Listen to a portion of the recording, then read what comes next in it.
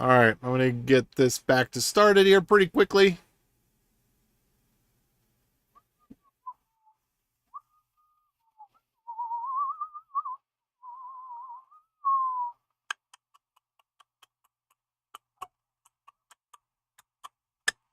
All right, let's go.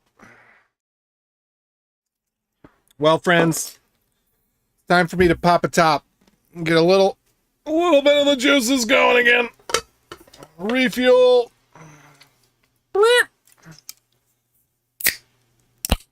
There we go. That's the sound of motivation.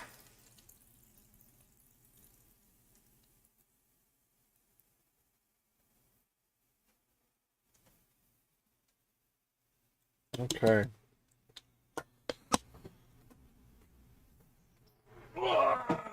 Okay, so I've got this little bit of a problem in that I don't know how to verify this. I'm thinking, one, we're going to go back to MDN.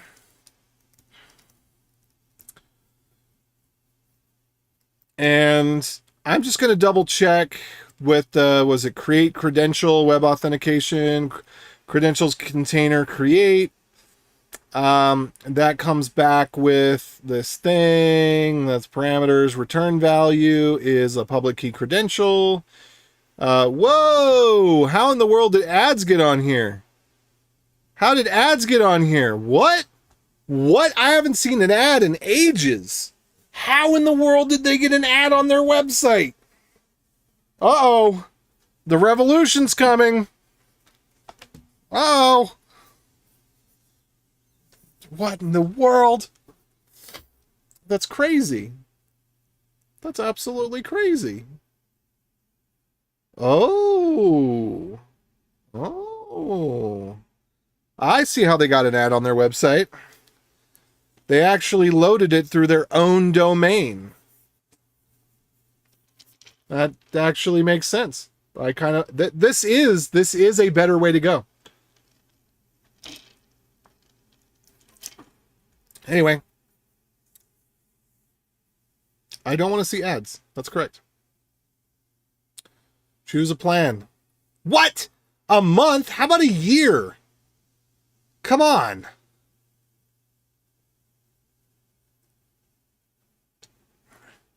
What is with all this month crap? I'm going to subscribe to documentation for $5. Like, really? Am I worth $5 a month? Is that like somebody's paying $5 per person to get these? Like, what? How does that work? Anyway. All right. So what I want to see is there's authenticator attachment, credential ID, raw ID, public key credential, response, attestation response,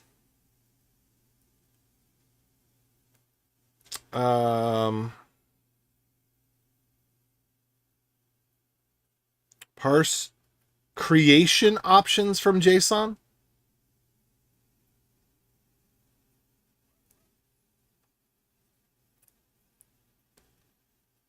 Parse request options from JSON.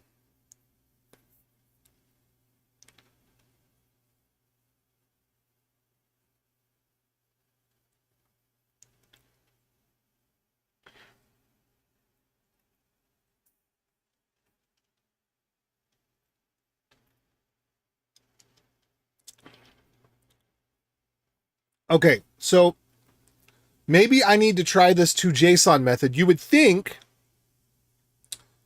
that when I had called JSON.stringify, maybe that was my mistake. Maybe the whole time I just needed to call this function. Let's see.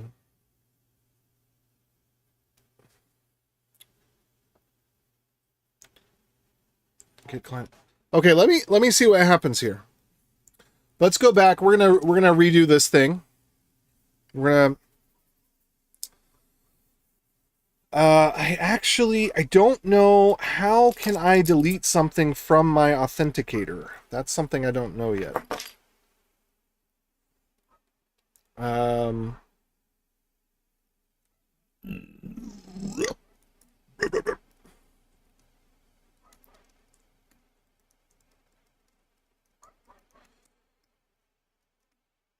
Let's just try this.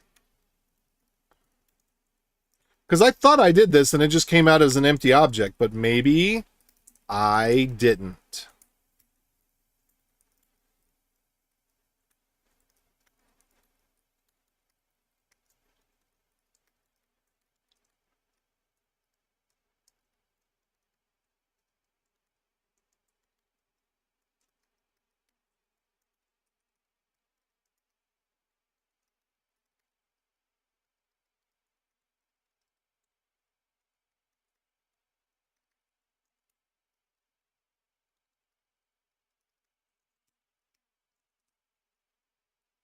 All right, so let's see if I can plug this in and then somehow manage my passkeys and delete it. Or I guess I could just re-register. That should work out.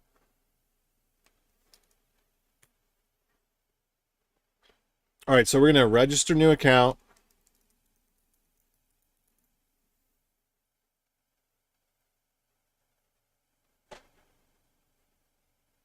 Save another way. Use security key. All right, tap security key. Just 1 second.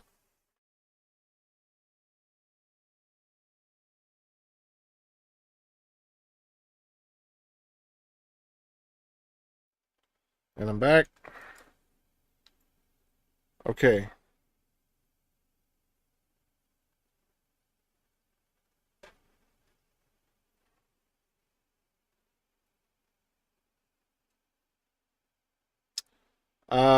How come auth response to reg dot response to JSON debug reg to JSON? Okay, so something didn't work out there because I don't see debug reg to JSON here.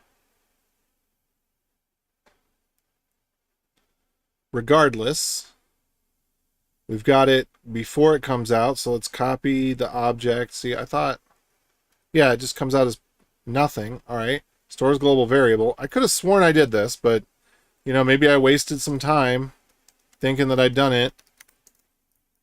Temp1, null, 2. Yeah, look at that. To JSON. Oh, what if it's response dot to JSON? What if it's response dot pub key? Not. I am so confused.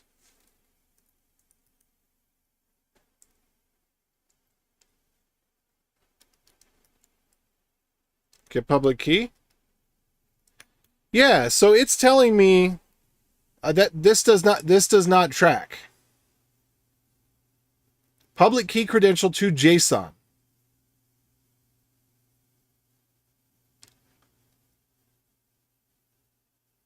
All right, so which part of it is a public key credential? Let's get real about that. Dot to string. Oops, not to string. Public key credential. Okay, so to JSON. Public key credential to JSON. I spelled it right, right? So the documentation here has something that seems like it would make sense to have, but it's not implemented. Okay. So where is this CBOR object coming from then? Let's go over to, well, let's look at this for a second.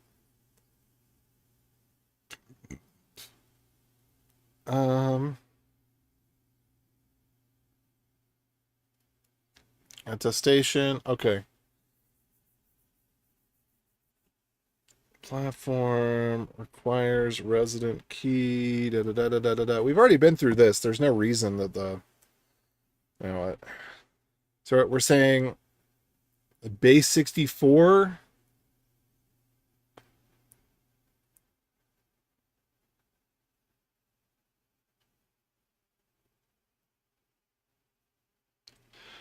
Oh, okay, okay, okay. All right. So this is new information. So we are supposed to be using not hex, but we are supposed to be using base 64. Okay. I understand now. I understand now. All right. It kind of sucks, but we can do it. So what if...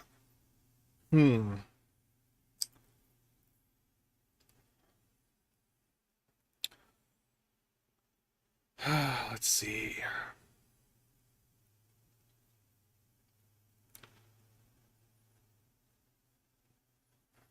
All right. So we're doing the create.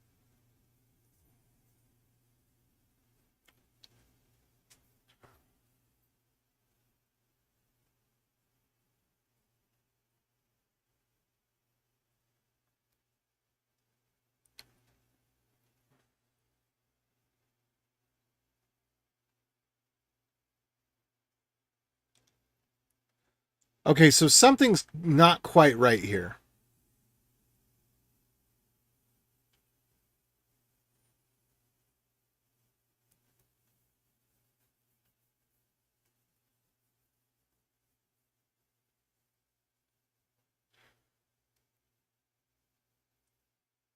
ID.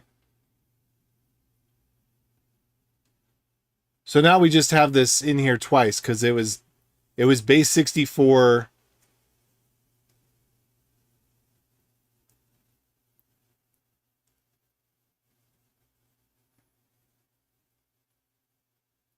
Base 64 encoded. It's just base 64 encoded twice. Okay. Base 64 encoded. Base 64 encoded.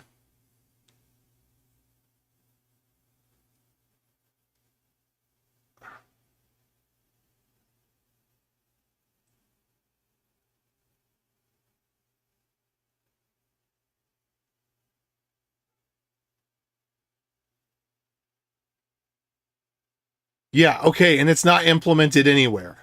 All right. That tracks.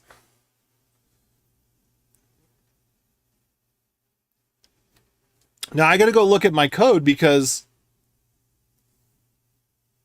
this is the one right here. Attestation response. Whoops. Wrong one.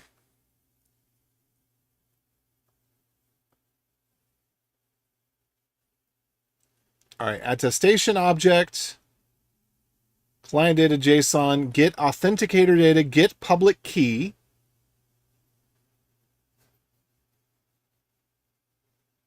Get public key algorithm.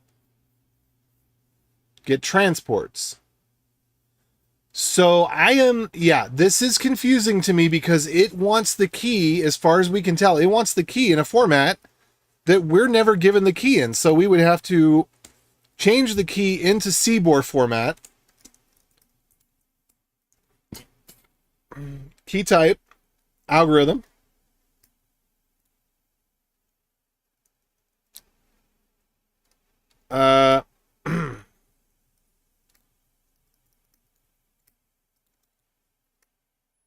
Key as int.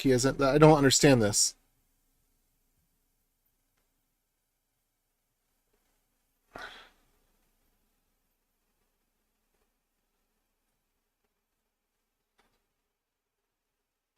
All right.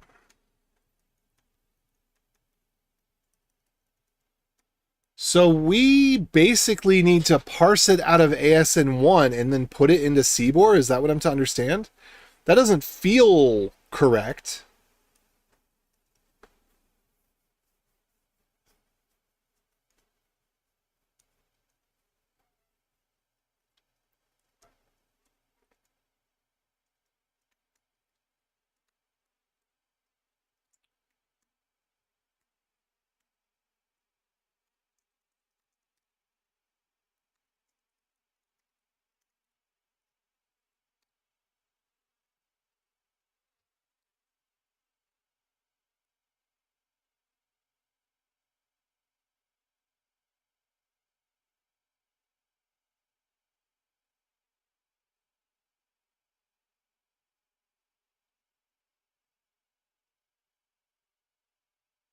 Okay, attestation.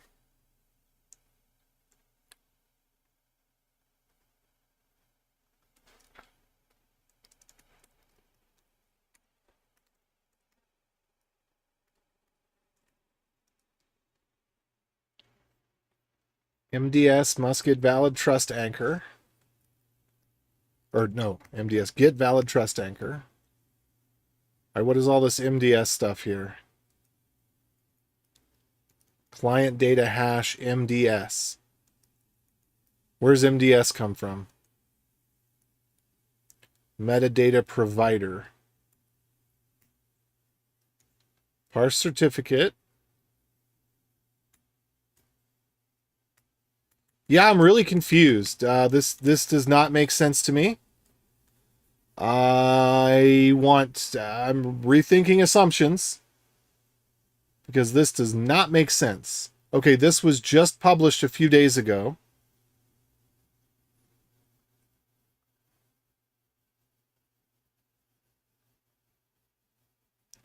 Maybe the attestation object is supposed to be a certain format. Let me try. I'm going to search for this direct. Direct. Oh,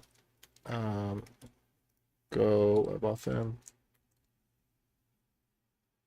Directory, indirect, direct. Conveyance preference.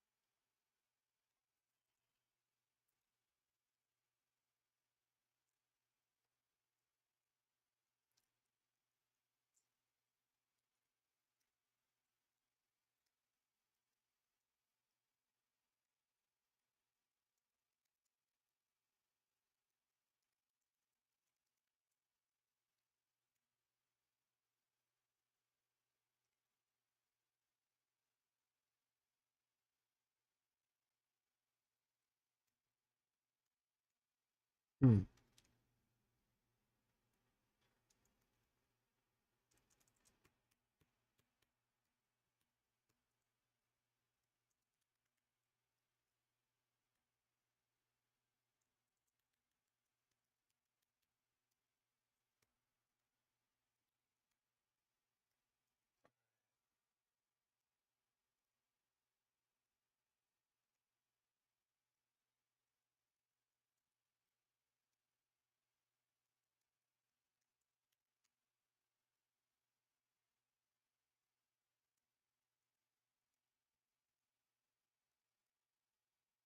Okay, this is so strange to me.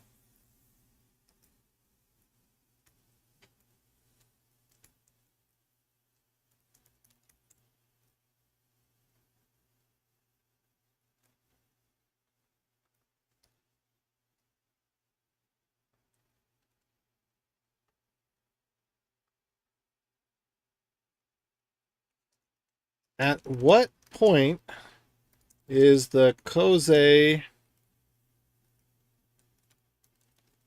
version of the public key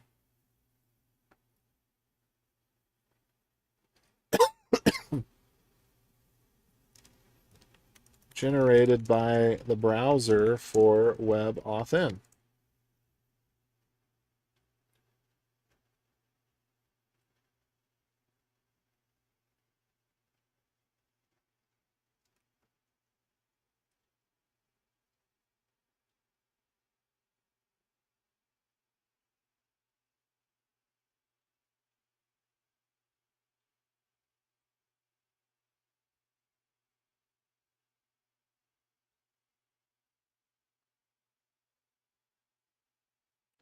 Let's check and see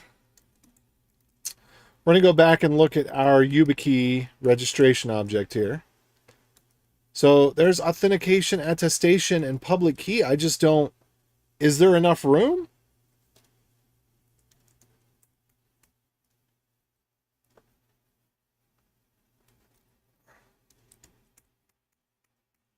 Okay, here it is. Here's the attestation object. Okay, and it contains the public key in Cose format. All right. So, all right, so we're looking at the parsed attestation object. Oh, wait, is the key also in the authenticator data? Okay. It's also in the authenticator data. Okay. Okay. All right, I see what's going on now. Hey. Found the bytes.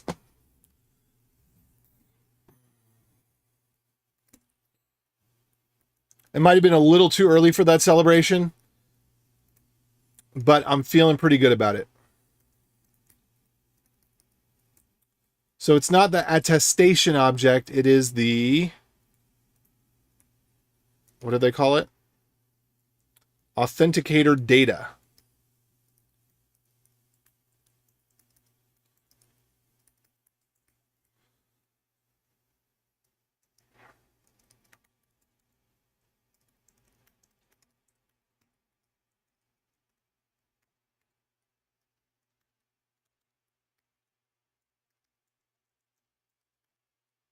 Dollars to donuts, folks. Cross your fingers, hold on to your butts. No!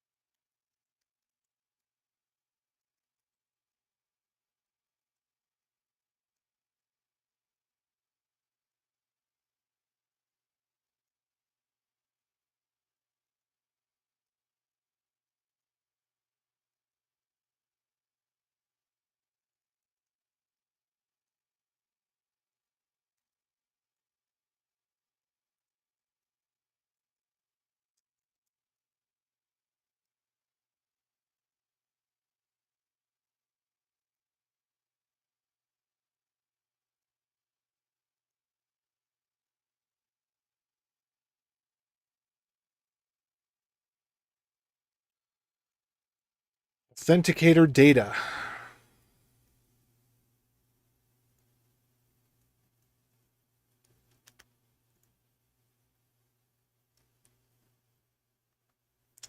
All right, let's go check out this library and see if we can figure out.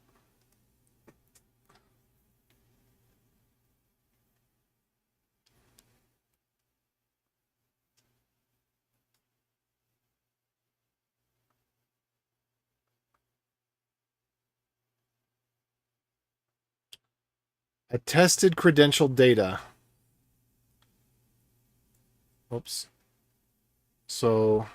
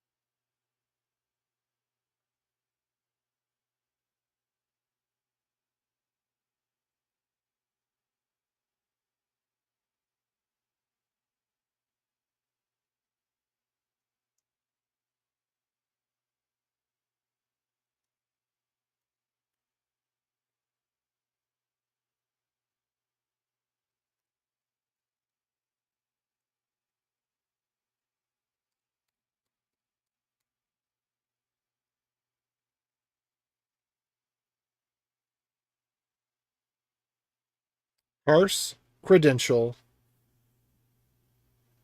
request, response.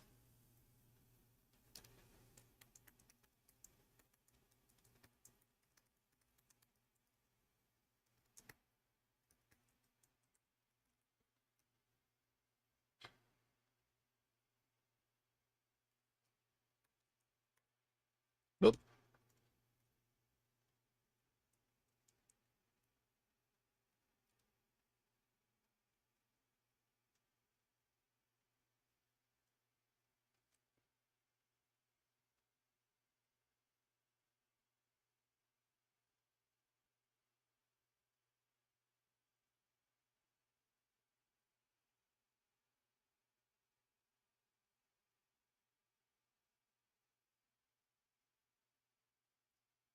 Parse, credential, creation, response bytes.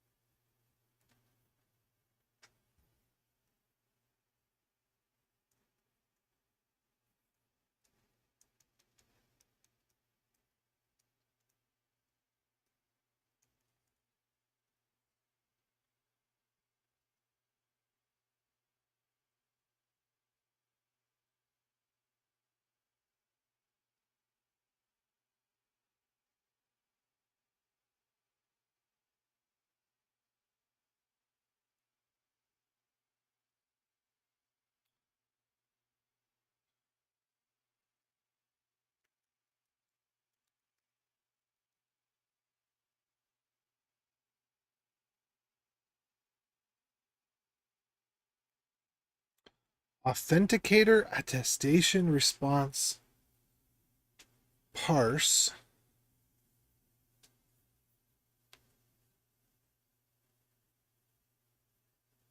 I don't know.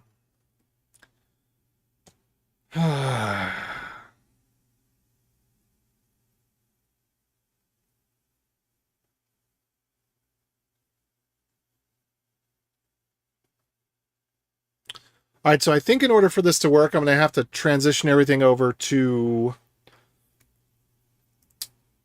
base 64.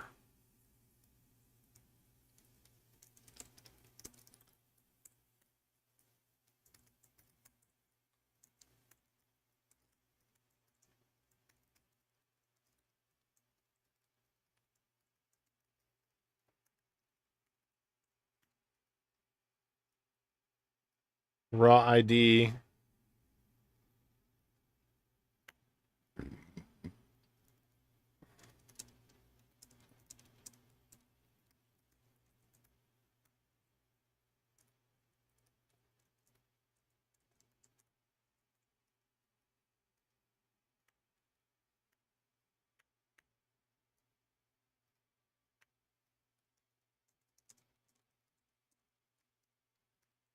Oh, what's up, RS? How you doing?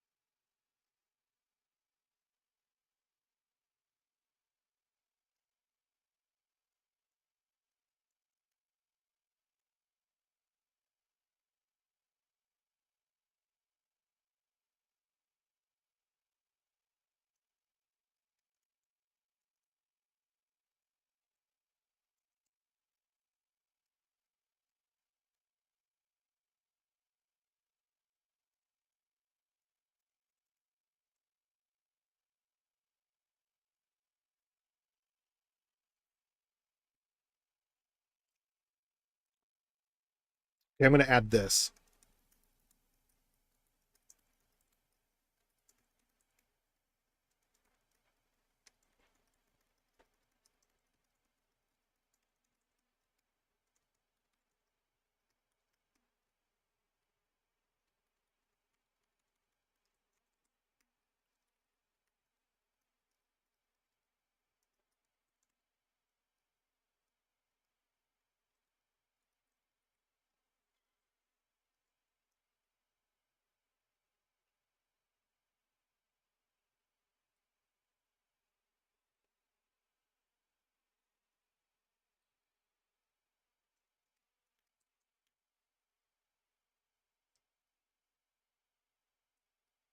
Okay.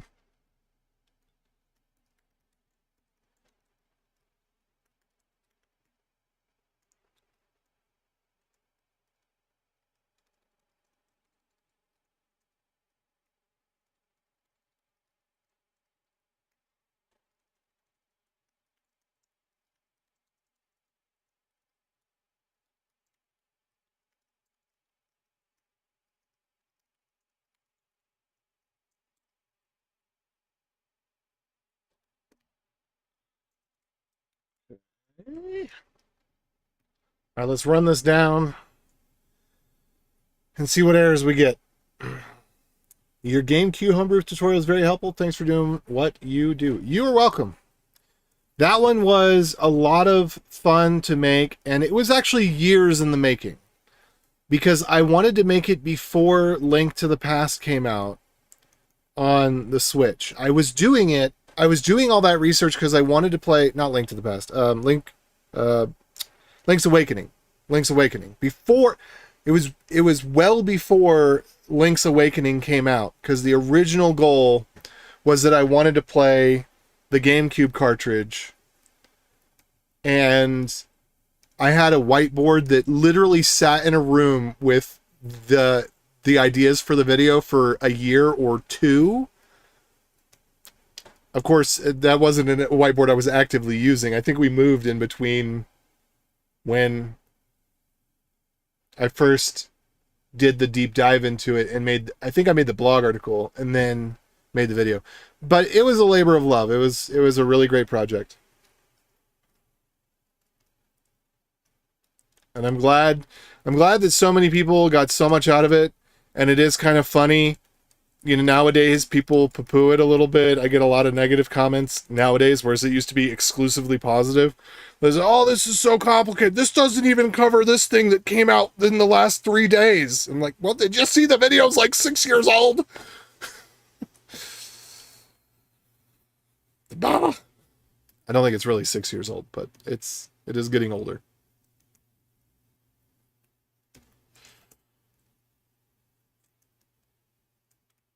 It was a really fun, think about fun. You know what it is.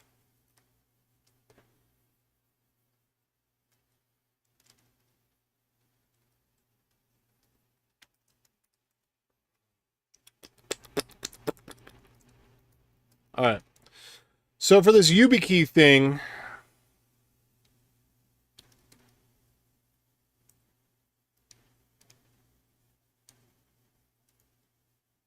here's what we're going to do. I'm going to correct the error of my ways.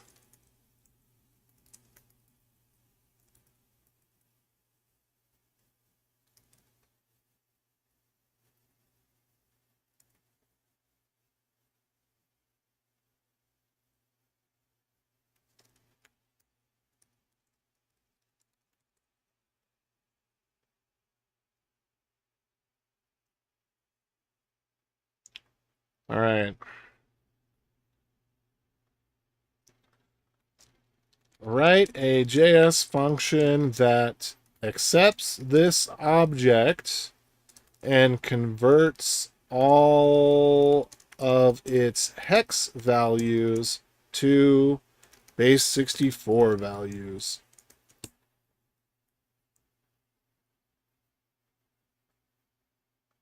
So we do var reg equals, and then should have Done that by now.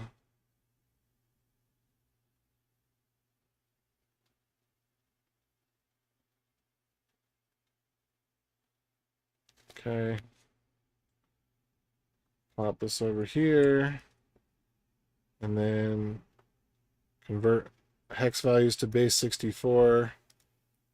Reg JSON.stringify null2 and console.log. There we go.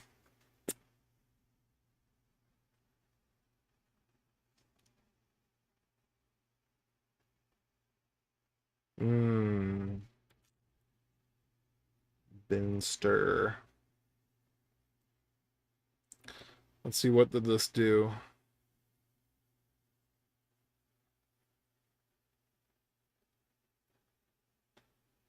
Oh, no.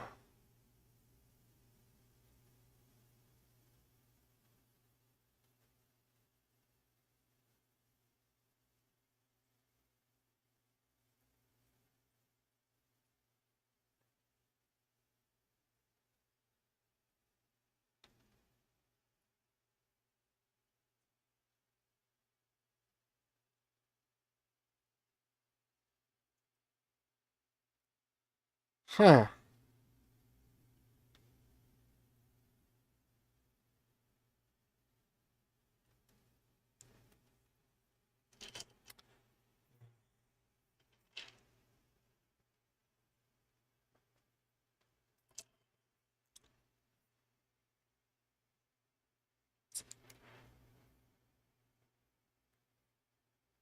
I don't know.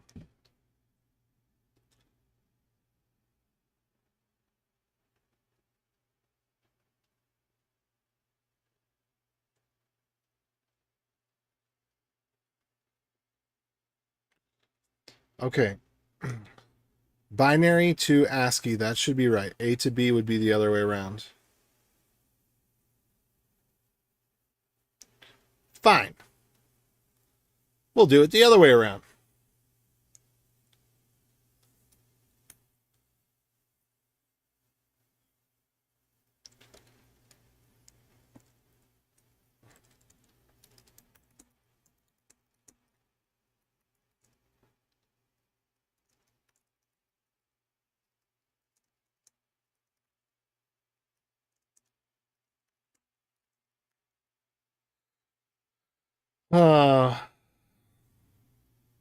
Write a Go CLI that accepts 2 arguments.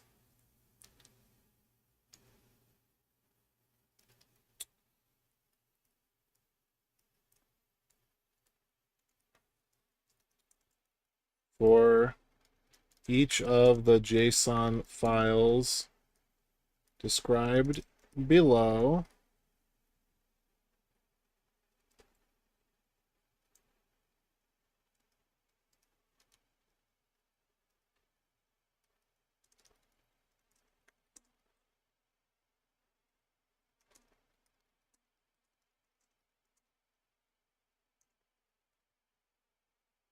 Converts all of its hex values to base 64 values and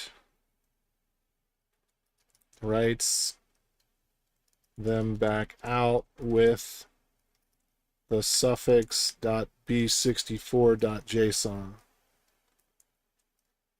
So there's one. That's the reg. Boop. And there's the auth. So we'll do it like this.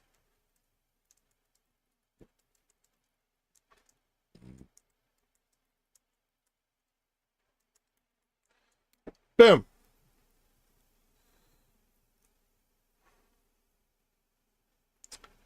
So there we go. Let it finish writing the thing. It doesn't need to check if it's an empty string. If it's an empty string, it just does it anyway, but whatever. All right, you don't need to give me all the explanation. Okay, so command hex to b64 dot go. Actually,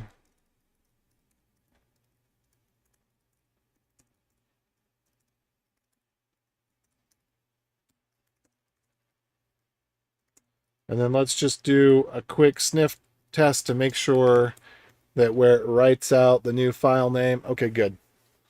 It's doing it right. And then authenticator response. Okay.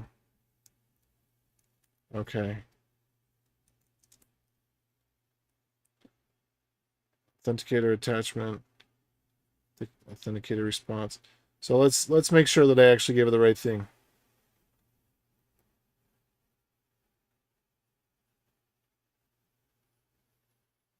Oh, it's just doing the omit empty on it. Got it. Okay.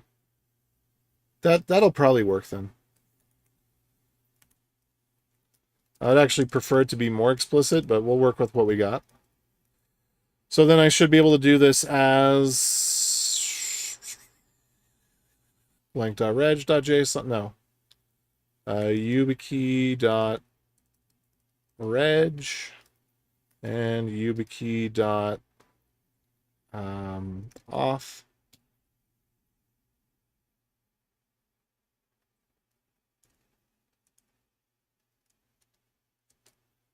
And then I guess we do the next one.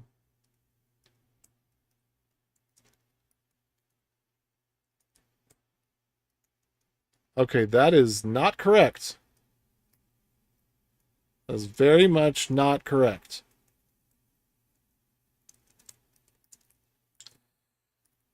It's getting sleepy.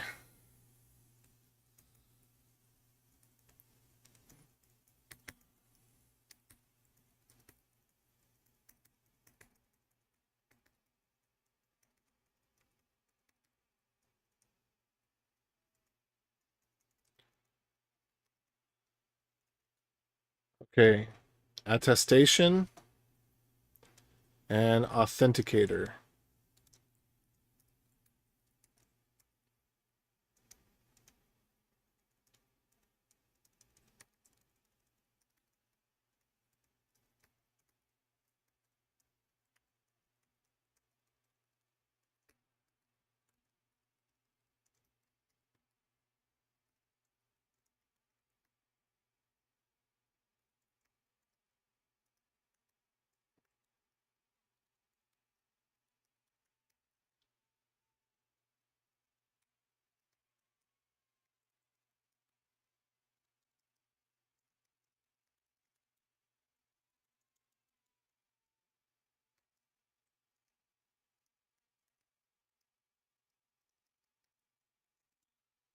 All right.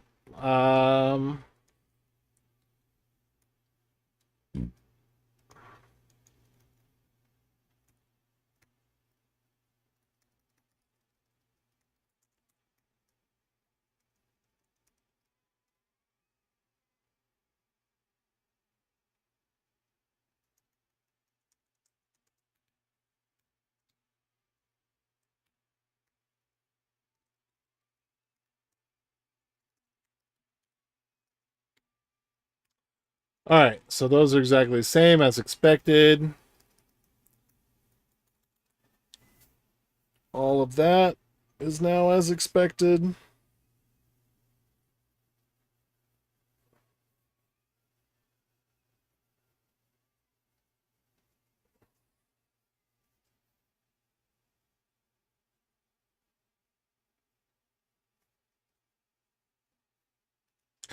Yeah, this is much more difficult for me to be able to get eyes on to know.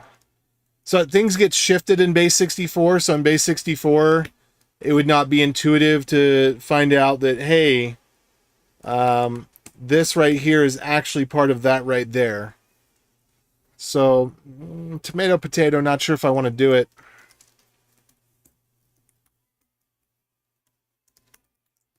Buffer to base 64. Part of me wants to do this because it's just so darn useful.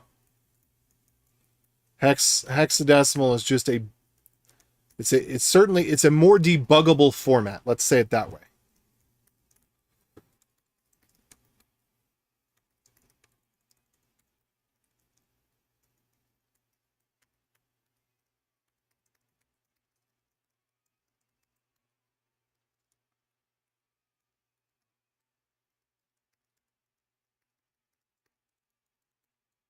All right.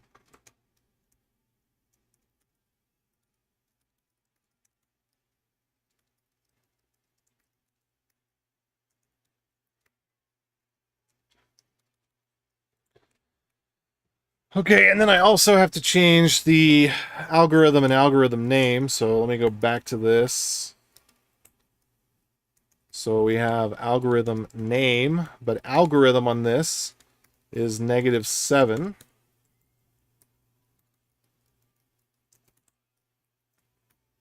And then we got to do the same thing over here, I believe. Do we don't have to do algorithm name over here? Okay, that's fine. Alrighty then.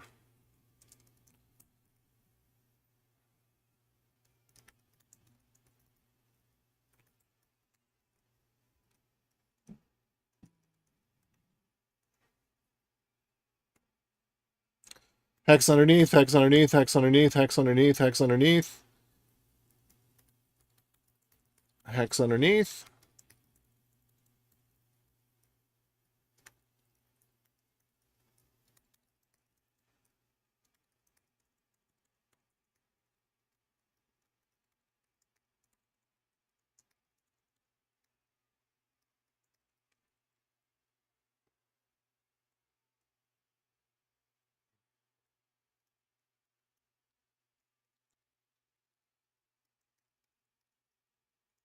Okay, and then user handle should not go to the server.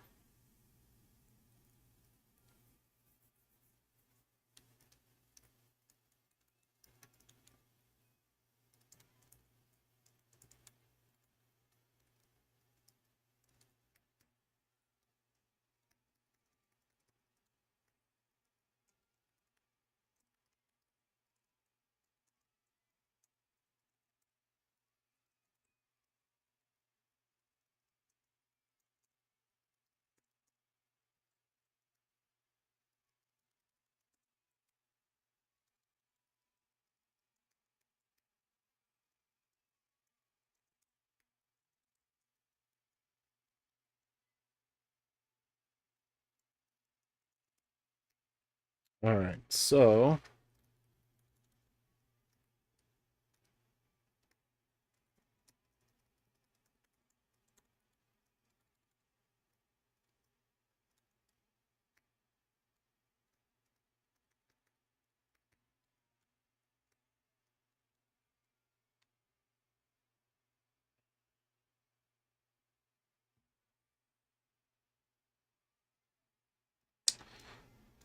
we actually want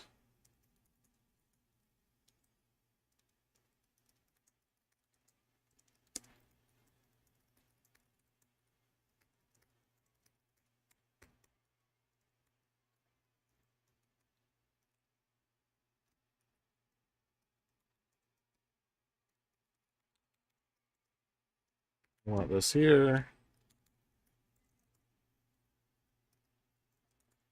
All right. What are you griping about? Shut it, okay? All right, there we go.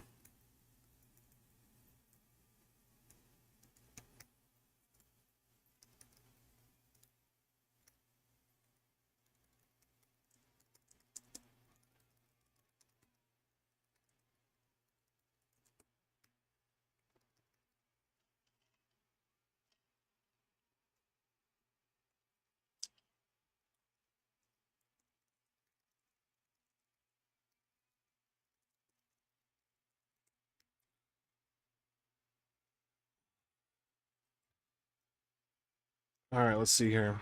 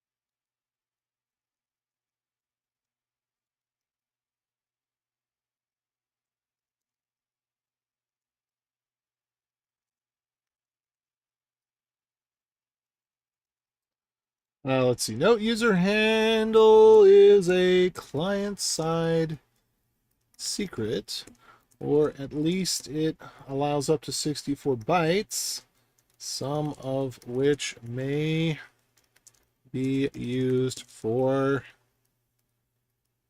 an encryption key.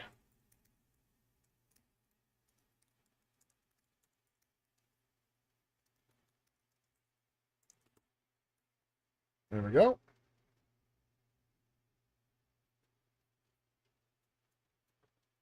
Okay, so we might have a problem here. If that Firefox to JSON function gets used inappropriately.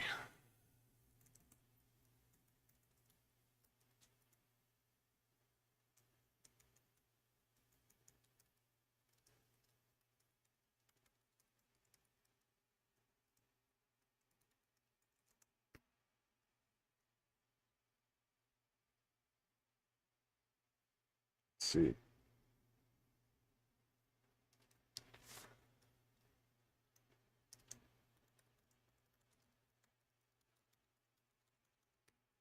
How about that? Get client secret user handle.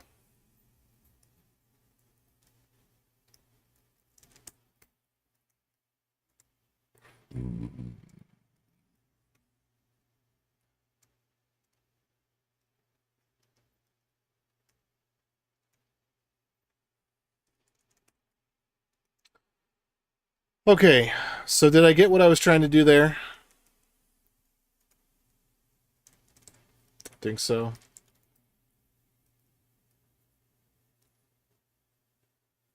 And with that,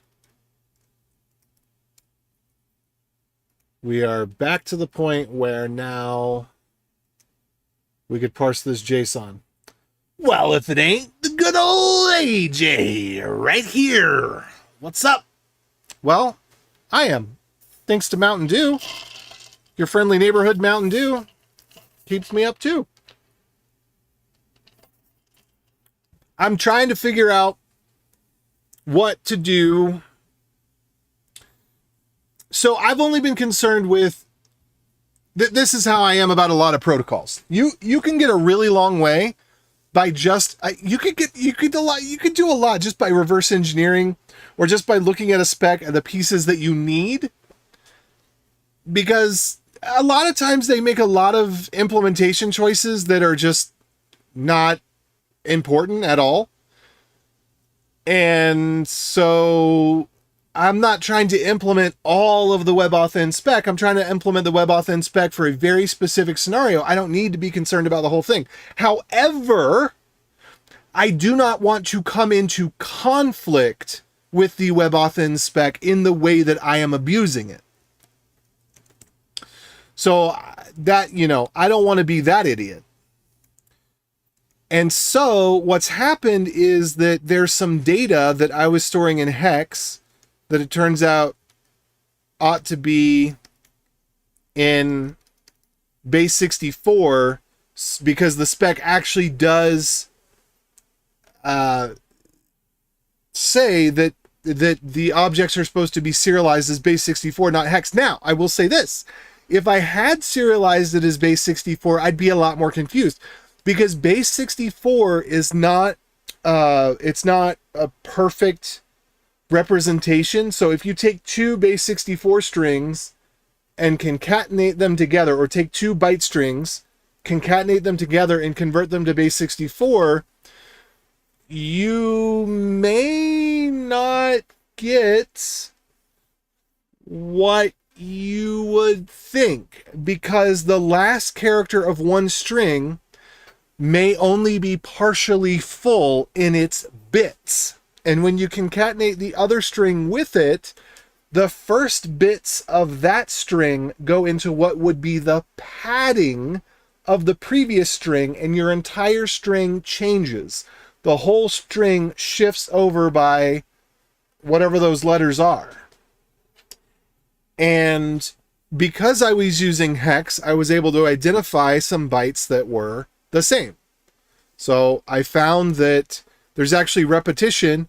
The public key is in the authenticator data in whole, other than the public key here is in ASN1 format, whereas the public key here is in CBOR format, and the entire authenticator data is placed in the attestation object. So these three things have the same data, and because I had them in hex, I could see that. Which, by the way, now I need to change all of these from saying hex string to saying base 64 string, because I just changed that.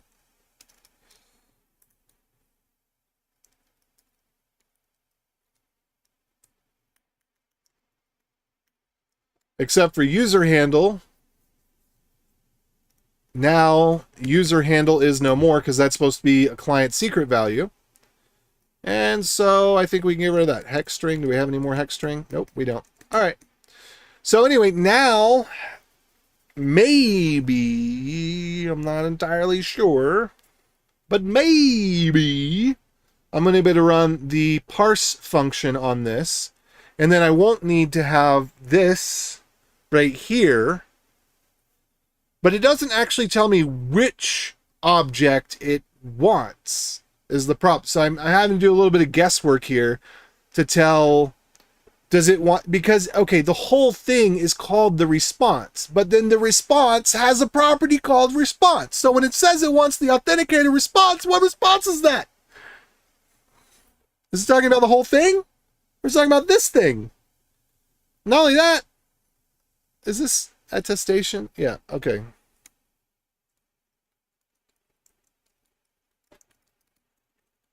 Here, this is what we're going to do.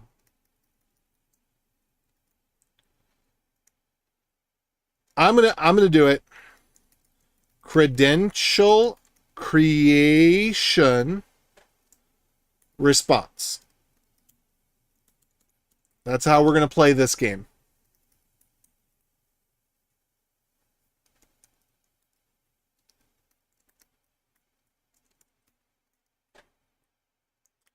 But then this one, I forget what they call this one. They call it something else too. Credential request response. That's what this one's called.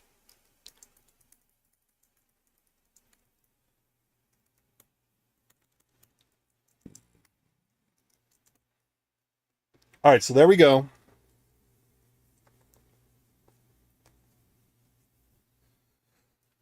Oh.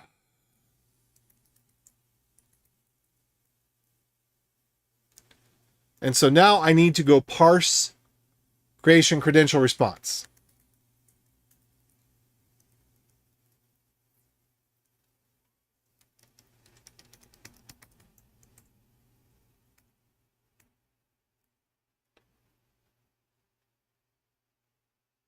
Oh, and that was in the wrong, it's in the wrong order.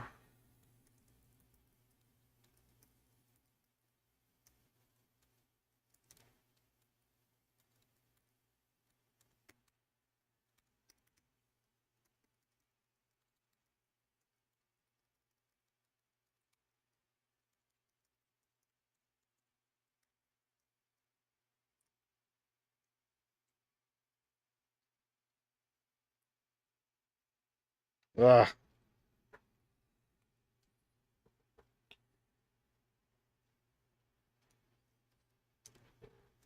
All right. Move along, move along. Burr, burr, burr, burr, burr, burr. Burr, burr, burr.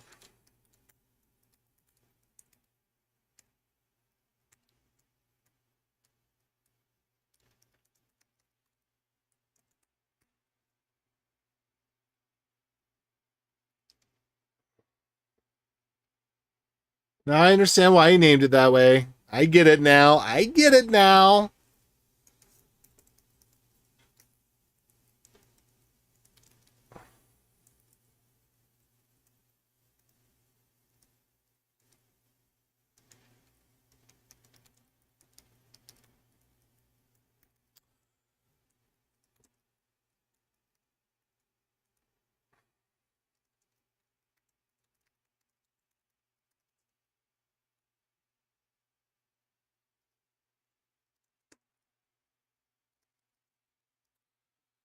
Okay, so now I got to go back and find parse credential creation. Parse credential creation response. Bytes.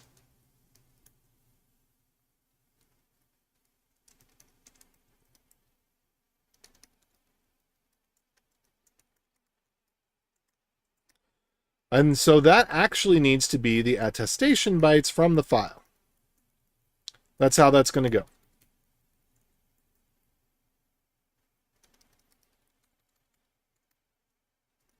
So parsed credential creation should have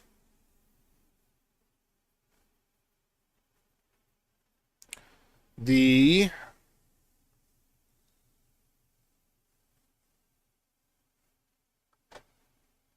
duh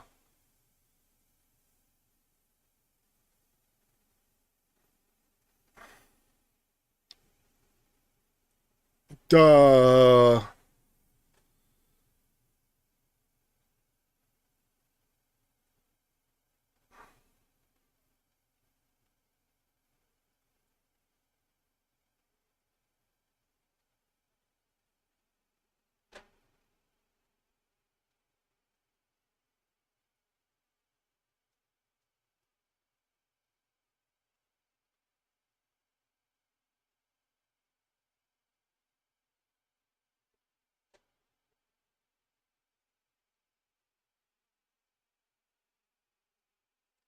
Okay, we got to go look at this.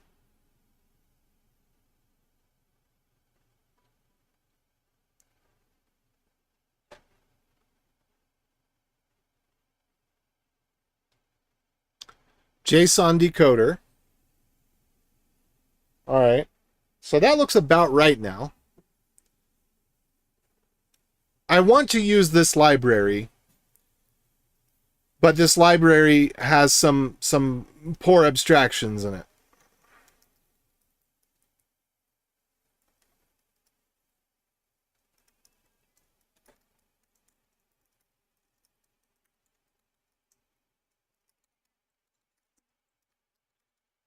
I'm going to go do some programming.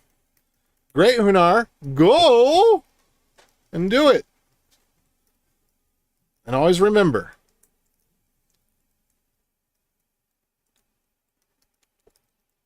was it Pete's pizza delivery time is a promise? Is that what it was?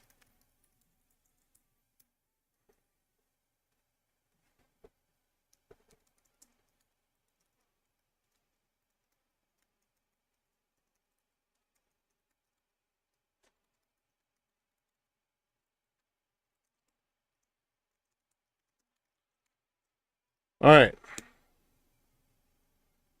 No!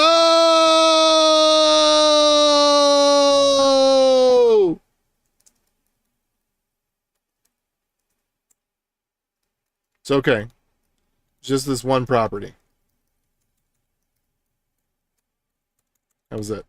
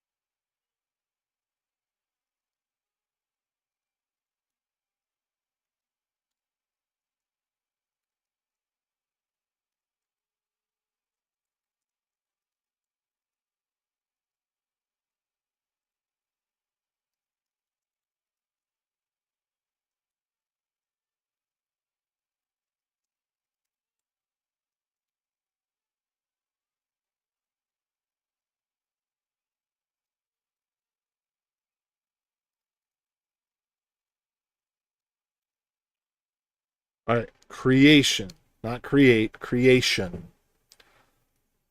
All right, credential.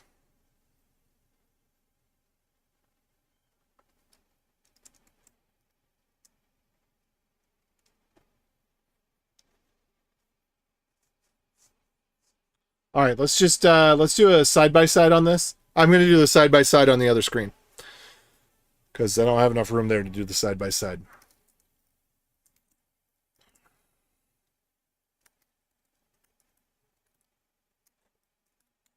Okay, so yubkey.reg.base64.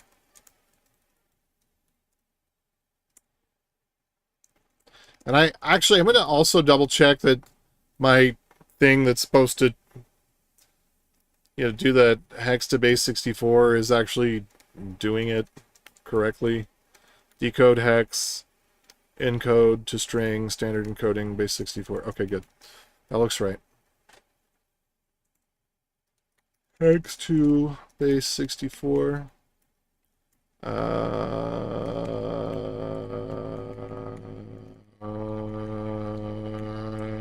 Okay, yep, looks right. Okay, so I'm doing the side by side on this. Okay, so do we have ID and do we have type? Yes, we have type public key and we have ID. Blah, blah, blah, blah, blah. All right. So how about parsed credential? Blah, blah, blah, blah, blah, blah. Yep. Okay. So how about public key credential? Public key credential has a credential. Okay. And then a raw ID. Your URL encoded. What? What? You gotta be flipping kidding me. They're URL encoded. What?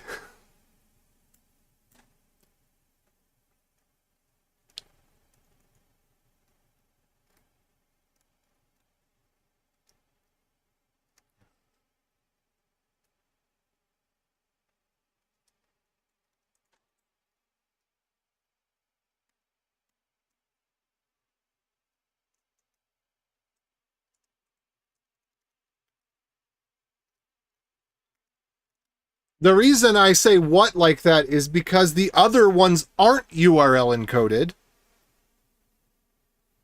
No, it is URL encoded. No, my life is a lie. All right. Because in the browser, you can't do URL encoded, and in JSON, you can easily do standard encoded. And so.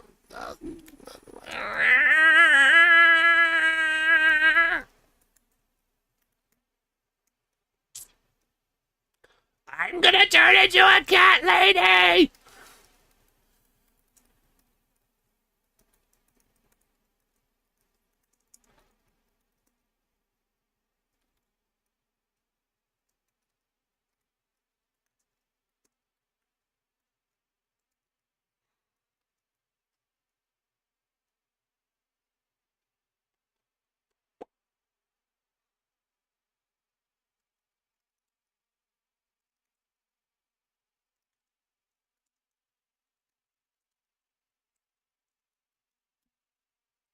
Or do we have a trim that allows us to pass what we want to trim?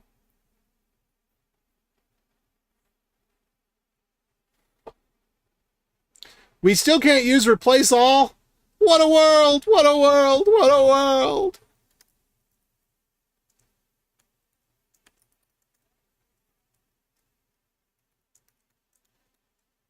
Nope.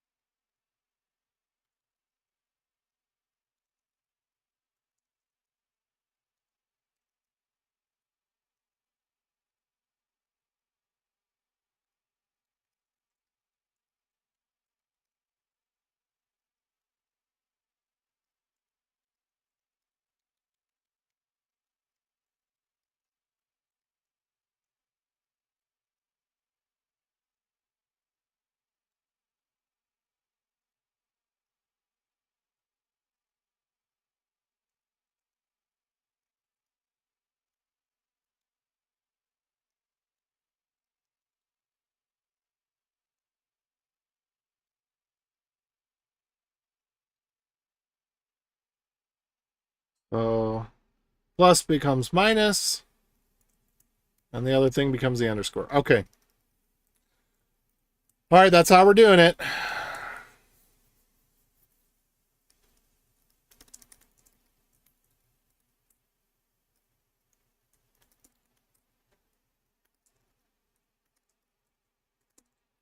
All right, so we're going to open these up.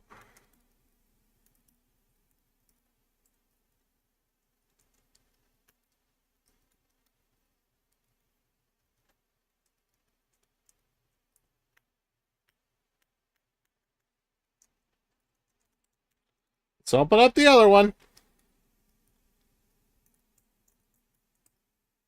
Oops.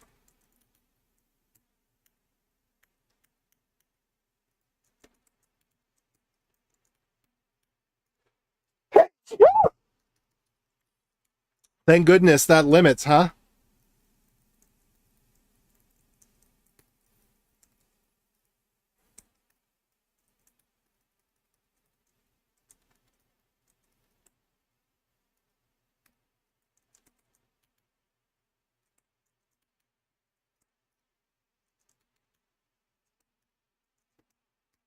All right.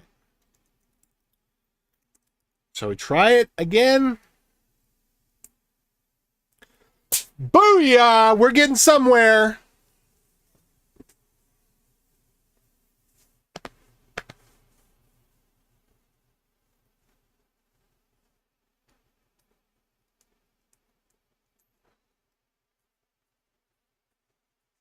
Boom, baby. Ba-ba-bam. All right. Ah. Ah. And I don't know if we're any closer. But I know we did more work.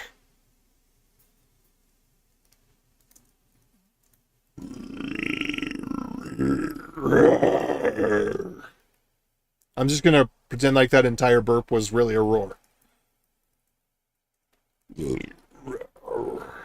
And that one was just a growl. Okay, so public key algorithm, name, and this was an int.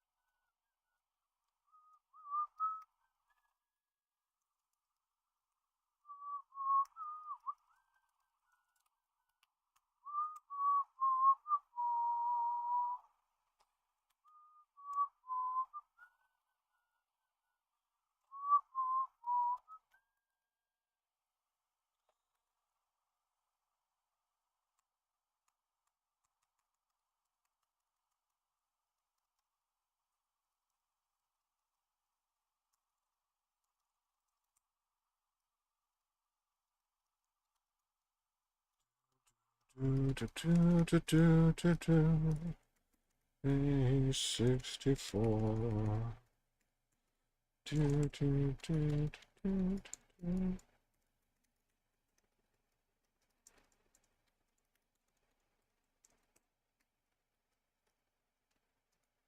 Um,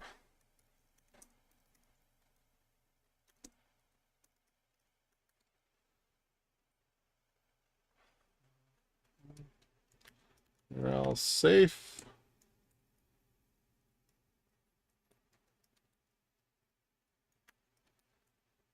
URL encoding. Okay.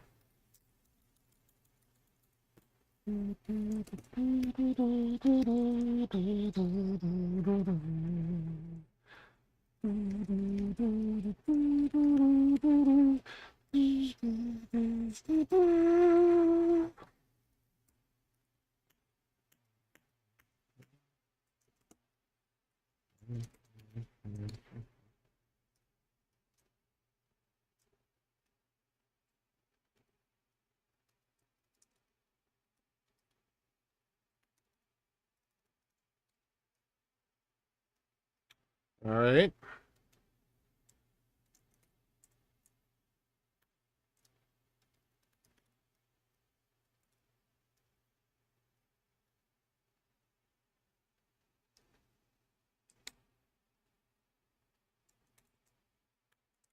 Attestation object. At byte 256, huh? Looks fine to me.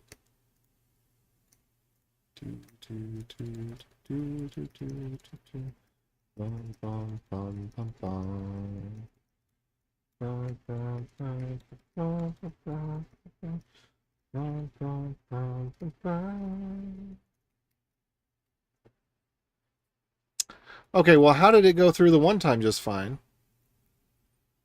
If it's not going through the next time just fine.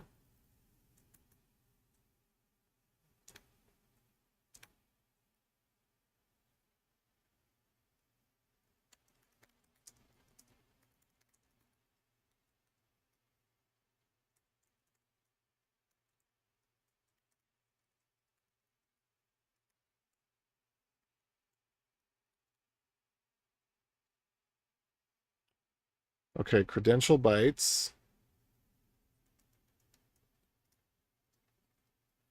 Do do do do do do do.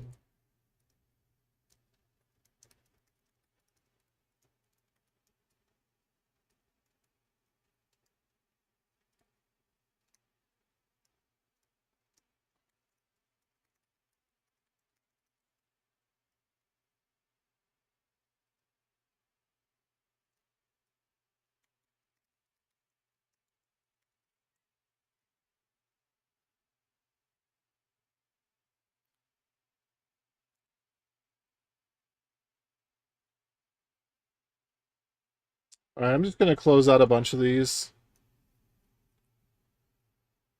and see if we can get back to...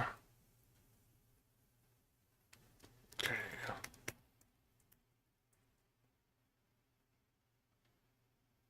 Parsed credential bytes.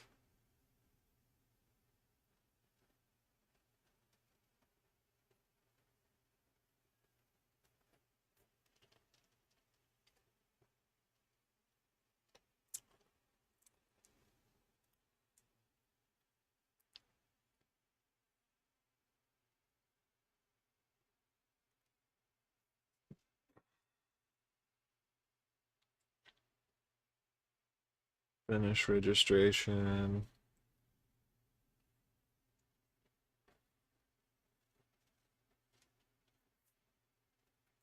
Logging into an account. Begin login. Response. Do do do do do do do do do do do do do do do do do do do.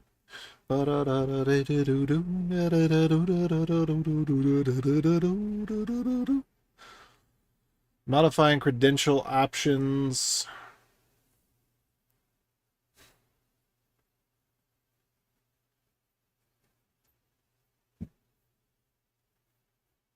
Timeout mechanics.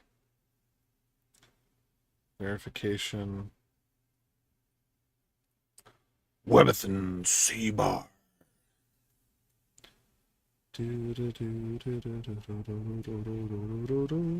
I also think that there's some common stuff, but the client side and the server side are fundamentally different things. And I think that basically everything, inheritance should almost never be used. Just, we should not try to have a single struct that define, like the way that they defined it in the MDN specification is wrong. It's just flat out wrong, because you have two objects that have some similar properties, and you saw this in here too. So you try to make them inherit from a parent, but no, they're just different things. They're just different things. The client and the server is different things. The pub key attestation and assertion, they're just different things. Yes, they have some properties in common, but they should just be redeclared. Not try to declare one thing that has the common properties and then declare the other things that have the uncommon properties and so on. Don't do it. Stop. Don't do it.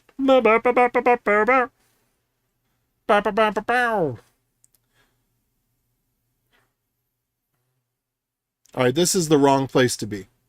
Or maybe not. I need to go find, where was that parse?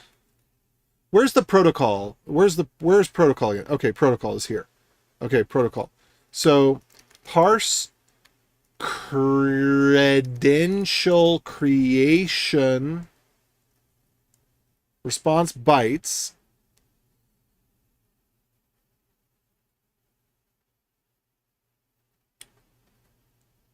Raw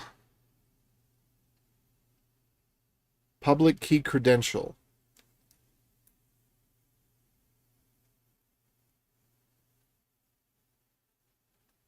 Credential. Okay, but I still have this problem, is that I never got the credential bytes. So I'm supposed to be able to parse this thing, and at some point, it's supposed to yield these credential bytes, but it doesn't. It's okay, though. I know what to do. Because remember how I had this stuff out here in hex? Well, let me show you what I'm going to do.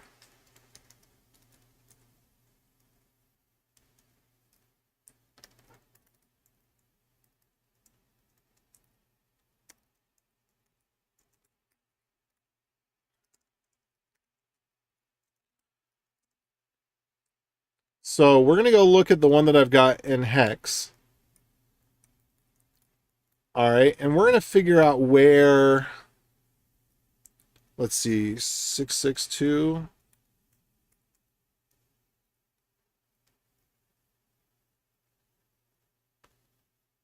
Okay, so all of these, maybe I just got to CBOR it. I don't know. Parsed credential. Okay, let me look for a place that has byte.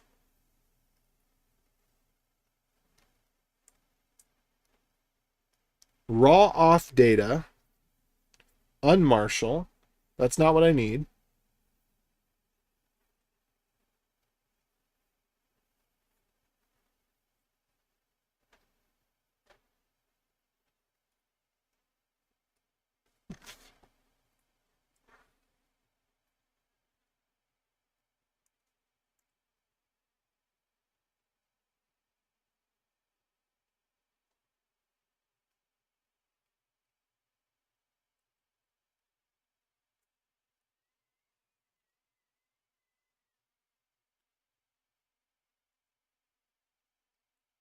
Get allowed credential IDs.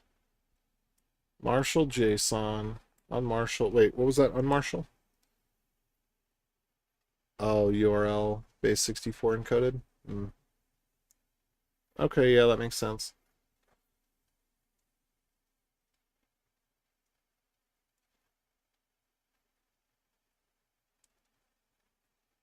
Raw auth data. Credential public key. This is the one. Attested credential data. Where does that come from? Because this is what we need, I think.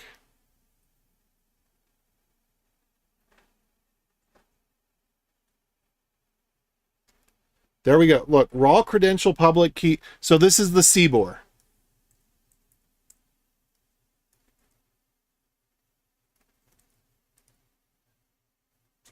How far are we through this? 23 out of 34? Okay, we'll go the whole way.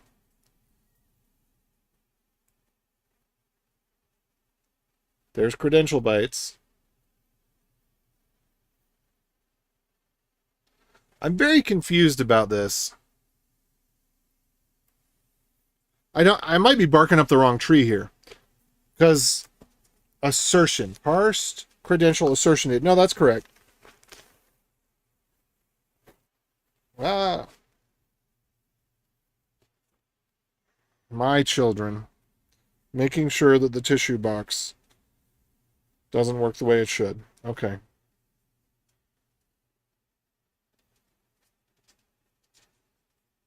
All right, let's see what we got. We got a few more.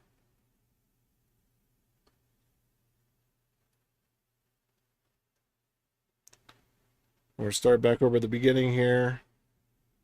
And boom, back to the beginning. Okay, so just a second as I clean out my ears. Because all of the holes in my face are full of stuff all the time. It must be the Mountain Dew. I don't know how else to explain it. But all of my face holes, they're always full of things that I don't want them to be full of.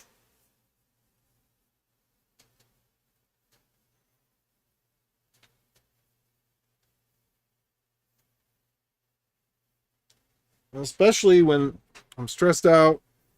It's not stressed out in a bad way, but just it. I mean, even this is positive stress, but I'm like, ah.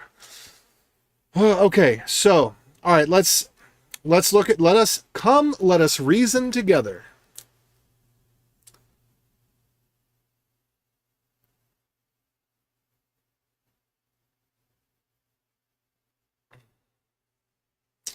Where the letter L does this come from in the code?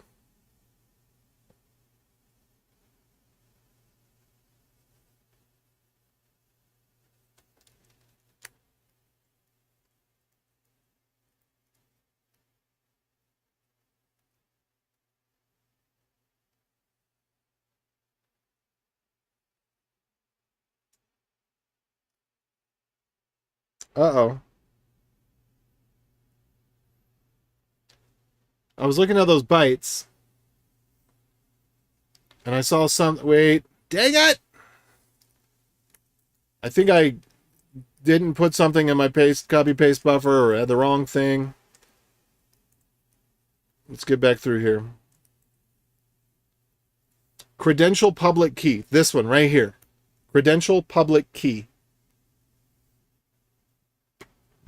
Attested credential data. Here, I'm just going to paste these in the chat so that I've got them right here. These are the two things I'm looking for.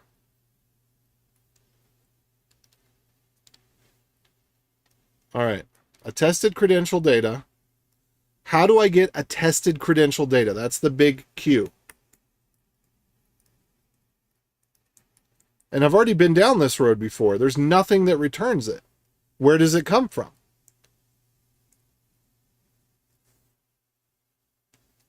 Okay, also credential public key. Where does it come from? All right, let's look in the code maybe.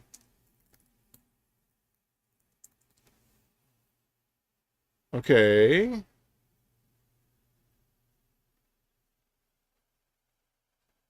Unmarshal at data. Okay.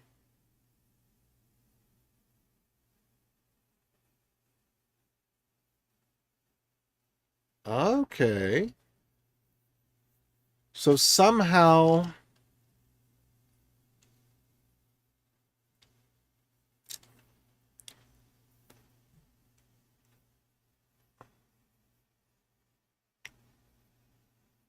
that doesn't look right.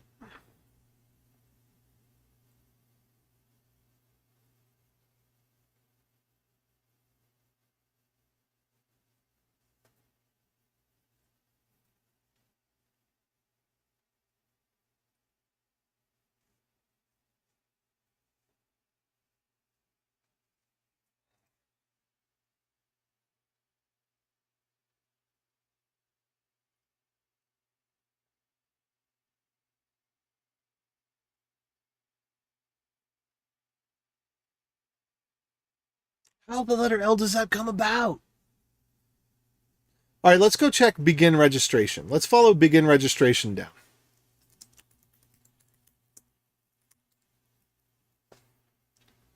Anywhere you register, I'll follow you down.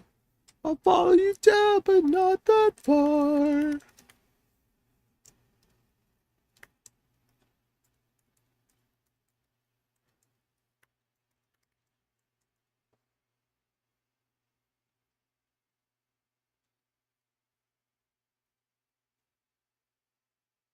Okay.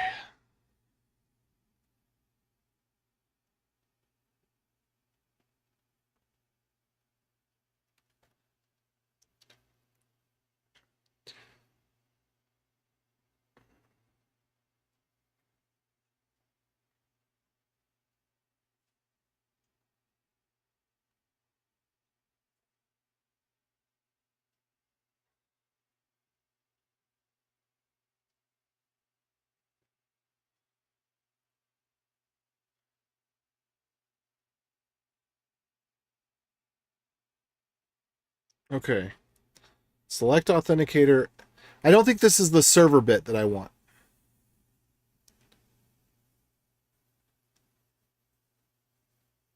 Begin registration.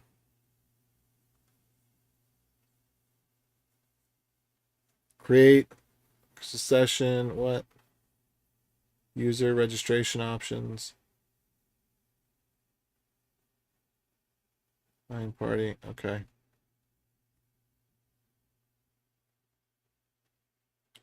All right, let's see how that function gets used elsewheres. That function that I'm struggling with. And also, let's see if we can find the server component of this.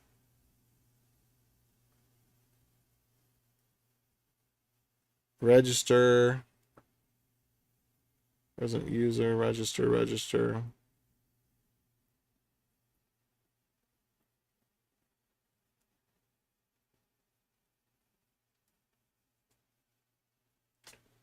Resident key, safety net response, server response, user.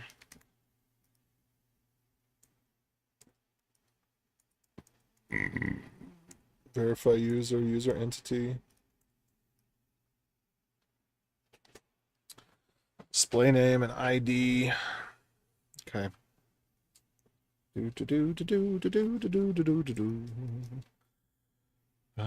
Public key credential.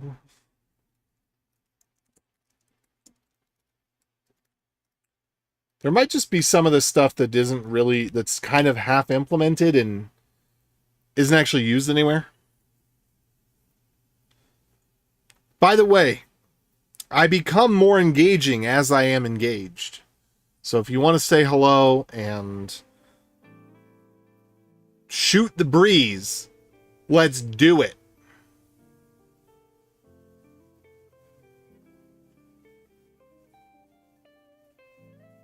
I'm going to put on my jazzy music again. By my jazzy music, I mean Castlevania Symphony of the Night Smokin' Marbles OC Remix. That's why that thing's there, because I listen to music, but I forgot to press play because I'm in the zone. Sometimes I can't listen to music when it's like, you know, when it's too much of a, needs too much focus. Oh, someone feeling lonely? Yeah, Hunar, I am. I'm feeling a little lonely, okay? A bottle in one hand leaves the other hand empty. Don't make the obvious joke.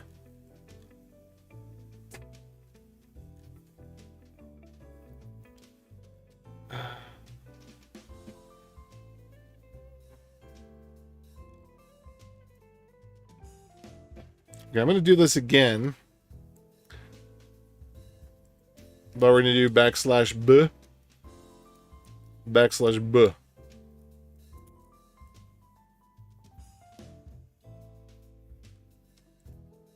My favorite is the God of War Ragnarok Battlefield OSTs. Okay.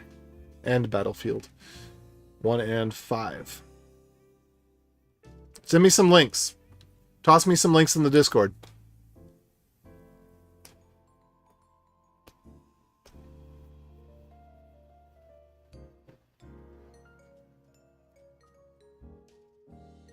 I am so confused.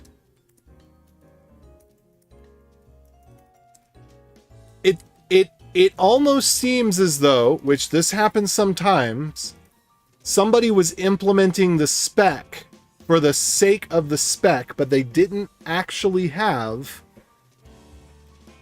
they didn't actually have anything they were trying to do.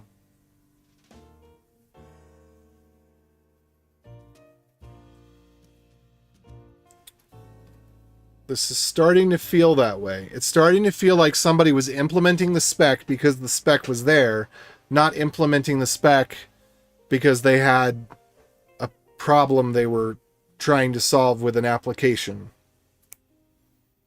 Because it could be dead code, who knows? You know, there's a million reasons it could be this way. But what I'm seeing here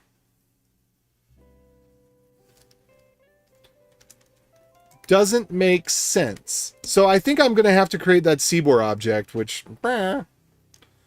we can do it.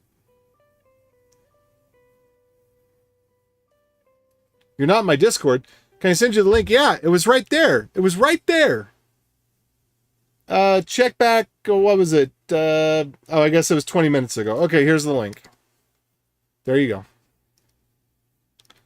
Jafelcom.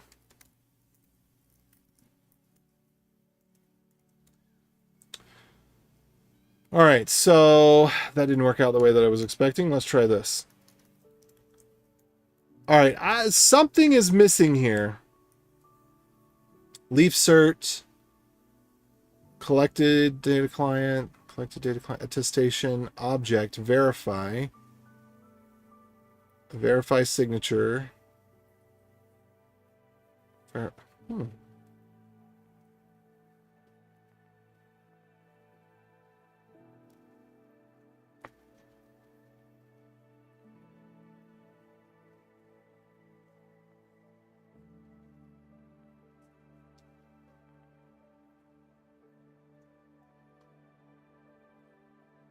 You know, I think I'm going to open up an issue for this.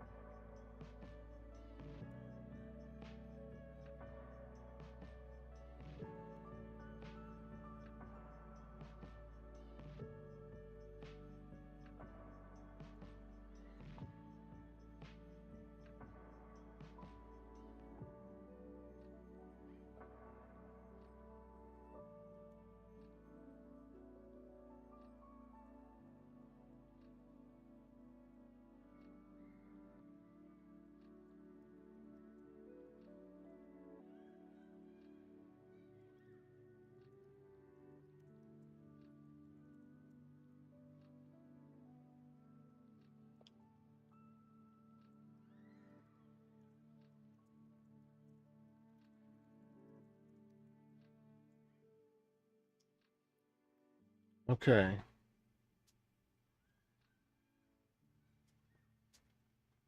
Let's give them a reduced test case here.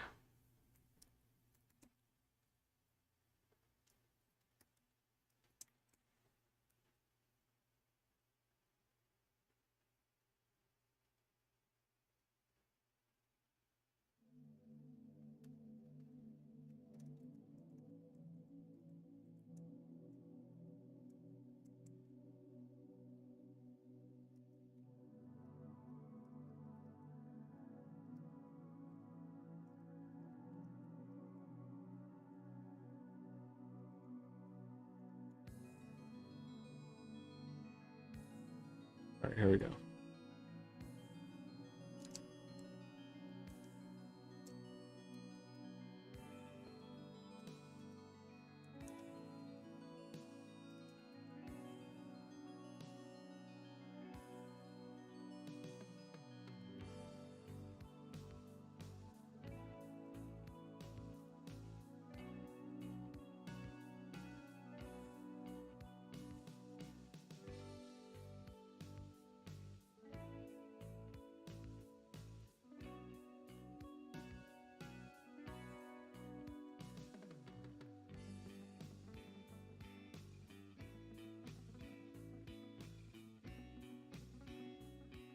Oops. credential creation response, credential request response,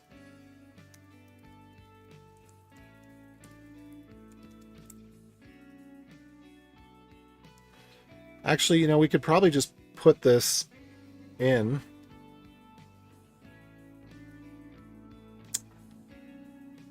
Let's see. Let's do a test case here.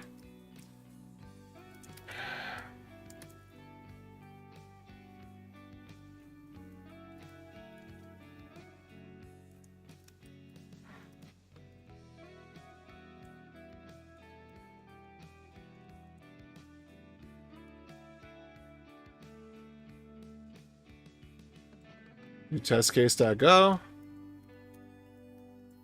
And we're going to make this as simple as we can by providing the registration JSON right in here.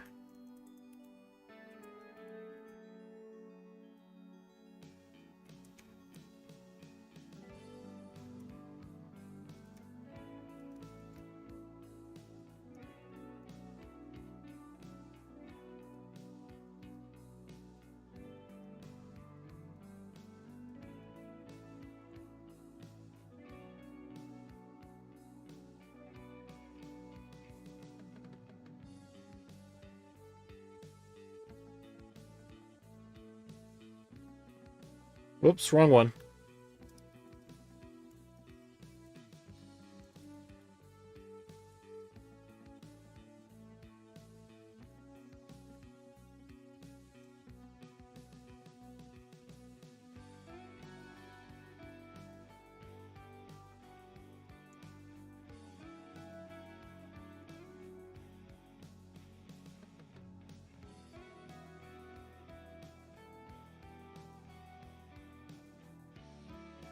So we make test case, yeah?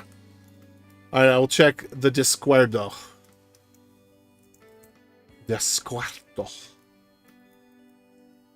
Alright, and I think that I just get to get rid of this thing here in a second.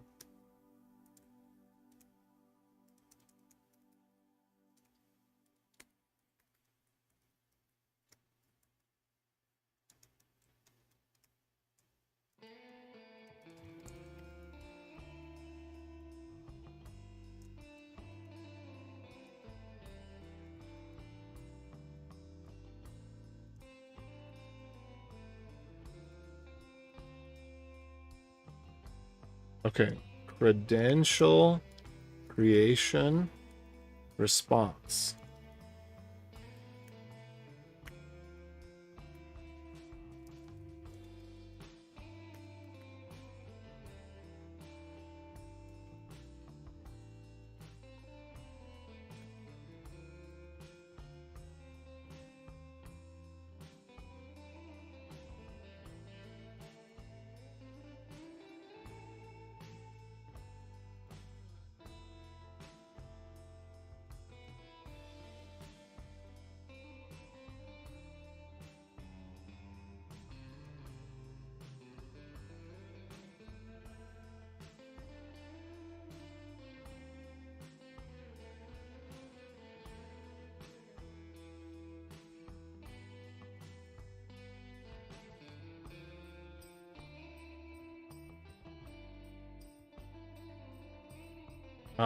Creation request.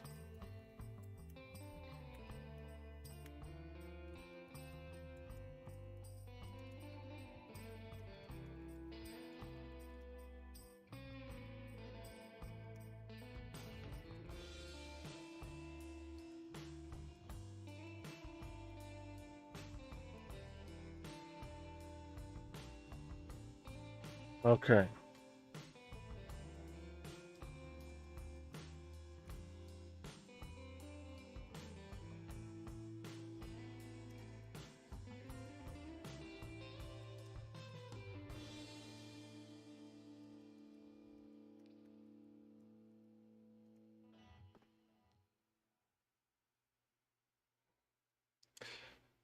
Uh, how error is first to force you check purposely. What? What do you think of the new safe assignment proposal?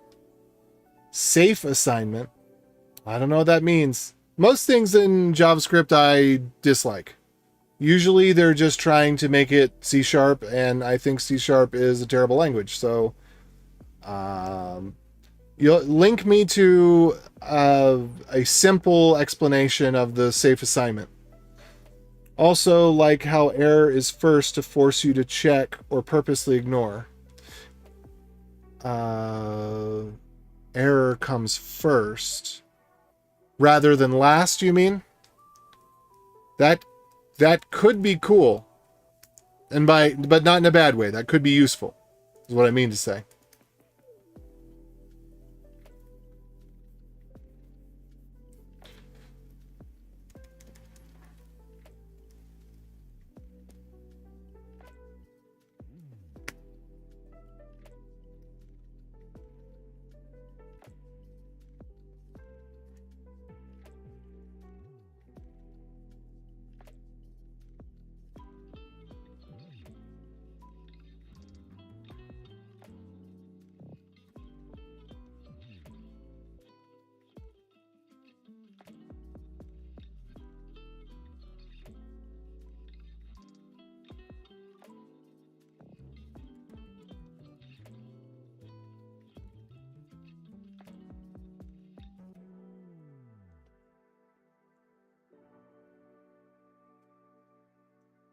Client data, where am I using that?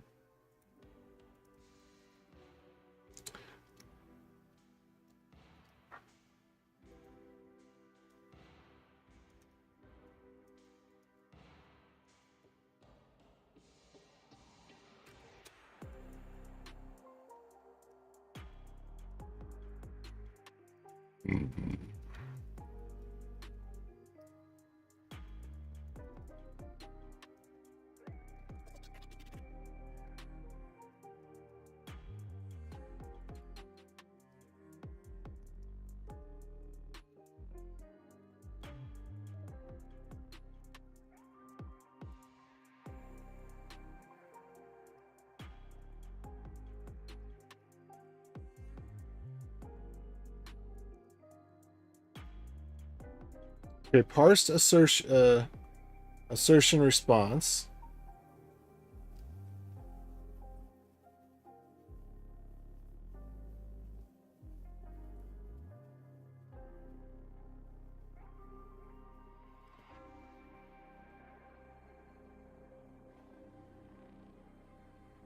Ugh. Anytime the word ceremony is used is bad. Yes, chat filters are definitely removing the link. That is how it works. Cool, cool. So I don't do Spotify, but I think I will be able to find it elsewhere. I will look at the self-assignment operator right now. Or safe assignment.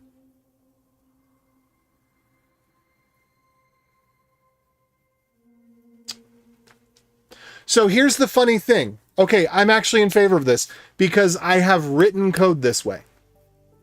You can actually emulate this by using .catch object.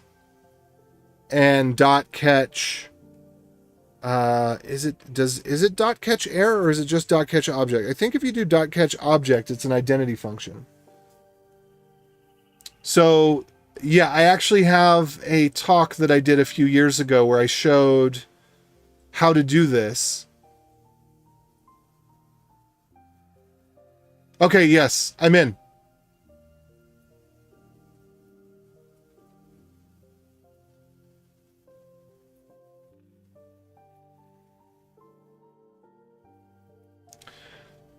I don't like it from the perspective that it's really ugly. Oh no, please don't do this. No. Oh, I'm not so sure about this one. I don't like that one. No, because this starts to make it confusing. Now, I've seen the double bar equals in other languages, but doing this, I'm not so sure about that. And then it conflicts because now you're overloading, because now you have multiple meanings of a thing.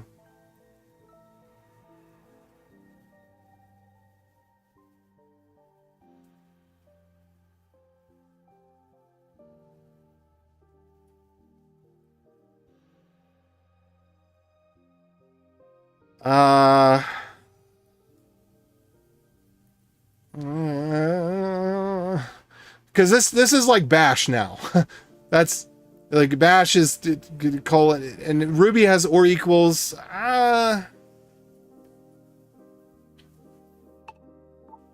Oh.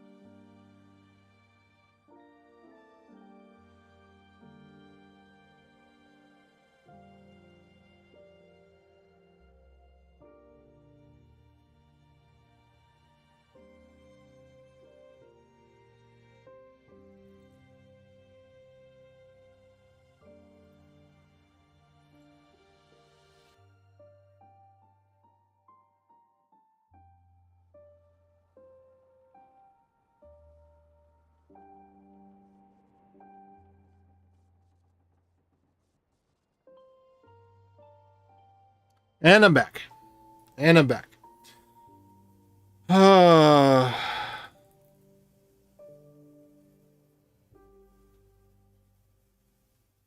Yeah.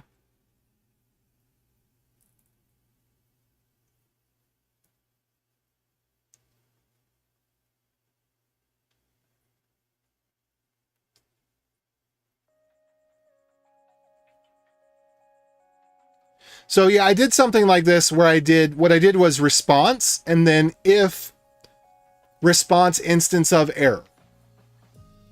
So having it in the language, so it would be .catch object. So fetch, and then at the end .catch object, response, if response instance of error, handle error. So that we can do without adding something to the language, but so this pattern, and I've seen I'm not the only person that's done that pattern. I've seen at least one other person do that pattern, albeit it was years after I had first discovered it, because I was just like, what if we did it the way we do it in Go? So I kind of like it, but we need to keep JavaScript simple, and until we can, throwing more syntax and functionality in the language doesn't solve the problem we have of education. So is this going to help people to write better code? I don't know.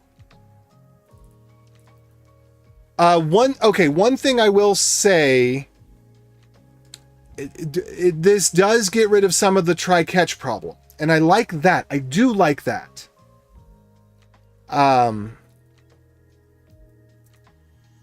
But we already can solve it, but people don't want to solve it. Hey, have you seen my browser language? It's what I write. Every time I write in my browser language. I don't write JavaScript, except for when I'm in the debug console, I'll write JavaScript. But every file that I have is written purely in my language. I don't use any JavaScript. My language just happens to be compatible with the browser. Actually, that's not true. There's one feature of my language that, because I don't have tooling for it, I don't use appropriately, which is in AI script, you can redeclare with var. So you can do var answer equals input.value, and then you can do var answer equals parse float, answer. So you can do variable shadowing in AI script.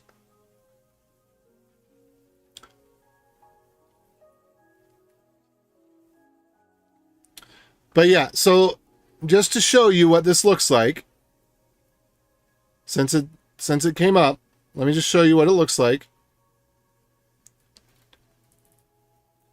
So you just do this. Whoops. Catch object.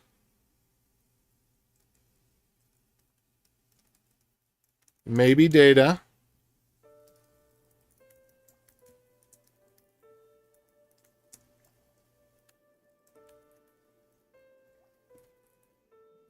All right. So that's it. Right there.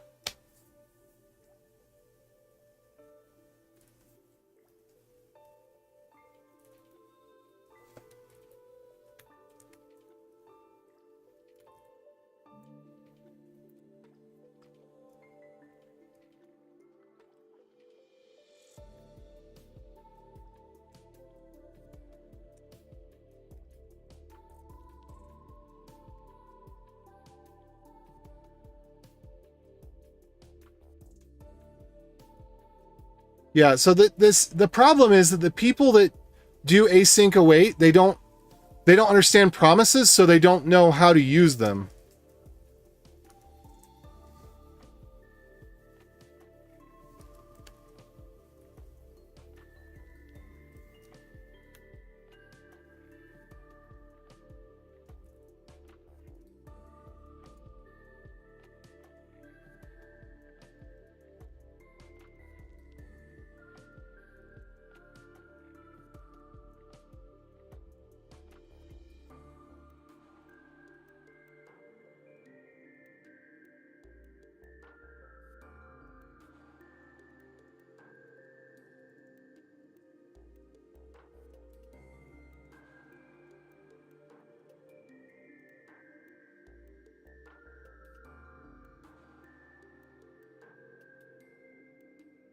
Yeah.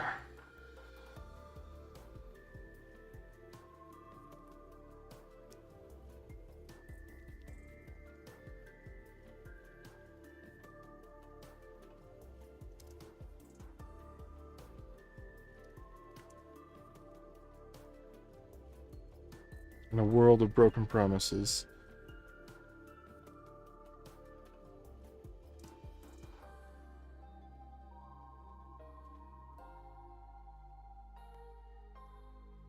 All right.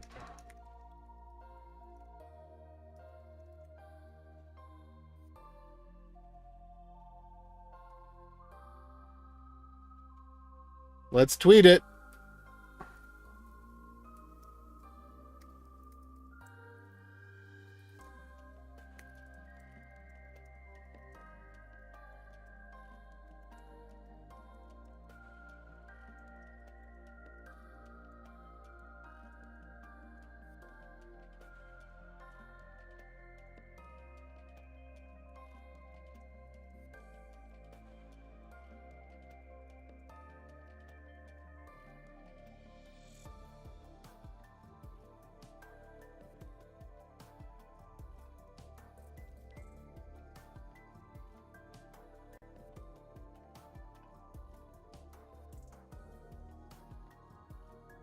Yeah.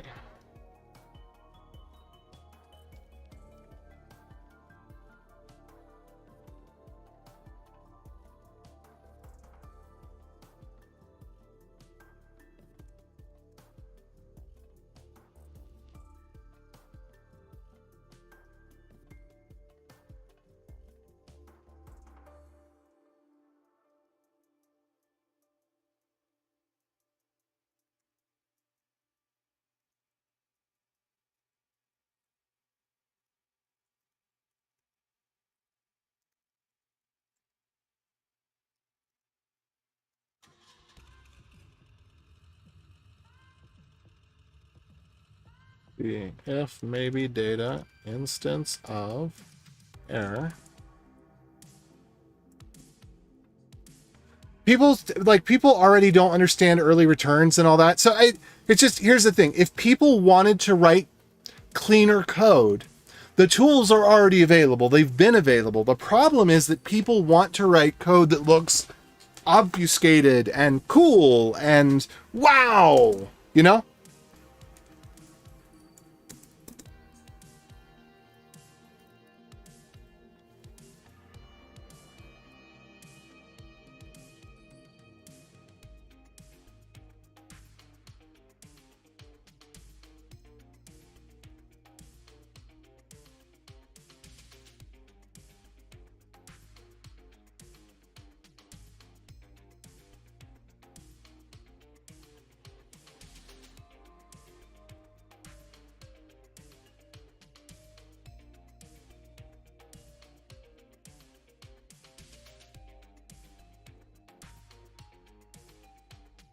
Let's see if I can get this.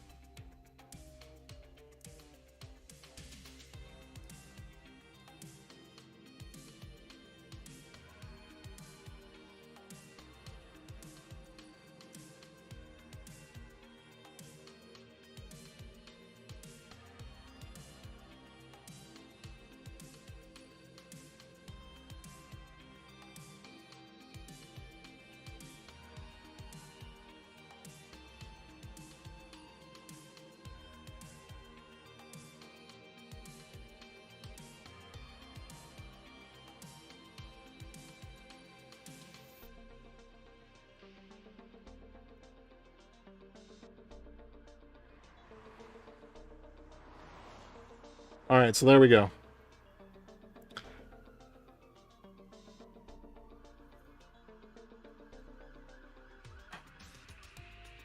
So you can do something like this.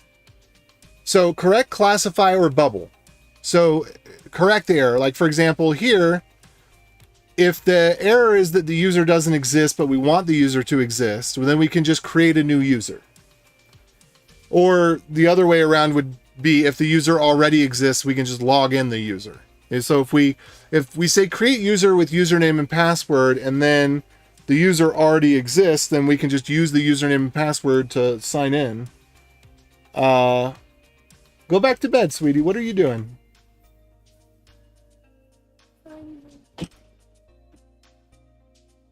What?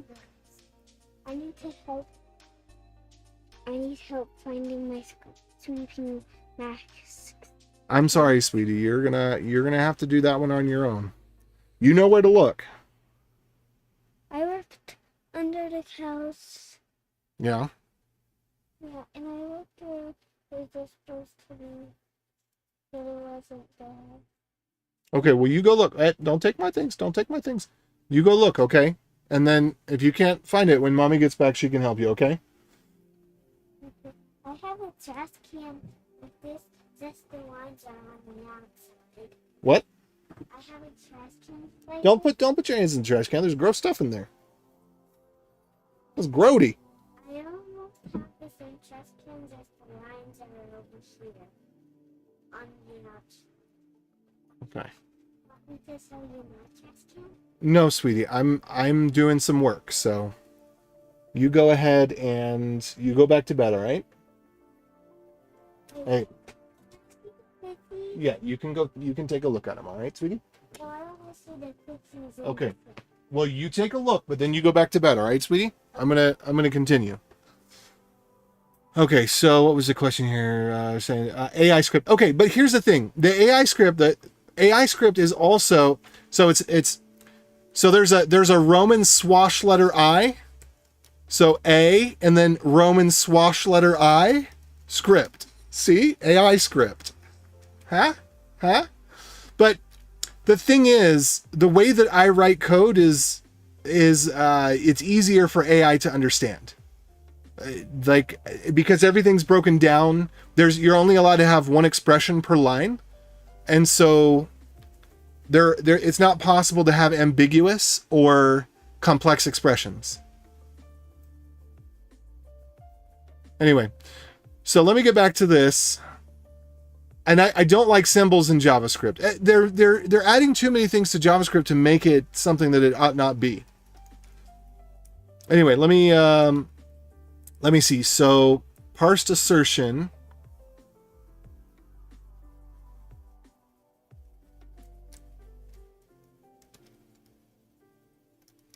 I think we have authenticator data. Is it there? Wait, parsed assertion. Oh, because we're not there yet. Okay, authentication data. That's a little bit weird, huh? All right, let me see. So, authenticator data, parsed authenticator data, response, parsed assertion response. I'm so confused. Protocol, parsed credential assertion data, parsed assertion dot verify. Okay.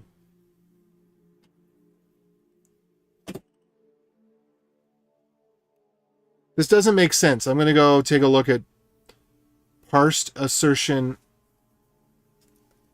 Okay, let me see. Let me see what I can figure out here.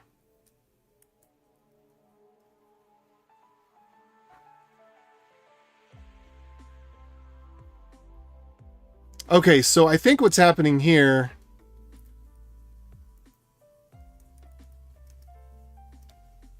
Parsed credential assertion data. I think this thing is that thing. Parse credential request response bytes. I think this is going to have the verify on it. The one that I'm looking for, at least. Verify top. Okay, this is it. All right, so we don't need this here. We don't need any of this. All of that's already accounted for. Okay.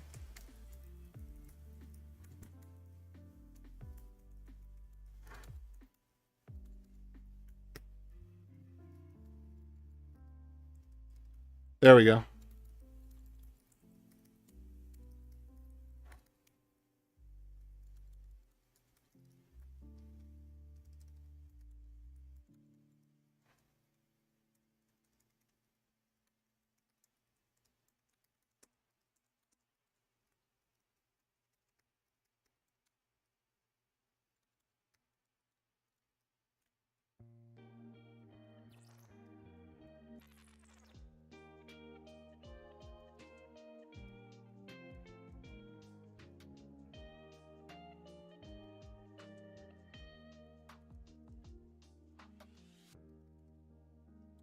Oh, you know what I need to do?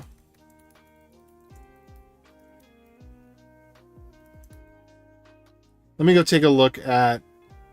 Oh, no, this is... Okay, this is a function, so we do it that way.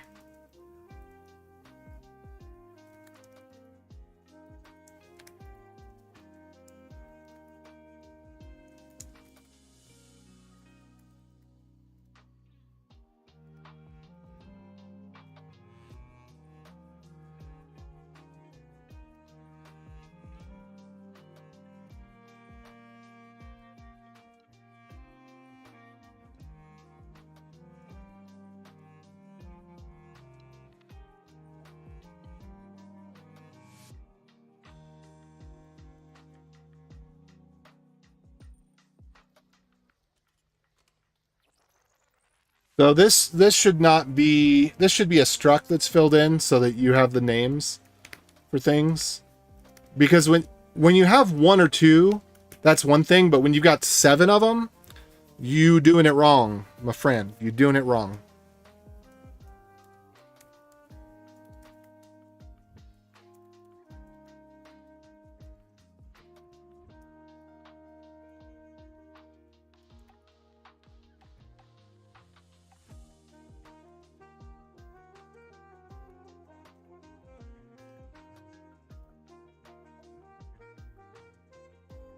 All right, parsed.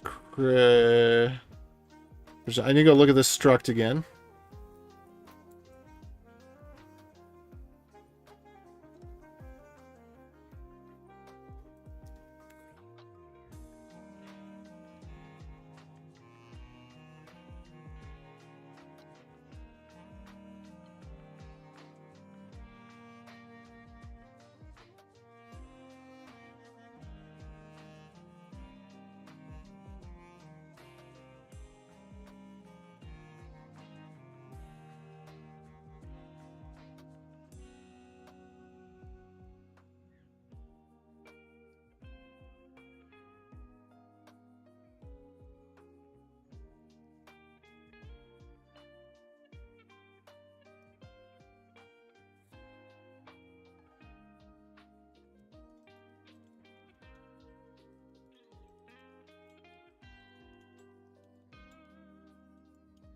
Okay.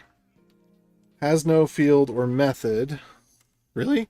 Credential creation response? Is that not what it said right here? Parsed credential creation response.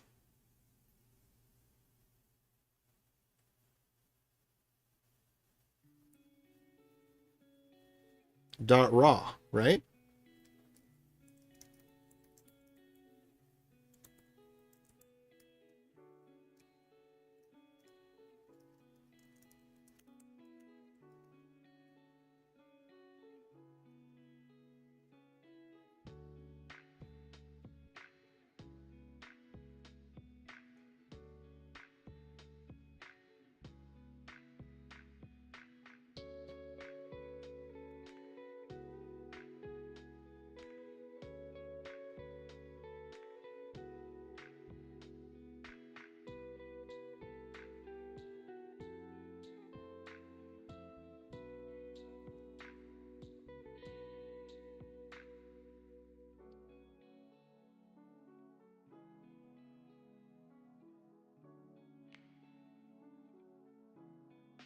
Here was the response. Transports, collected data, attestation object, auth data.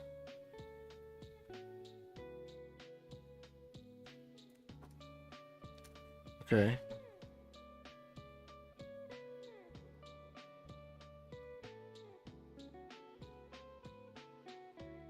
Dot response. Okay, so let's try this. So then as part of response, there is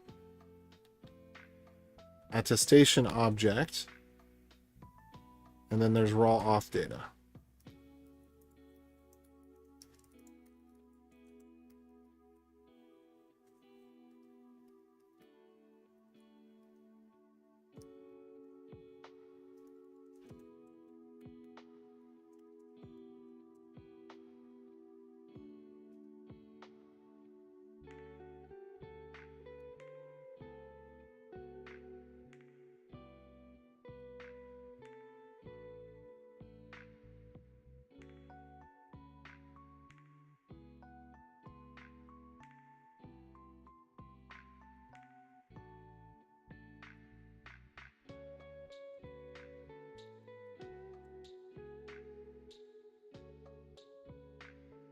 Authenticator data,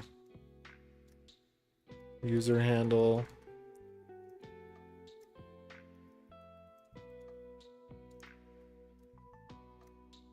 I wonder if the signature or something.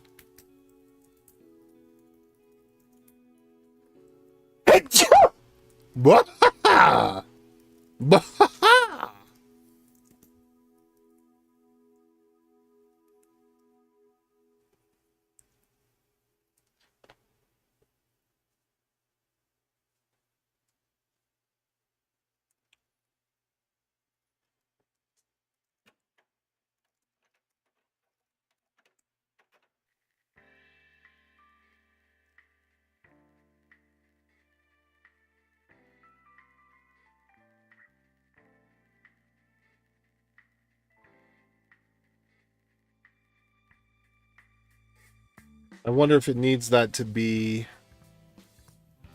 Let's see if we can trace this down.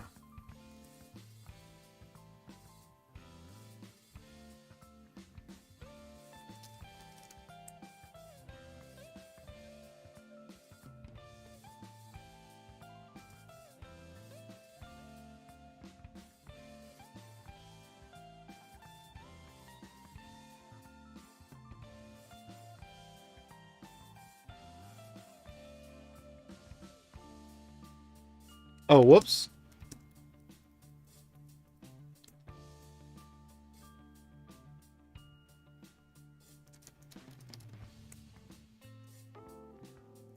Okay.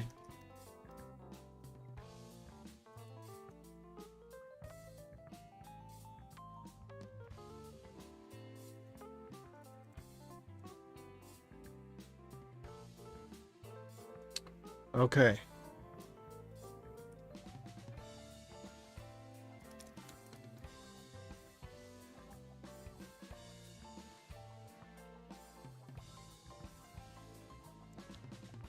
do.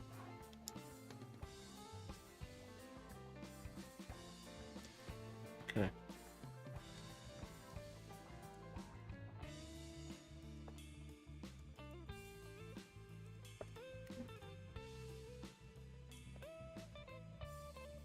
Okay.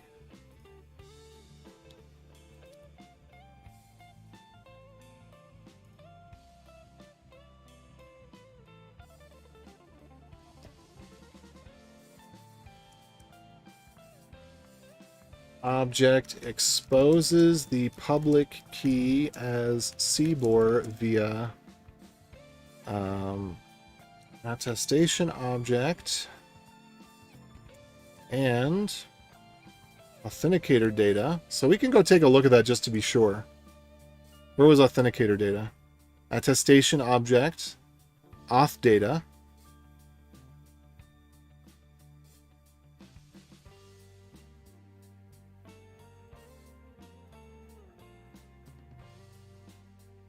Credential public key. Okay, let's go a little further.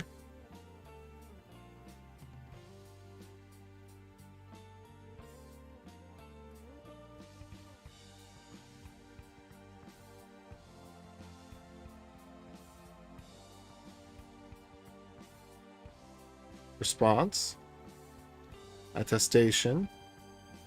So then auth data. Okay, let's go off of this then. Whoa, no.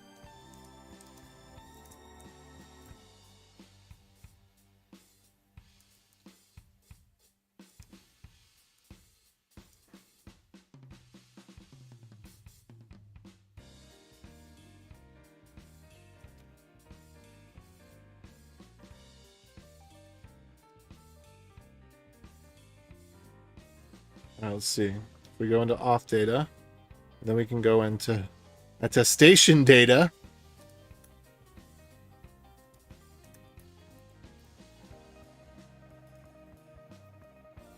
And then we can go into credential public key.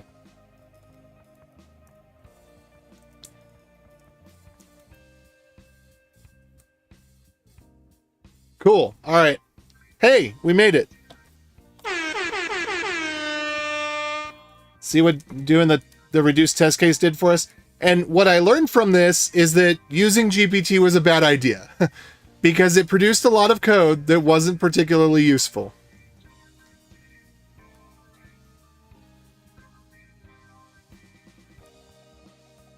All right.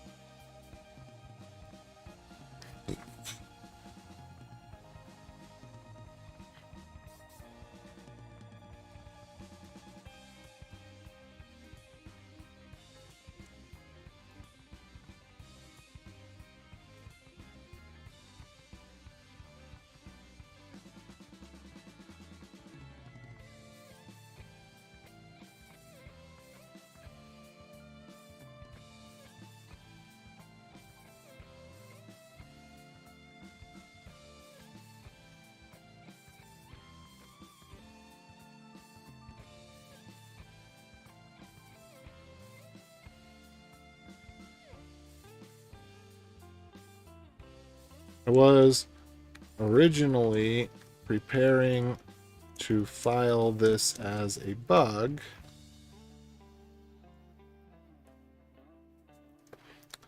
That the credential bytes don't accept the public key let's see.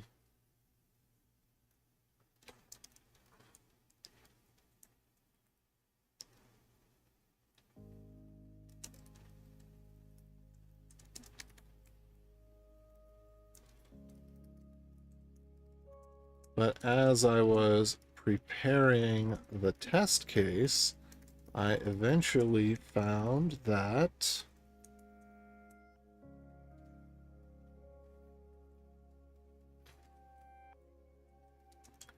is the CBOR encoded key that's desired.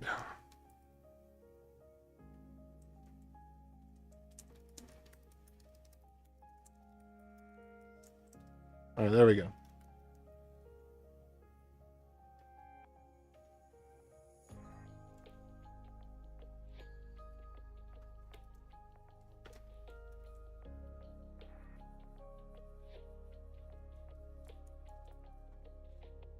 Okay.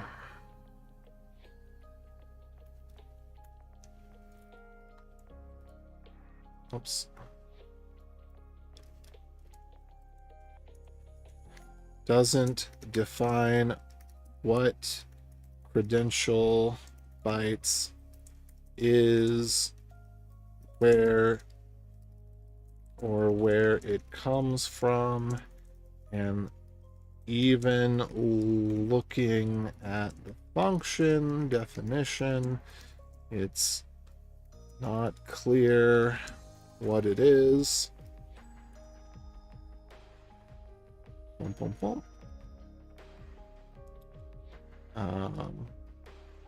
Let's see.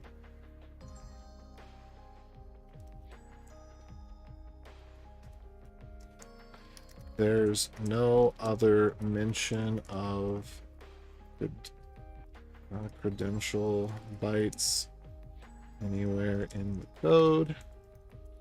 I think that a single line. Okay. Having a. Okay, we're going to pull this over here.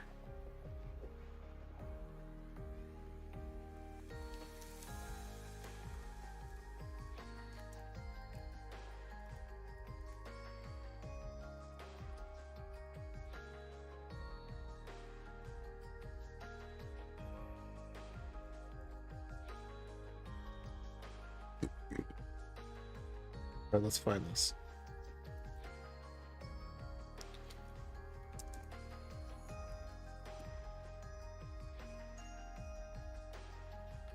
Where's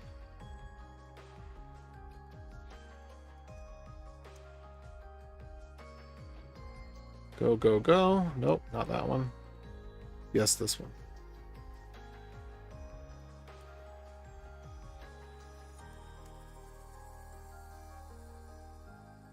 Wait, that's not what I want.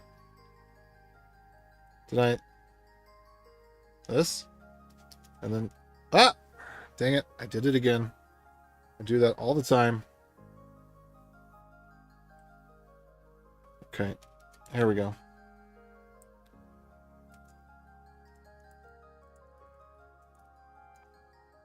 There we go.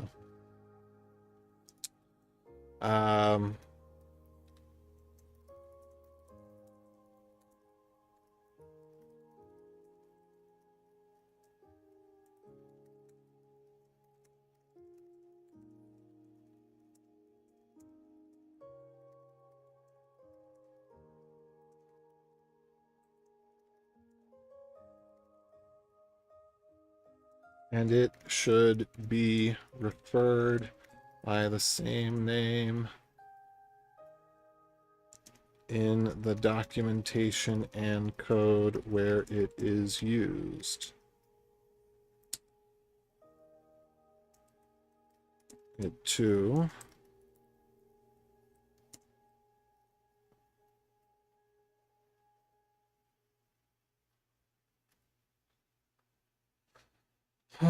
Attestation object. Auth data. Attestation data. That's weird.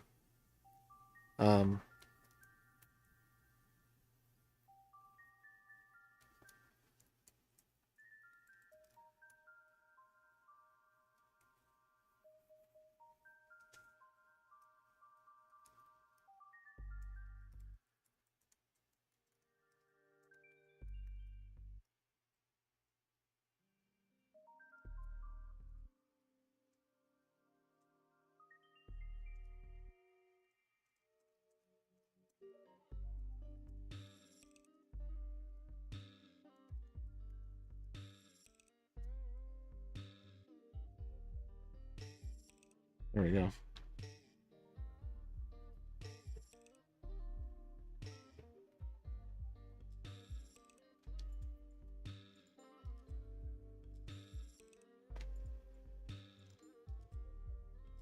Okay. So that's it then. So that was actually really helpful because instead of, well, okay, there was a few things that happened here.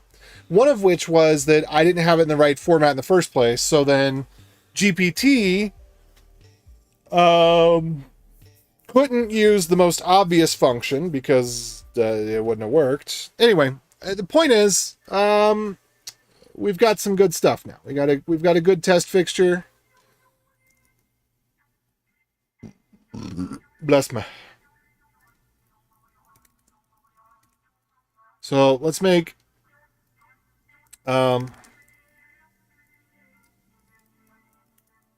fixtures. Let's move YubiKey reg B64 into fixtures. YubiKey. How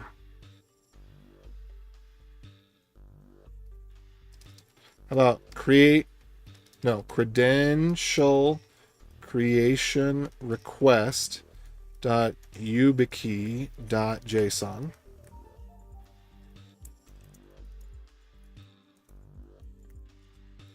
Credential request response. Oops. YubiKey.json. And then I got to rename this one because I already named it wrong. Sorry to get these right.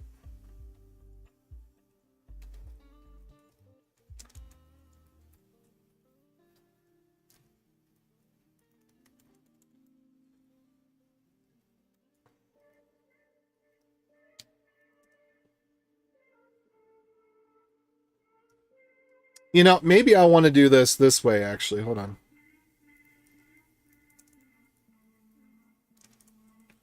What if I do...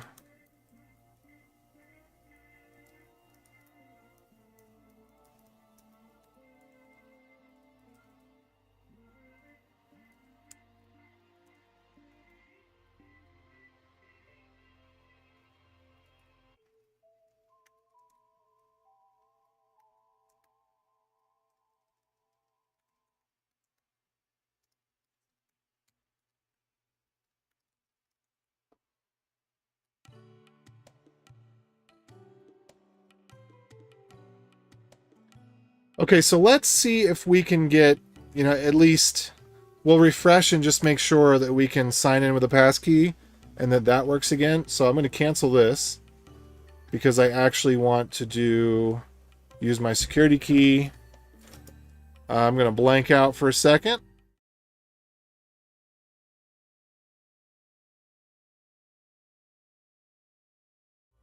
And now I'm back.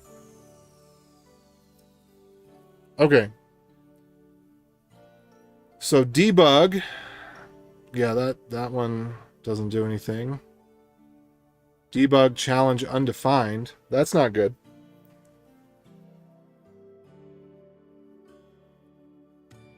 Okay, let me go see what I did wrong there.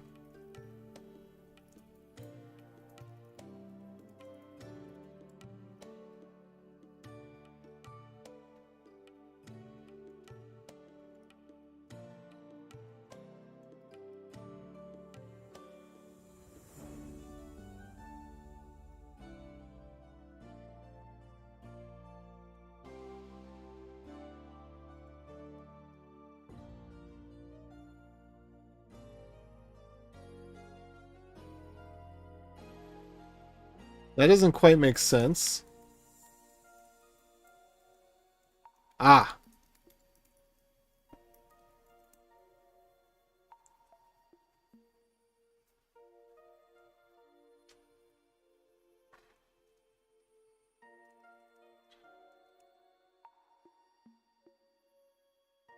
Okay. So refresh. Sign in. Cancel this. Use my key. And then... Whoop.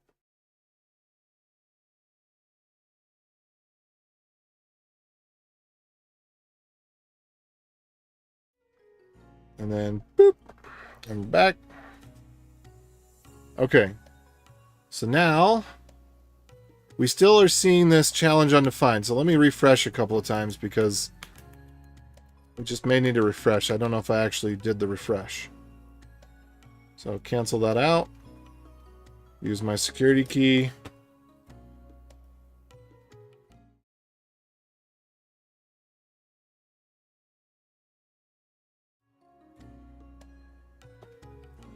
And come back. Okay. Challenge good.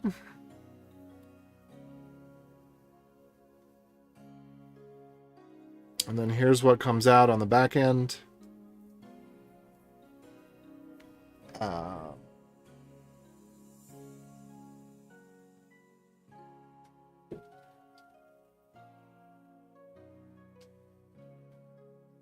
Okay.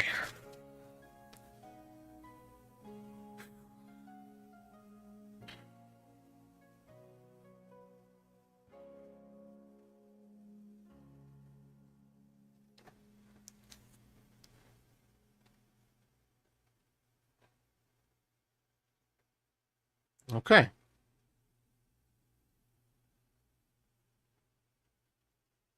This actually looks pretty good.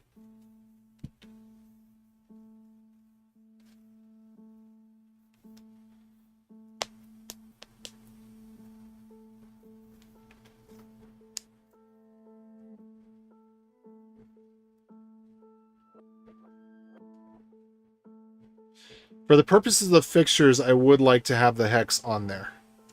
So I'm going to go ahead and do that.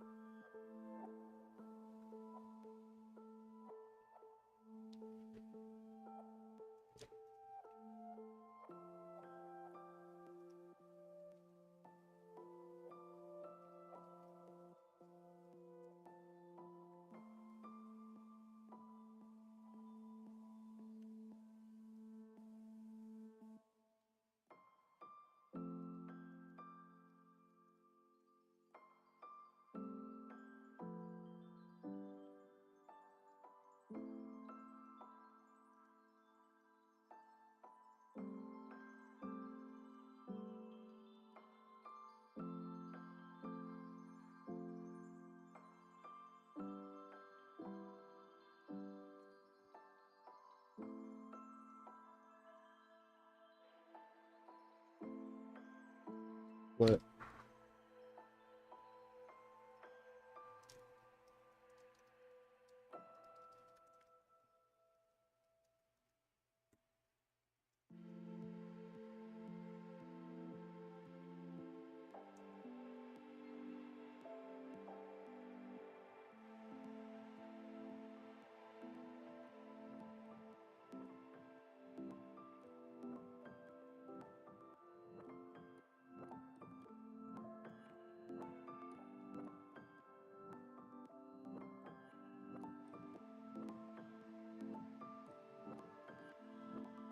we're all safe.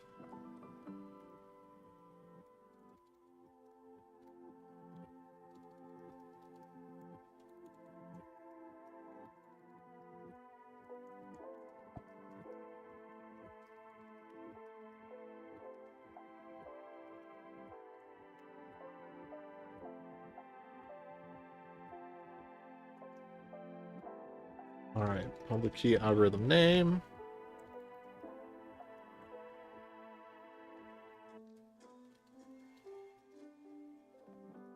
-7.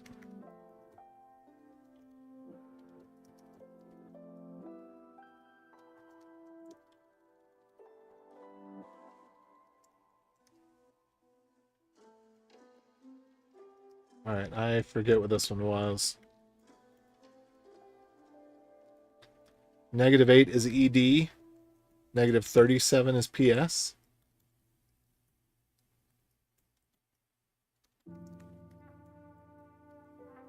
All right.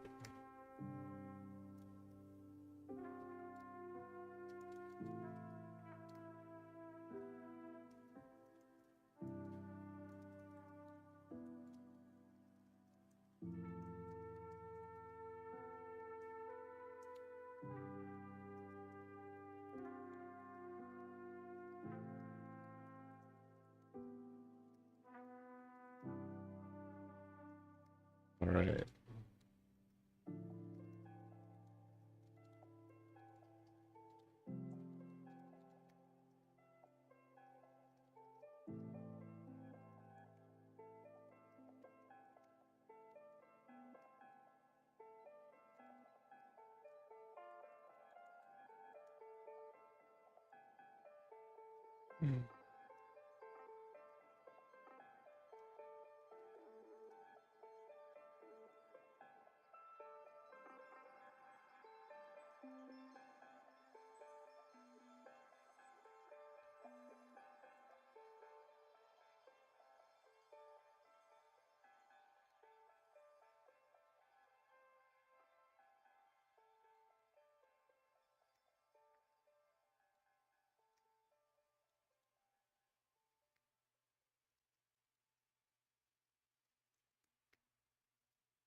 All right, let's see.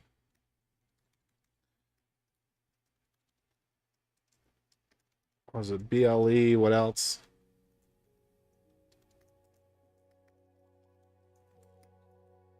So anyway.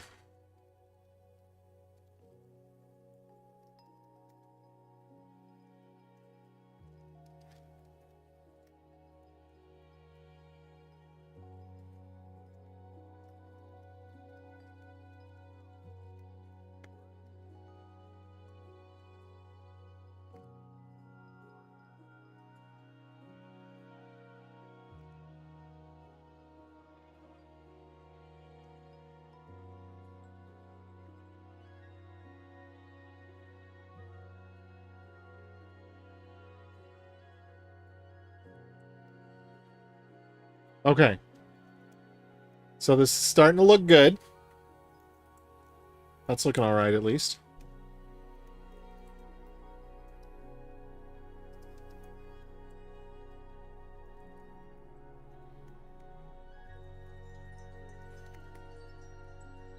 These two. Okay, authenticator data. Client JSON data.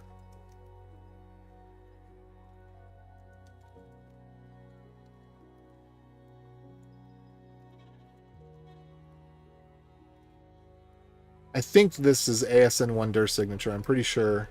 And then that should just not be there.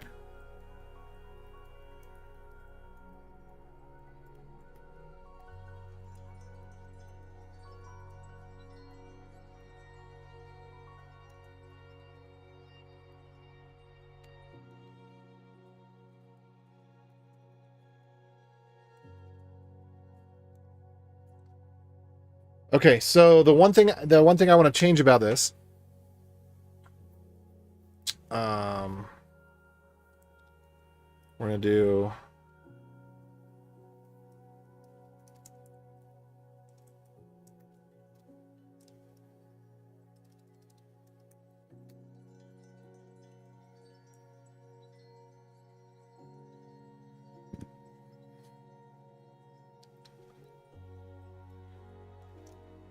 write a Go program that will add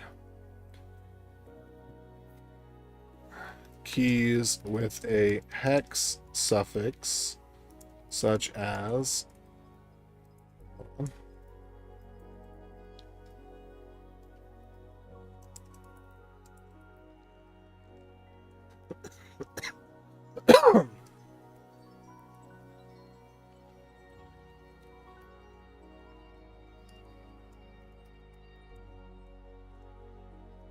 for all URL safe base 64 encoded fields for objects in these formats.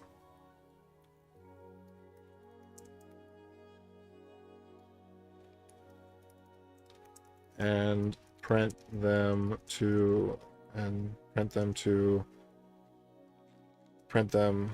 as output.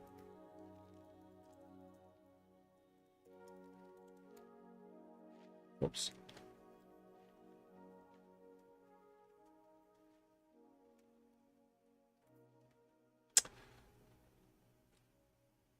You know, okay. Could have just done URL encoding, but whatever.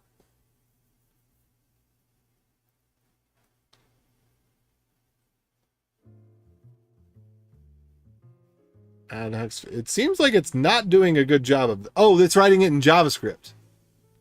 Wait, what? No, it's writing it in Go. What is it doing?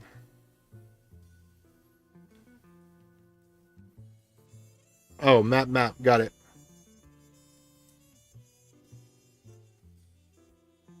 Well, you know, the ID would have been part of that, right? So whatever. We'll go with it. We'll go with it.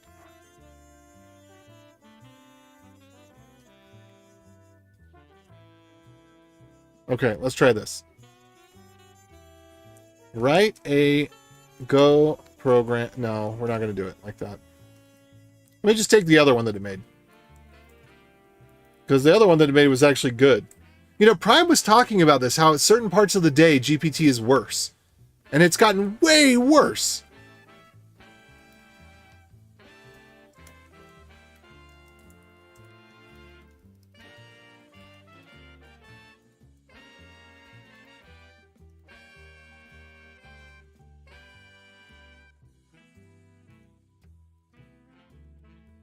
All right.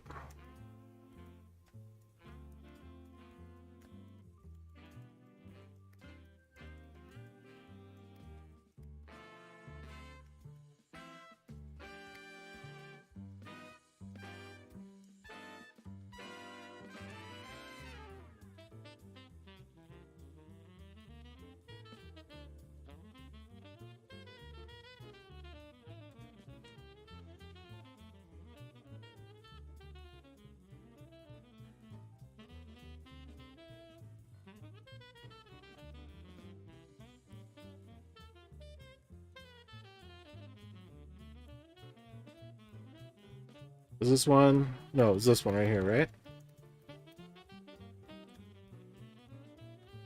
Public key algorithm. Int. P algorithm name. String.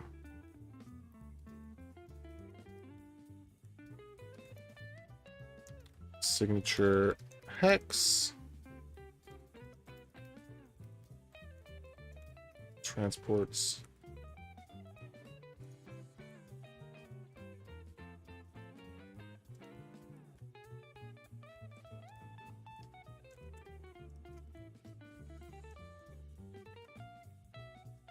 Oh, okay, I get what it's talking about. It's gripey because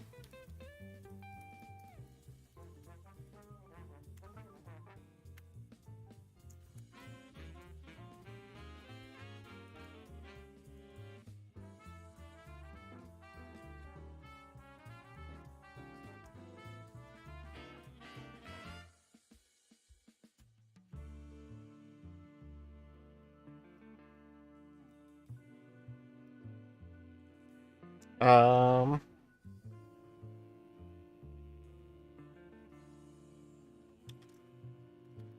write a URL base 64 type that will be unmarshaled as byte when parsed as JSON.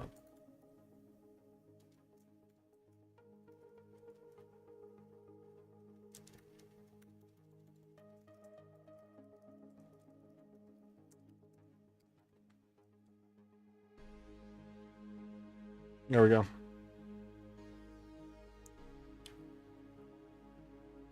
I think that's the one.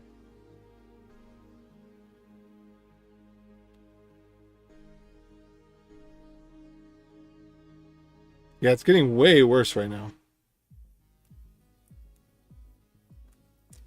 But that's basically what I wanted.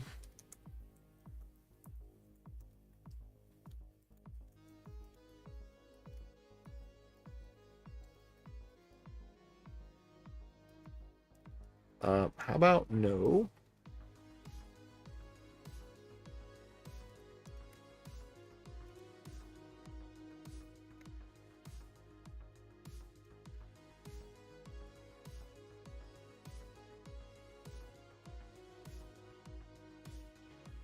What?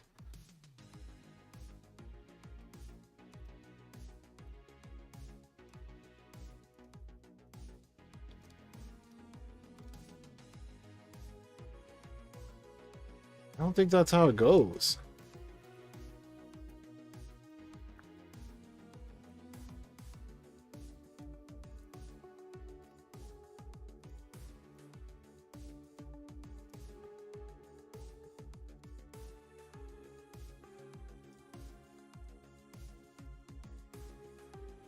All right, for the sake of simplicity, I'm just going to do this. There we go.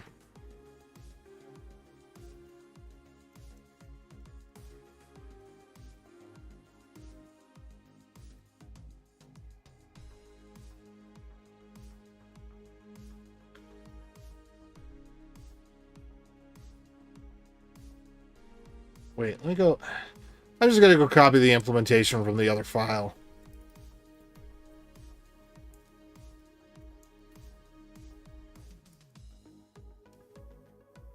Here we go. That's what I need.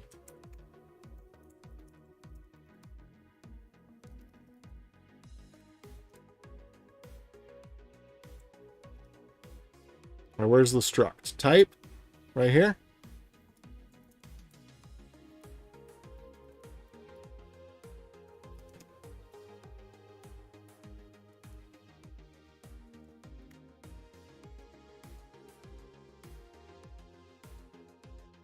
Actually, let me just do protocol dot. Yeah. I'll just do protocol dot. Yeah, well, we'll do that. Hold on.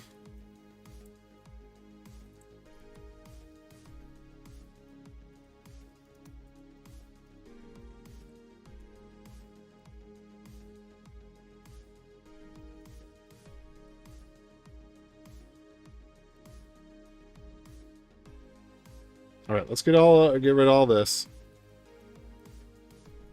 And then protocol.url base 64 encoded.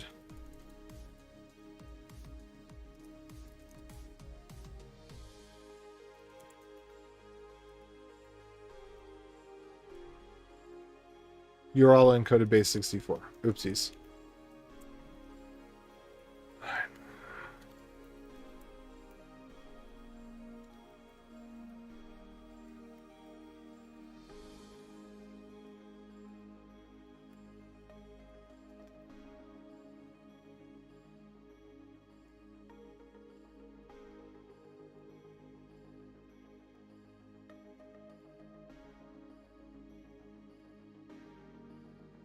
And so I actually want to do hex the same way. We'll just do hex like this as well. And then I don't have to write any additional code, and we'll just copy them over and it'll all be good.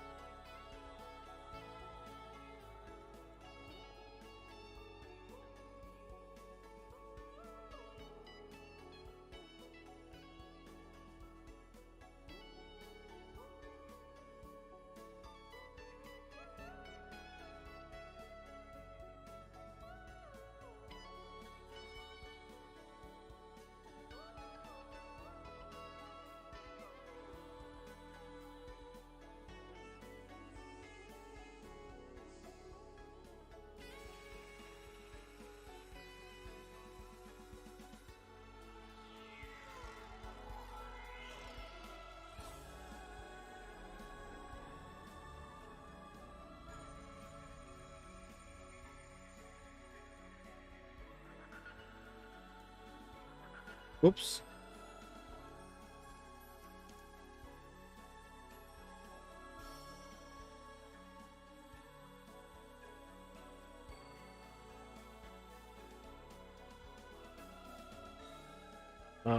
This one, no. This one, no. This one, yes. Yes. Yes.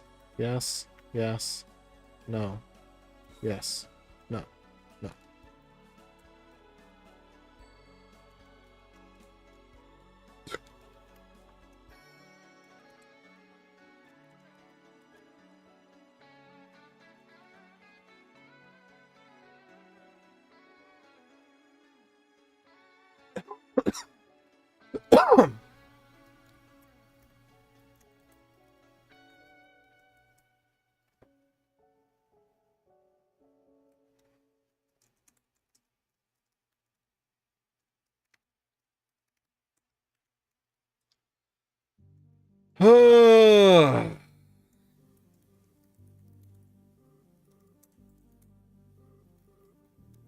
Okay. So that all worked.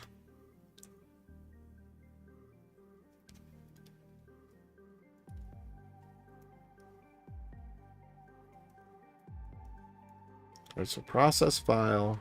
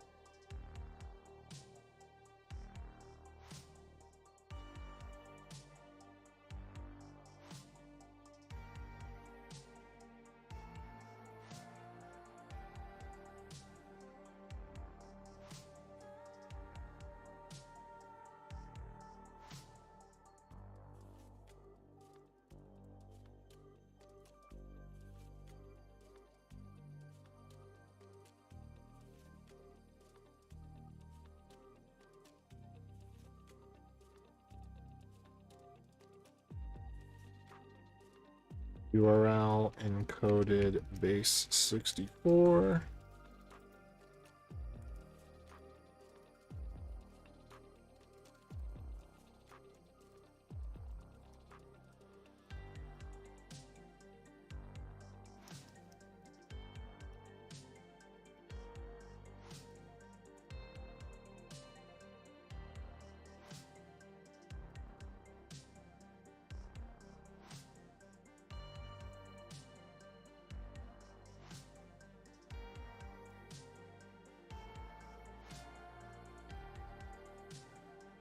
Okay, can I use protocol blah blah blah?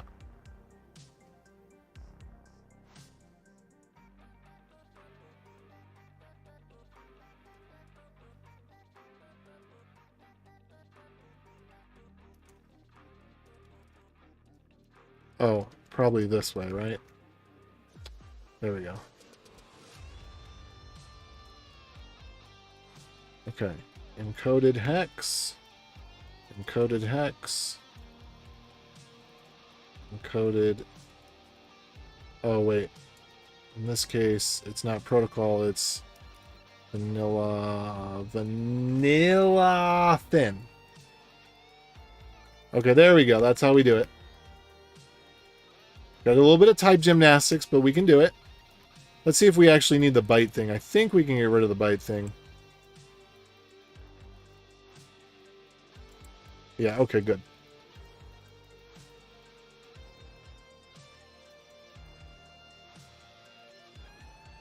Didn't think we'd have to do that kind of gymnastics. And we don't, thank goodness.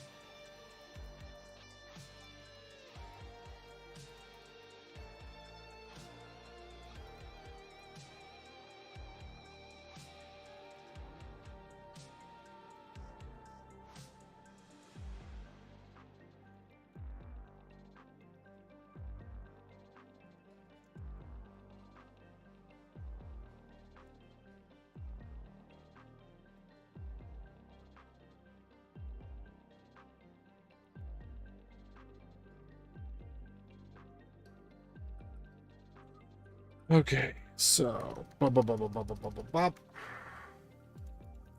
Bop, bop, bop, bop, bop, bop, bop, bop.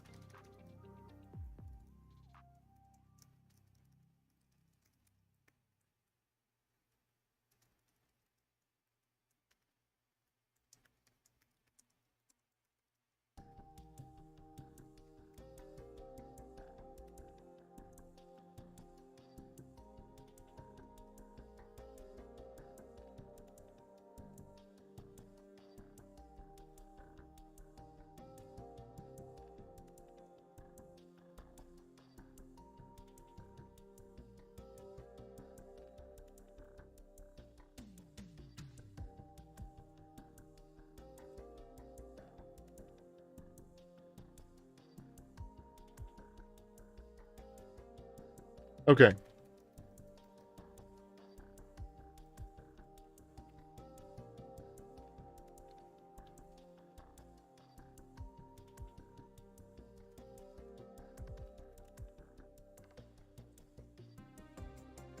Go run command add hex on fixtures YubiKey 01 potential request response. Nope, that was 02.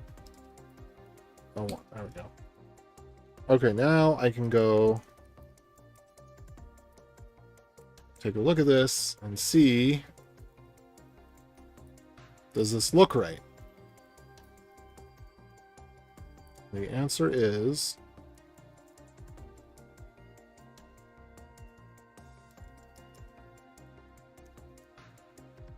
yes, it does.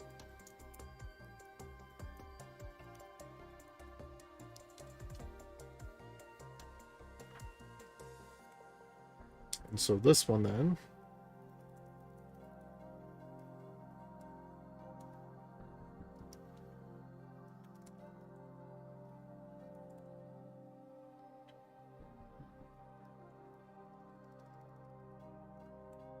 what's up, everybody? Oh, whoops. Feel free to say hello if you want to. Let the one who guides you. But I want to, you want to.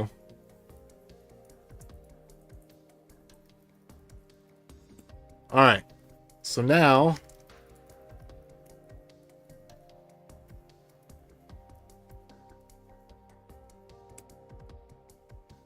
all right, so we didn't change any of the objects. We just added the hex data. That looks good. Okay.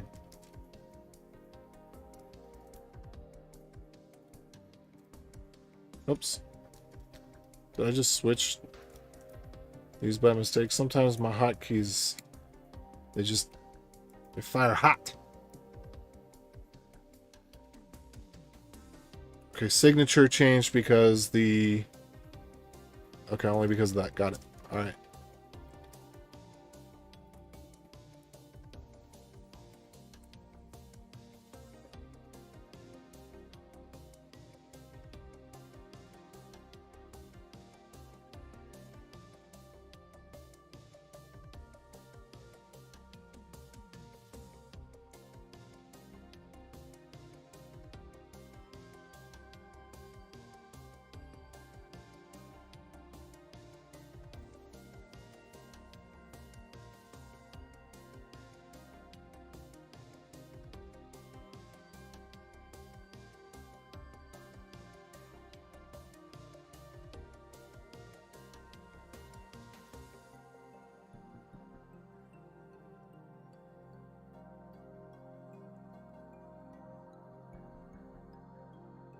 All right, there we go.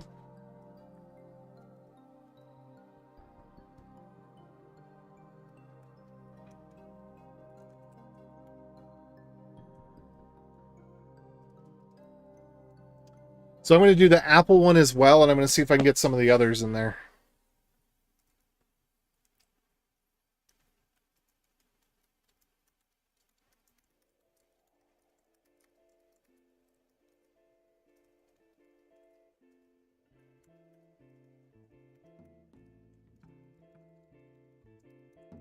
Hex, hex, hex.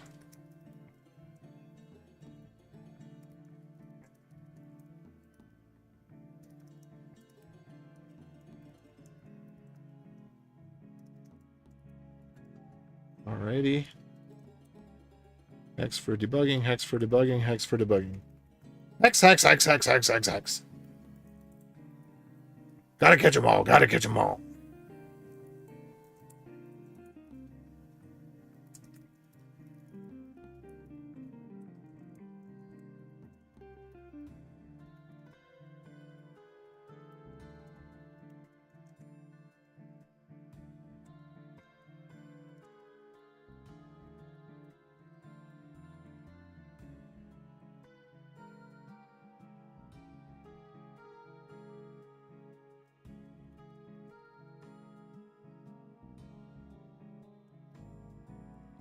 All right, so now let's go ahead and add the Apple one.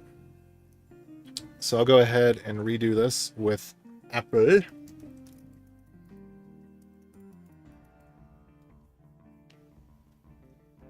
All right, so we're going to register a new account. I'm going to save another way. iCloud keychain. I'm going to tappity tappity. And that's going to give me back this result here, which I can copy the object.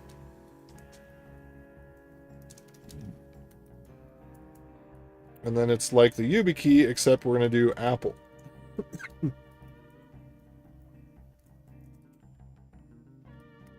And this is what Apple actually looks like. ID, raw ID hex, response. Doop, doop, doop, doop, doop, doop, doop, doop, doop, doop, doop, doop, doop.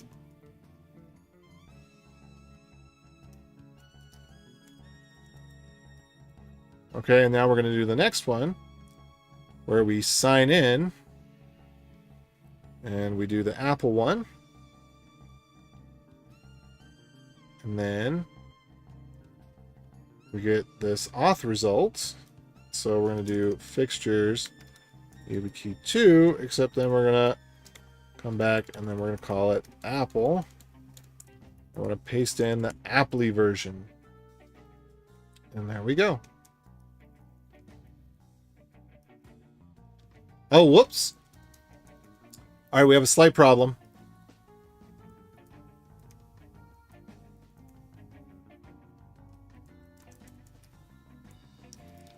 The signature hex on this one isn't actually hex. Let's go look at the other one. Is everything actually hex that's hex? Hex, hex, hex, hex, hex. Okay, go run command against Apple O2.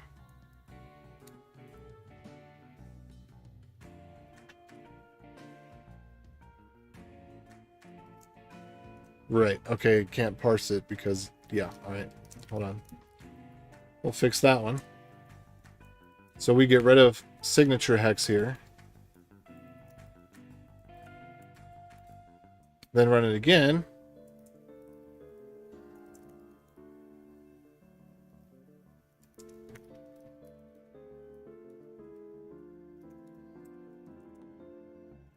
What? How did it not copy the signature hex?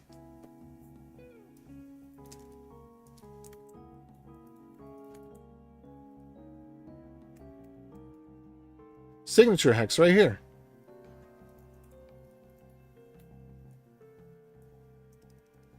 Oh, there it is.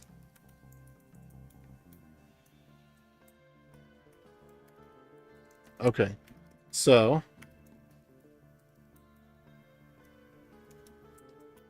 this one's good.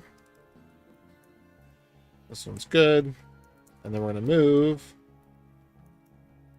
Apple O2 hex to fixtures, Apple O2 JSON. And then we should see that it's the same file. Okay, what is modified about this then? Git diff. Oh, end of line? Meh.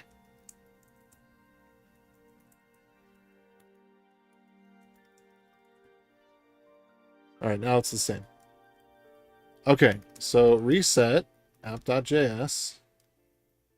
Well, actually,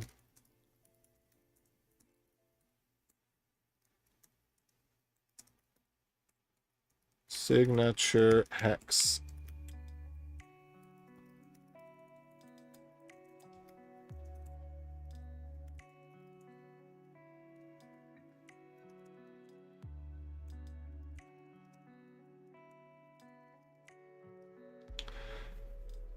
Okay, so it would be nice to get some other data in here just so that we can understand it better in the future. So I got my YubiKey, I got my Apple. If I do Brave, it's a one shot because once I do Brave, I have no way to remove the keys. The keys are forever there. But the problem with that is that I can never get back to the screen, the empty screen. I have to create a new domain for it. But that's okay. And the purpose, or for the purposes here doing this, I think that it's all right. We're gonna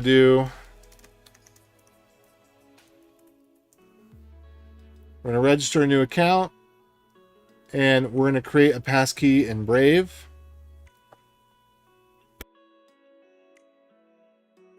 All right, here we go.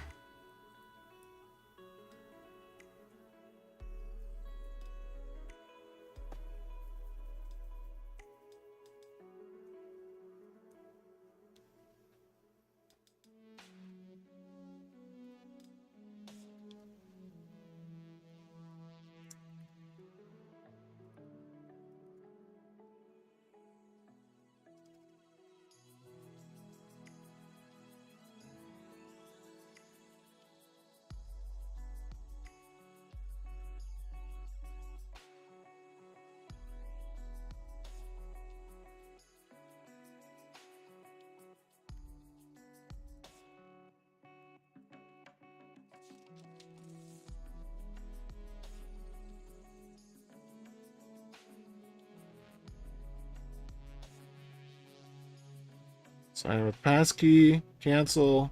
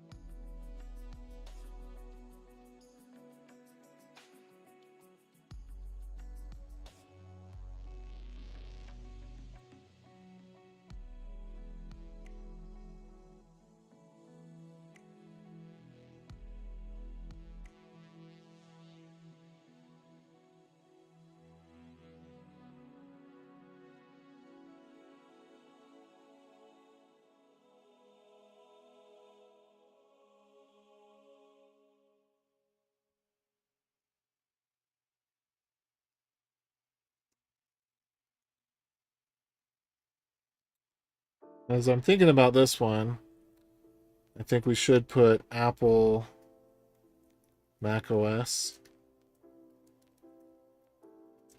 or Apple M2.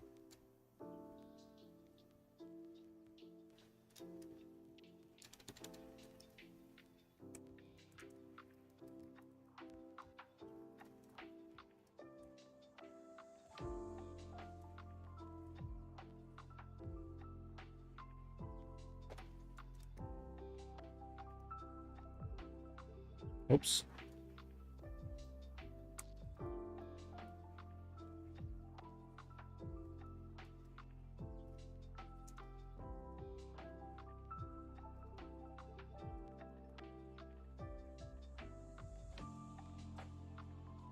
Whoop.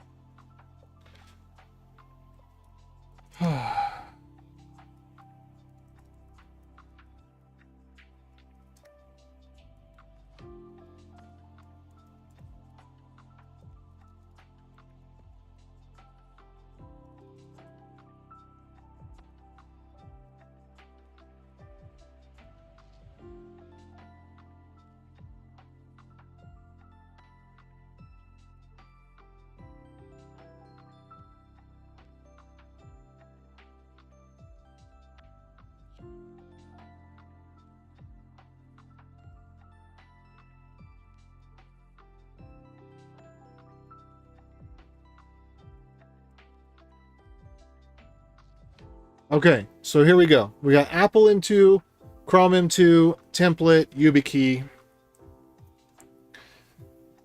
And so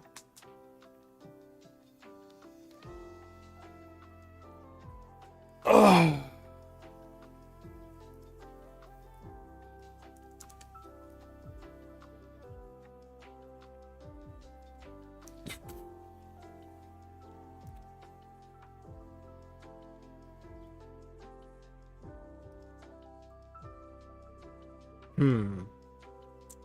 I guess I can organize those better later. But we got Apple on M2, YubiKey. Okay, I'm going to do this one as well. I'm going to change this to... whatever. I'll leave it as there for now.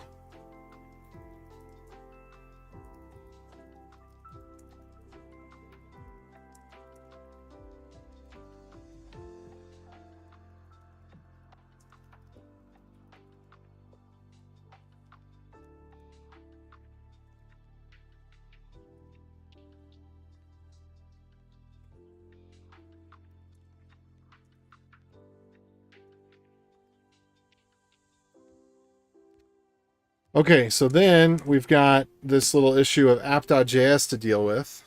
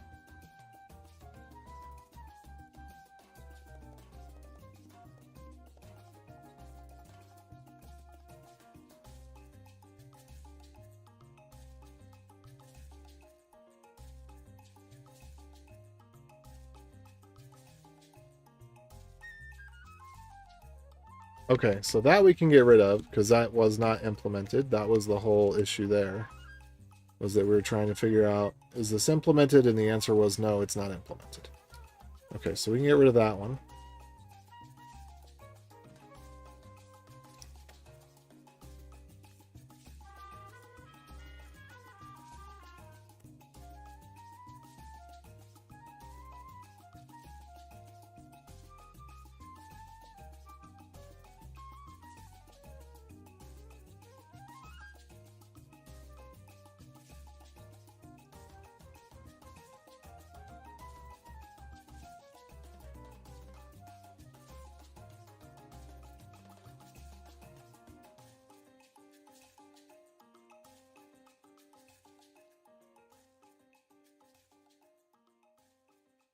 All right, set.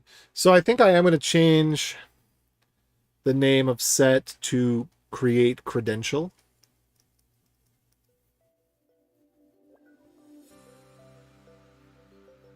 Wait, credential. Create credential reg.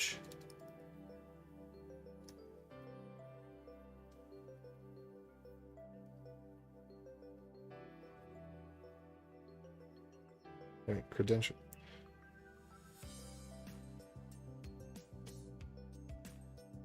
Create attestation, request attestation, whatever.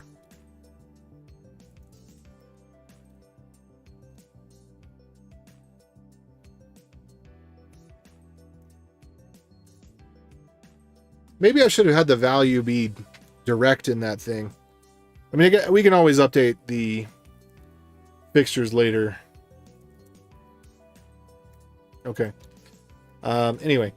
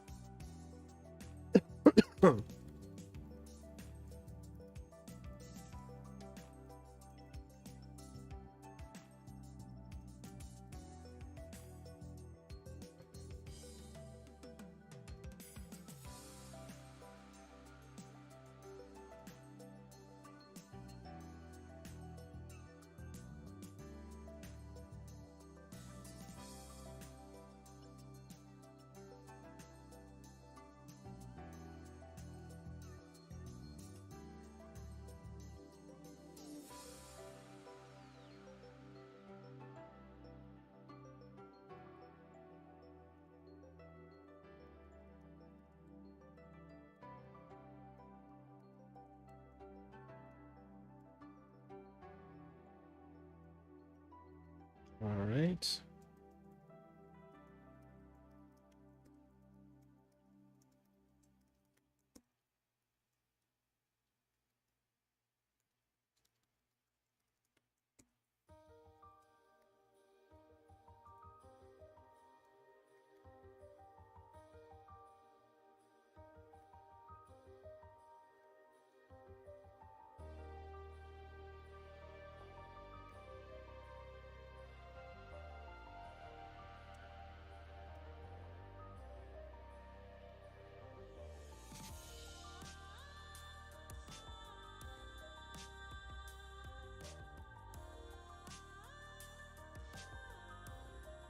I guess by virtue of the fact that it says debug, that like that kind of it clues you in.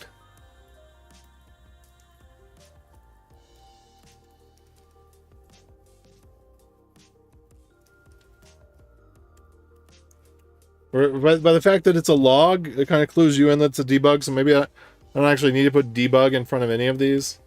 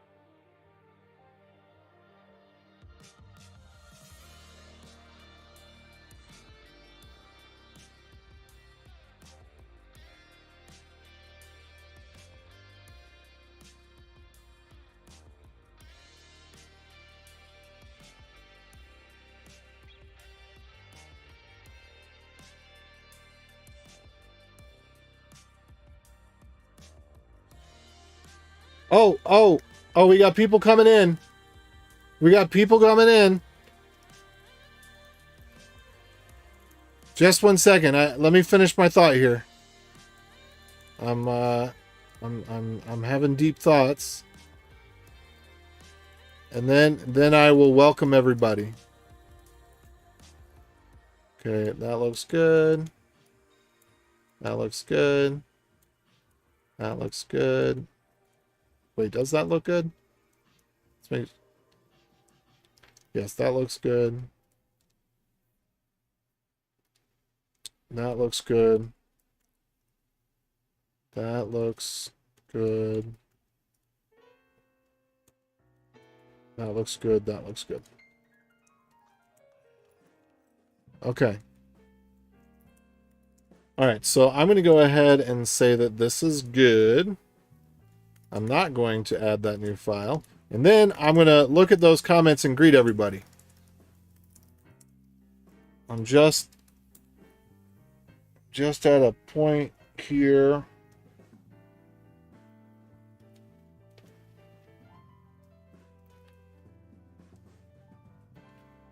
Okay, so let me see what my last message was. Doc, add authenticator fixtures. Okay, commit. This is going to be fix, use URL safe base 64. And I think there was something else that I did in there.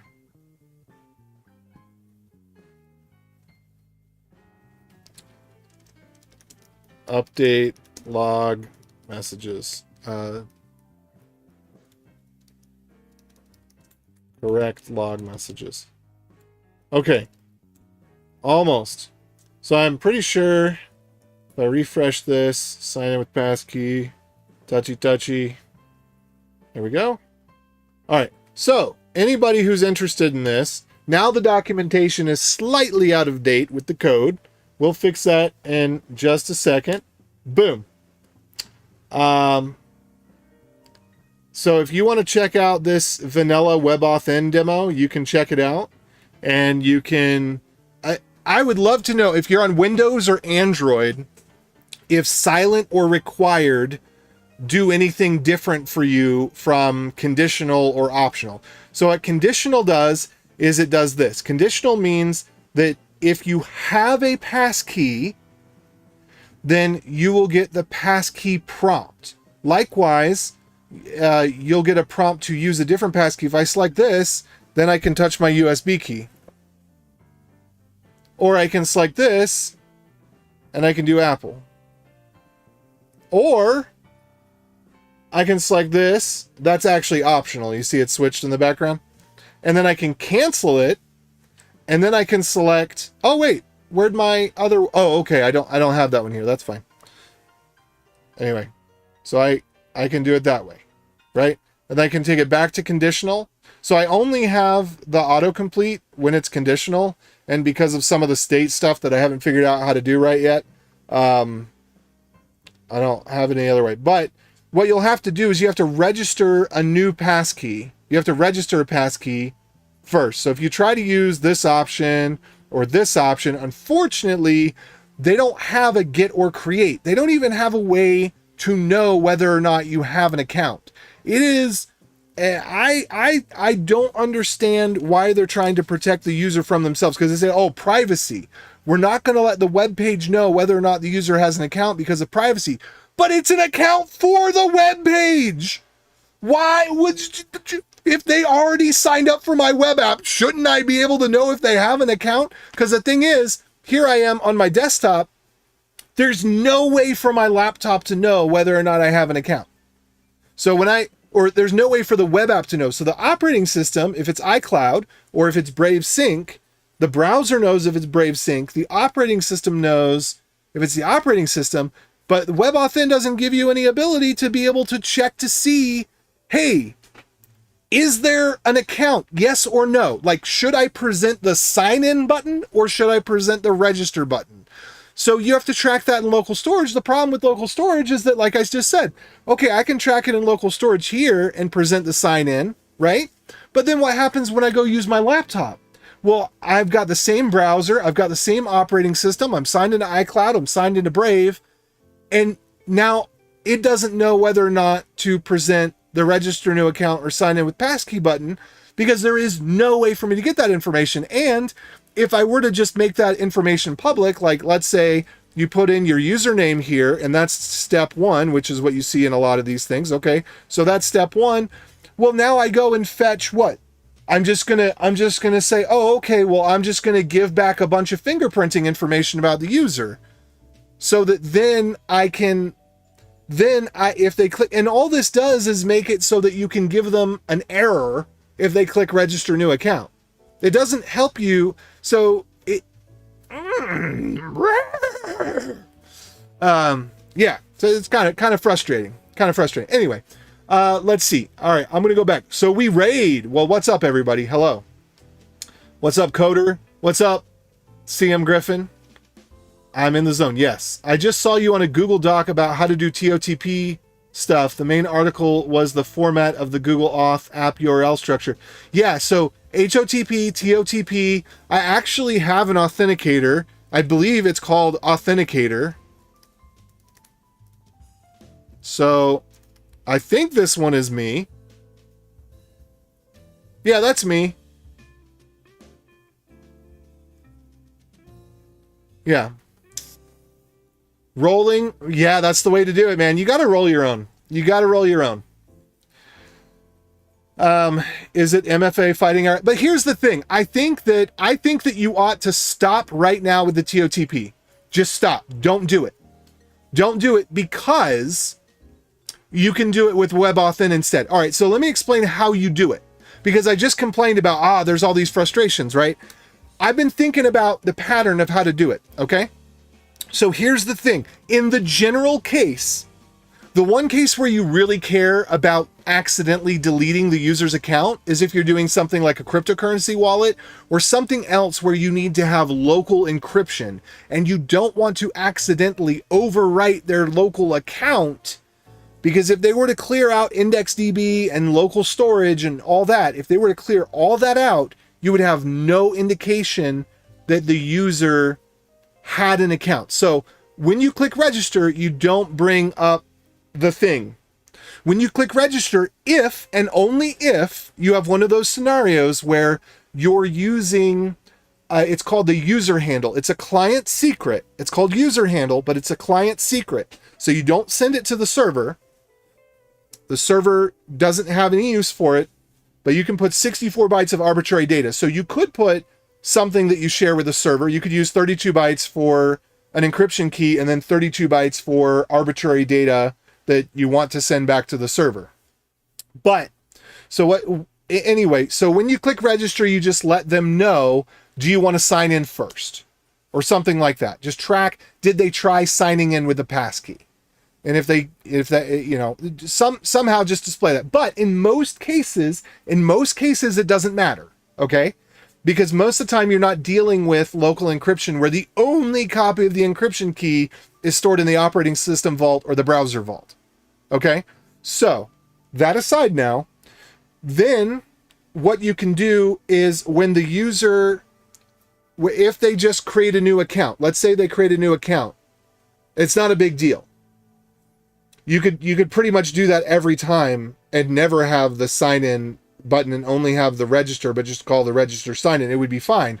Because what you're going to do, especially if you're doing the two-factor situation, is you're going to take the email address. So, you keep this, take the email address, you send this to the server as a pending account, and then you send them the email with the link that says, click this link to activate Brave on macOS at this IP address, whatever, right? That's what I'm going to do. So I have two scenarios. One of them is actually a cryptocurrency wallet.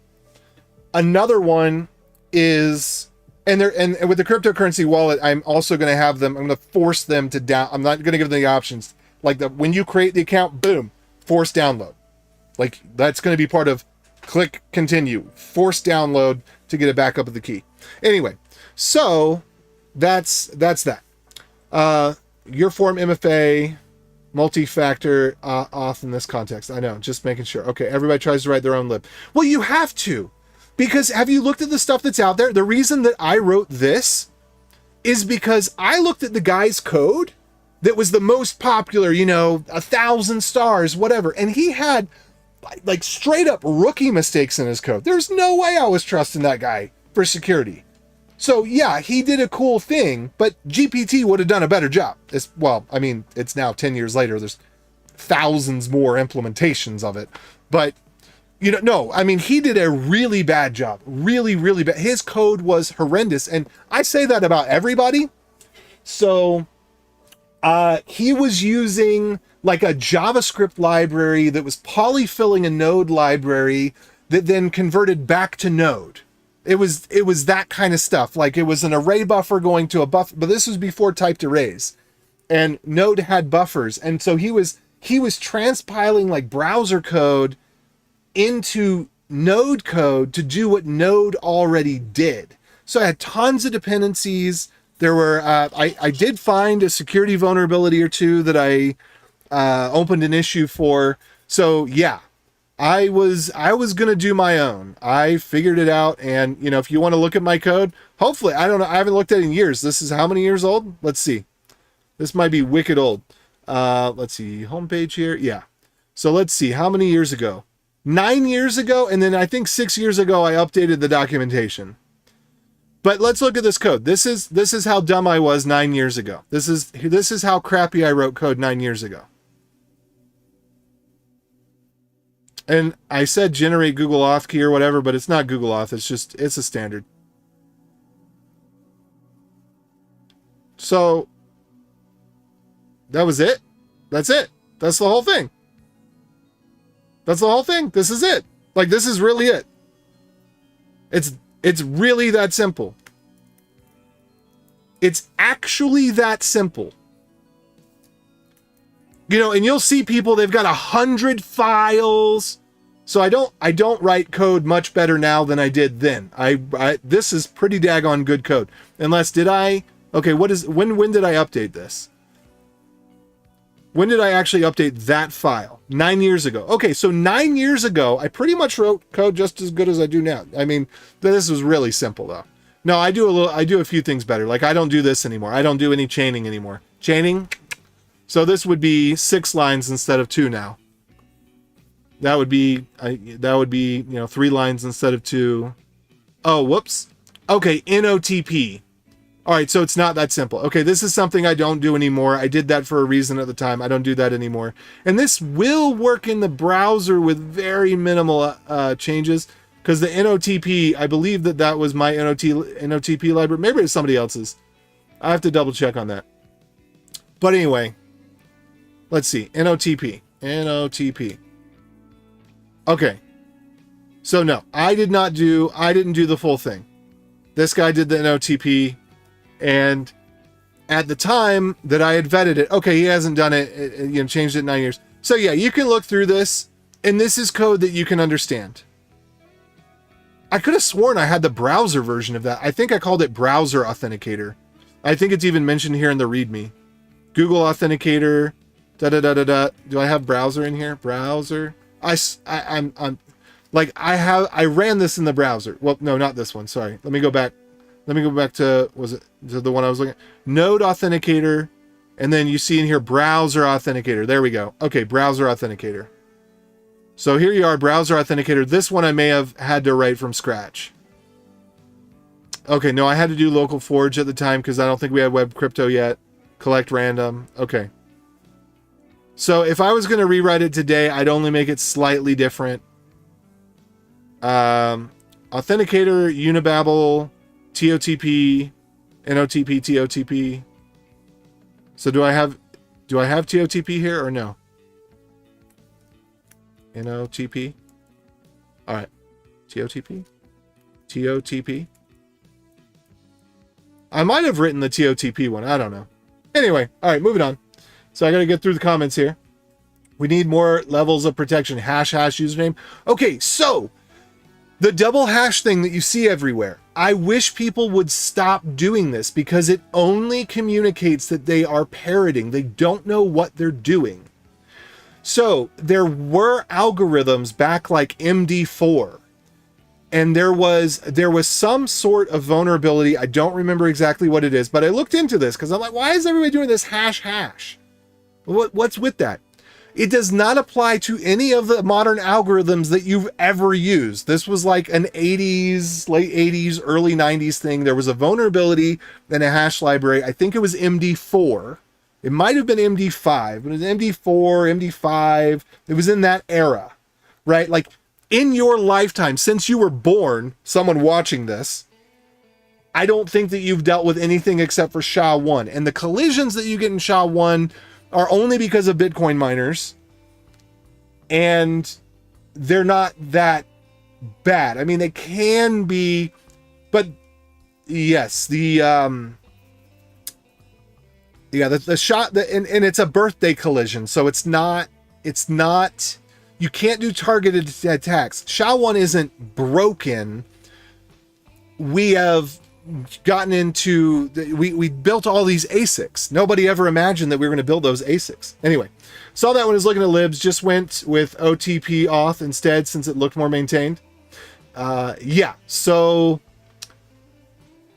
yeah, this, well, as you can see, it's not, but that's the thing, is if you're seeing something that's maintained, that's a red flag for me. You know, if you're seeing something that has had edits within the last 6 years, that's a red flag for me. I wouldn't use that library. I would go back to this and I'd fix this for myself, right? I mean, if you've looked at it and you verified it and it's, you know, it's simple code like what you saw with the NOTP and this, you know, but remember, this is before we had web crypto. This is before we had typed arrays. This was back in the dark ages of the internet. But if something is actively maintained, that's a bad sign.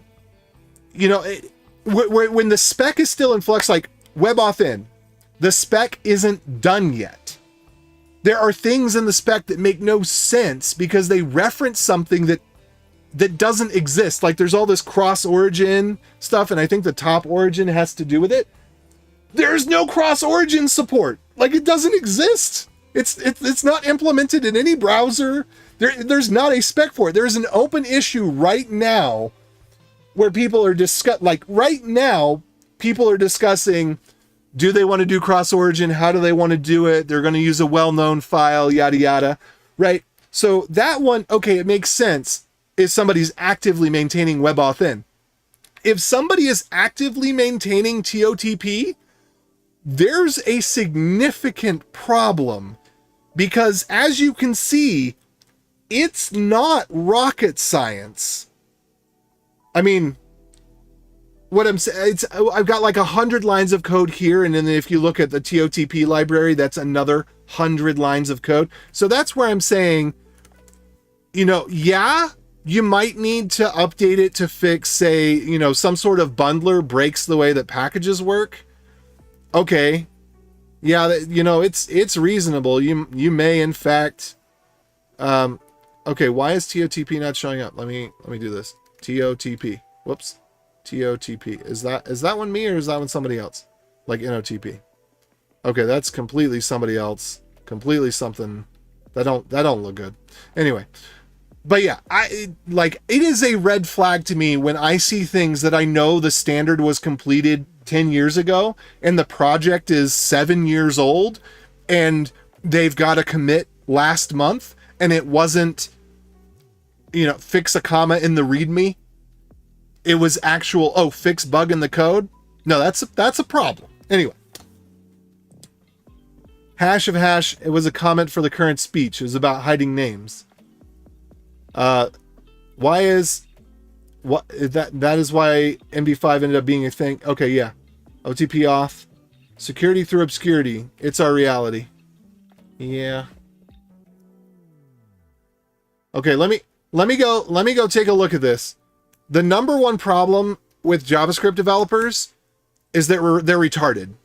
The number two problem is that they aren't retarded when it comes to art. Like, oh, look, this is so cute. It's so cute. But, you know, if you're doing really great art, are you a JavaScript developer? Actually, the weird one is with Rust. Okay, so the number one problem is they're retarded. The number two problem is, look what retardation does. How many files do you need for a spec that was finished 10 years ago?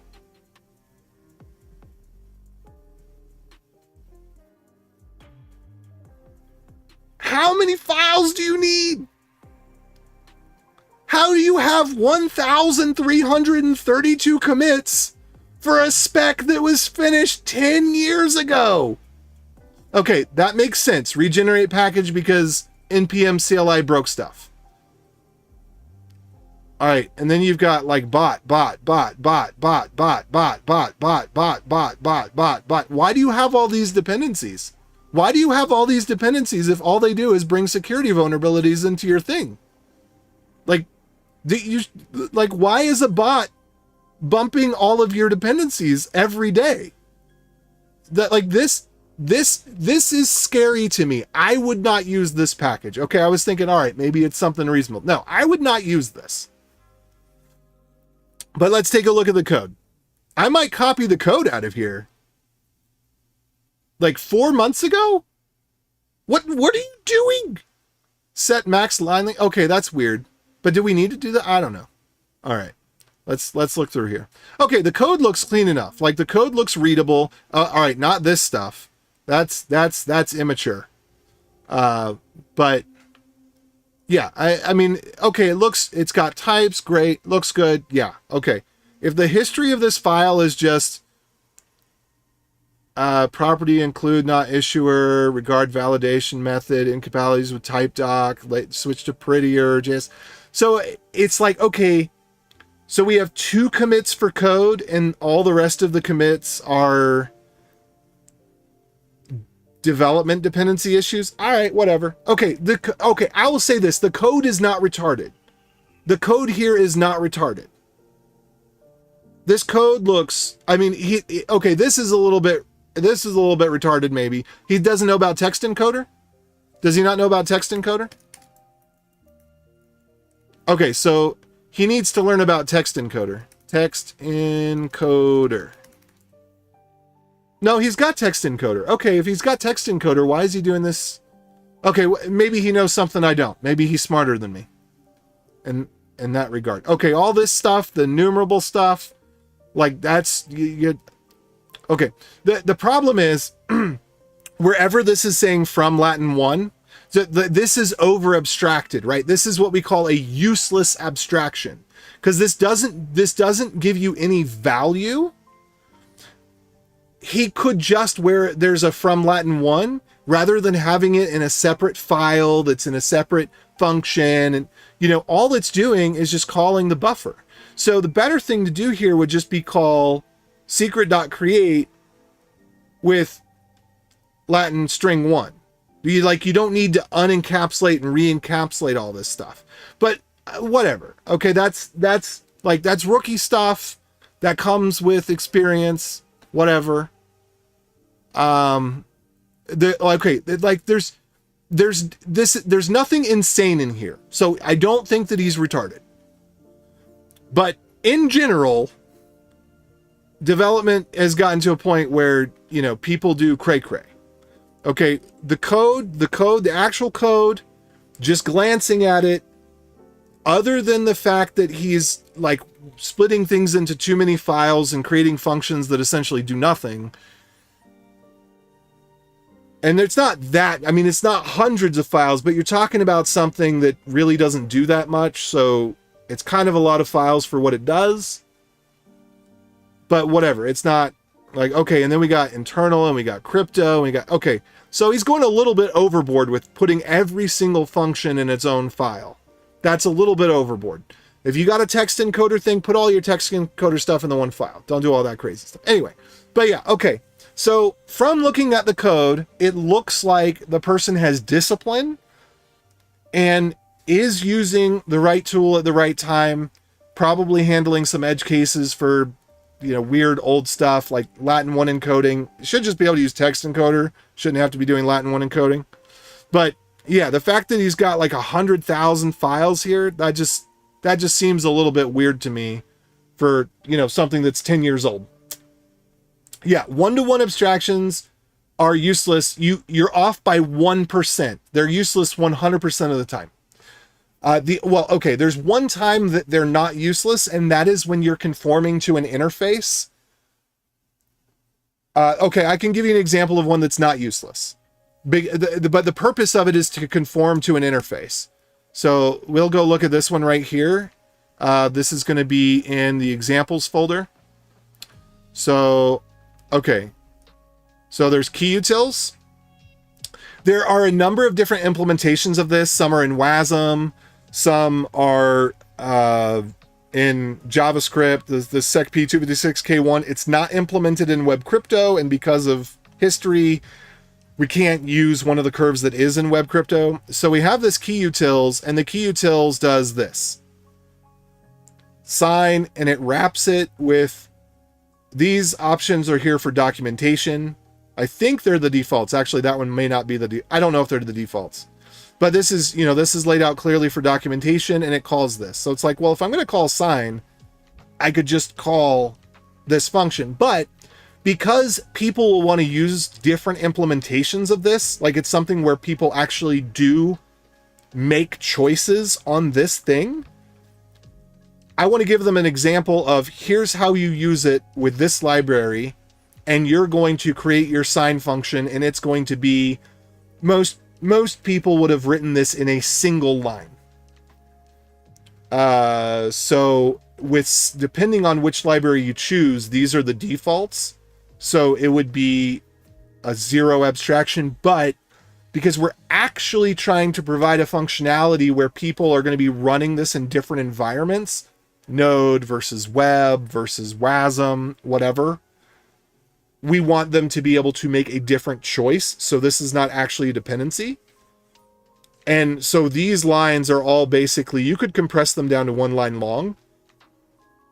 And this function is actually just if you just call this function and then call this function, you get this function. In fact, that's what it does. You can see that right here. So you don't actually need this function, but it can be faster. If you wanted to provide a custom implementation for this, it would be faster to, instead of every time getting the private key and then doing the public key, you could cache it, and then you're not doing that CPU burn, especially if you're on a server. So this is an example of, this looks like a useless abstraction. It's like, why are you going to wrap something that's one line long or 2 lines long?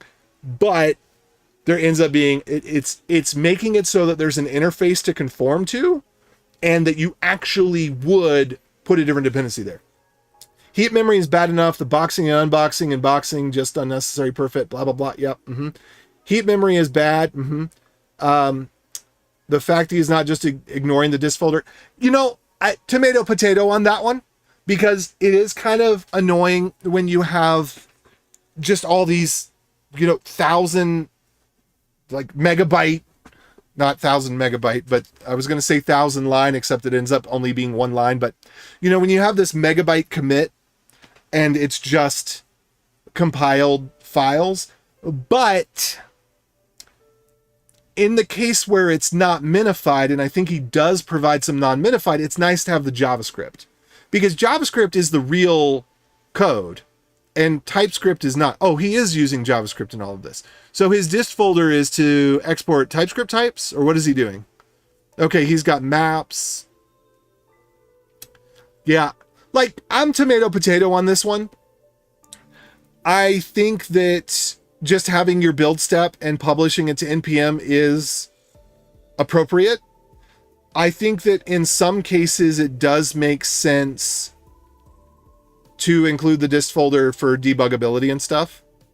It'd be interesting to see. This looks like it comes out pretty clean. I'm kind of surprised with that. Does it junk up the other one? Because normally you see all this header junk up here that makes it so impossible to understand what's going on.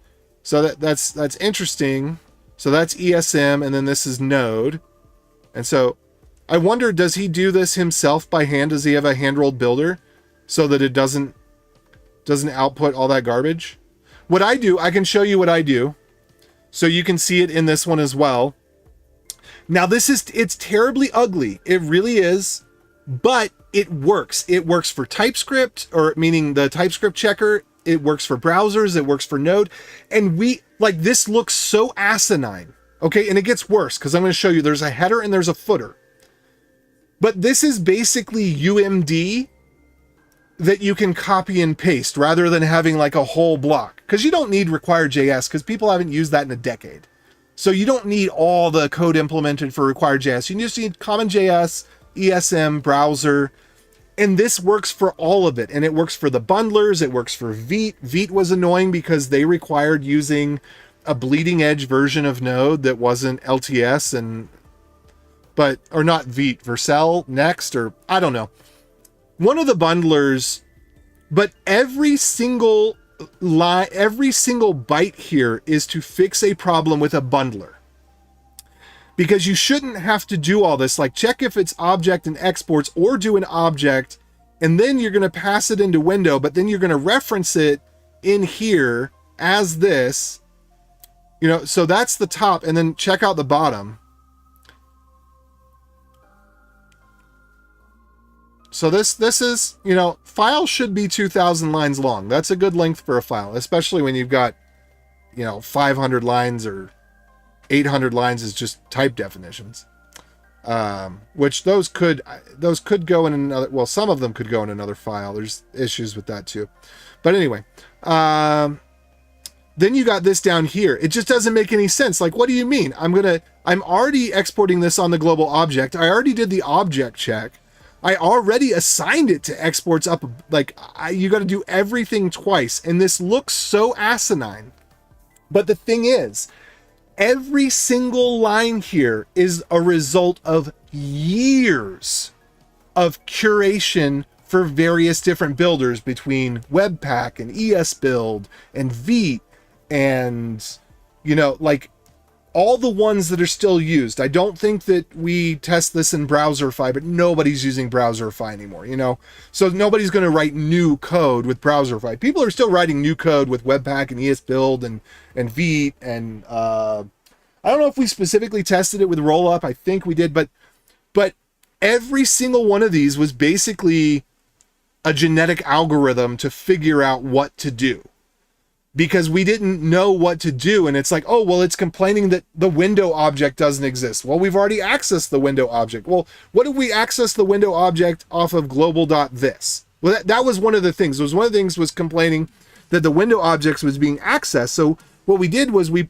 accessed global.this instead, so that it wouldn't trigger that build system to start building for the browser. Because some of the build systems, if they just see window as a global, they'll start building for the browser. And so we had to add global this.window, which means that we have to pass window in up top,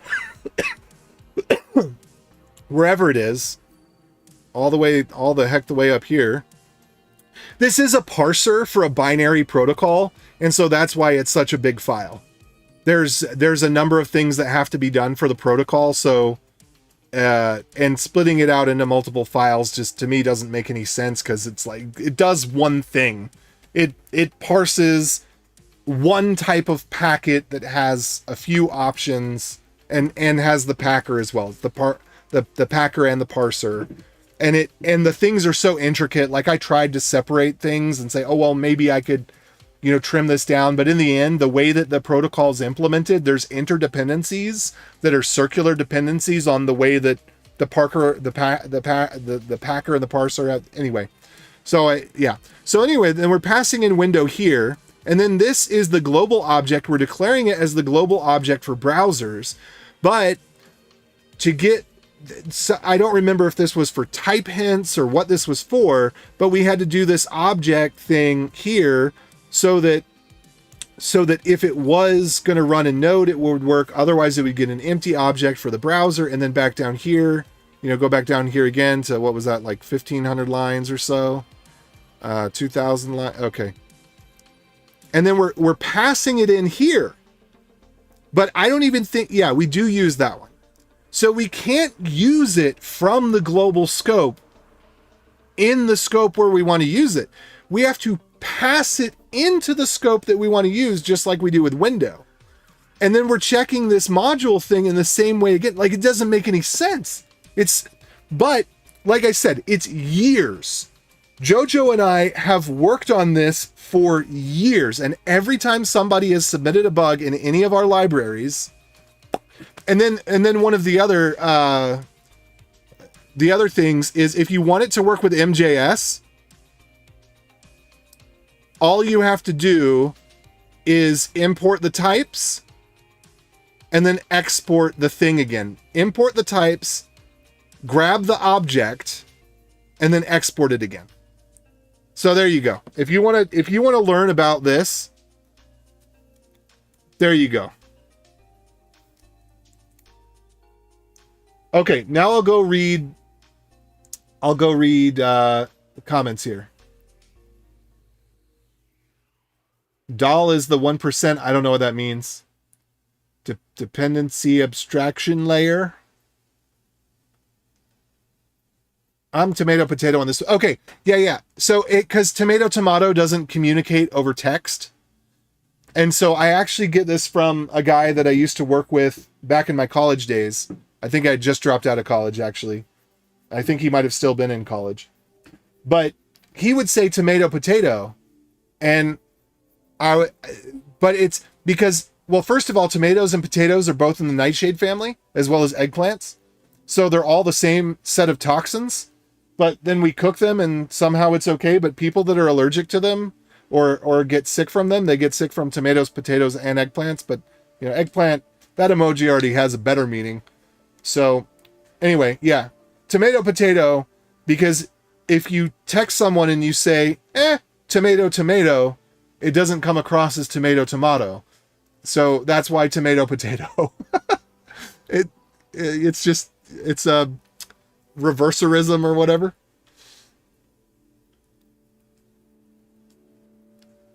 Yeah, at least that one is abstracted out in its own abomination of a file. Yeah. Those aren't obvious things. They look really hacky and there's not a way to get knowledge about them in advance. This is true. This is absolutely true. You know, you can have, so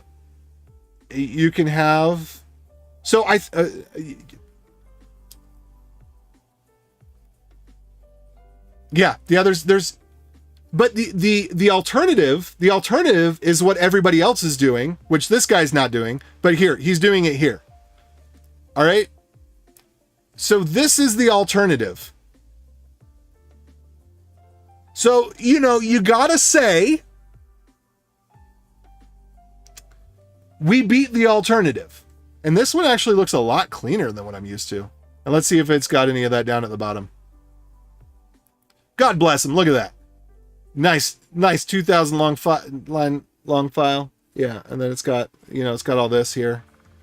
Beep. Okay. So anyway, yeah. So we're not much better. Not much better, but a little bit better. And this one is way cleaner than what I've seen in the past. I wonder if he hand rolled this. I wonder if he is grabbing this from somewhere, because when I've seen these in the past, they do not look this clean. So maybe this is the latest UMD. Maybe with the latest UMD, they've been able to compress it down a little bit. It must be, because Global This was not in most of the UMDs for most of all of time. Global This is very new. Like, I can't imagine that anything that's using Global This would actually be using Define at this stage in the game. Those are mutually incompatible. Noble hashes, yep, Paul Miller. So the thing that I was just showing you, the Sec P256K1, it's Paul Miller's. It's Noble Sec P256K1.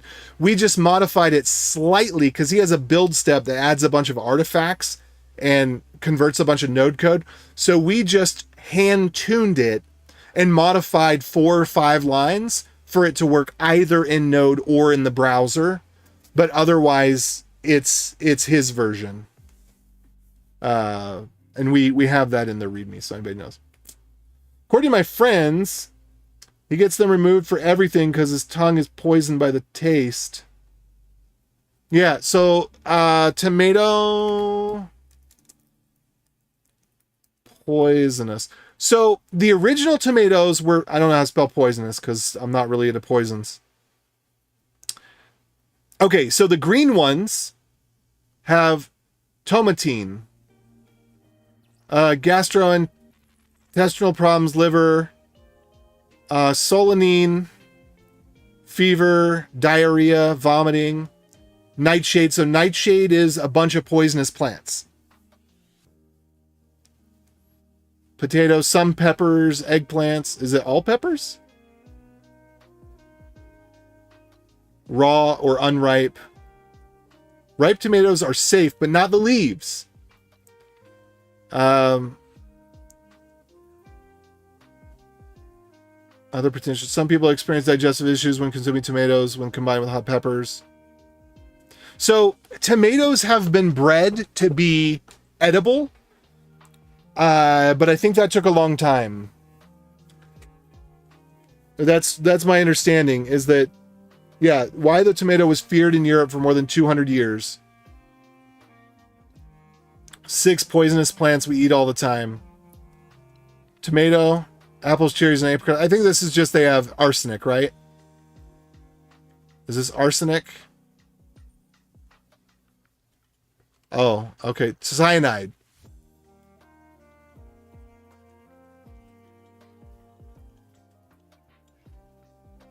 Yeah, kidney beans. Rhubarb. Yeah, so there's a ton of stuff that...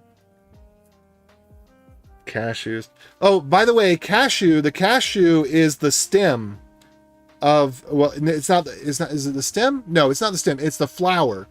It's the leftover part of the flower. Yeah. Anyway, all right, enough of that. Back to work. Okay.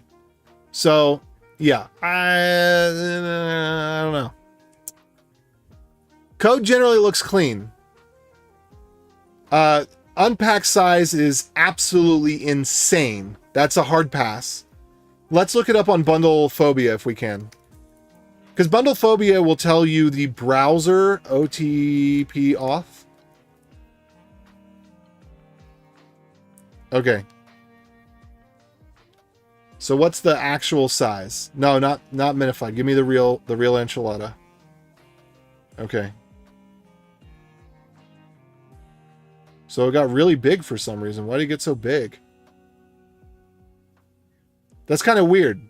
Why did it in 9.1 to see what I'm talking about? See, this is what happens when people are maintaining something that doesn't need to be maintained. They want to have like the latest JavaScript features. They want to start using symbols and sets and then they got to try out enumerable properties. You know, it's like, what about objects? What about JSON? Maybe JSON works. Maybe all you need is object, boop, boop, boop, boop, boop, add the 5 things, pass it around.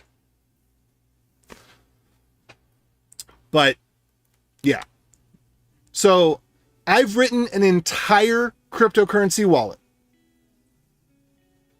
from scratch myself. Well, except for SecP256K1 and then the HD derivations I ported. So I didn't write it from scratch from spec. I ported it.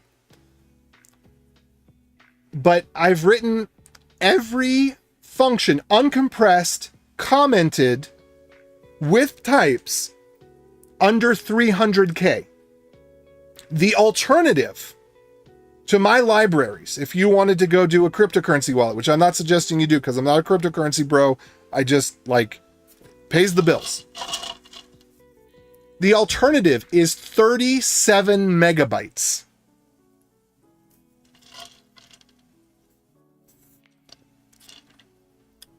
So I bundle phobia. All right. Anyway, sorry for ranting and hating and all that.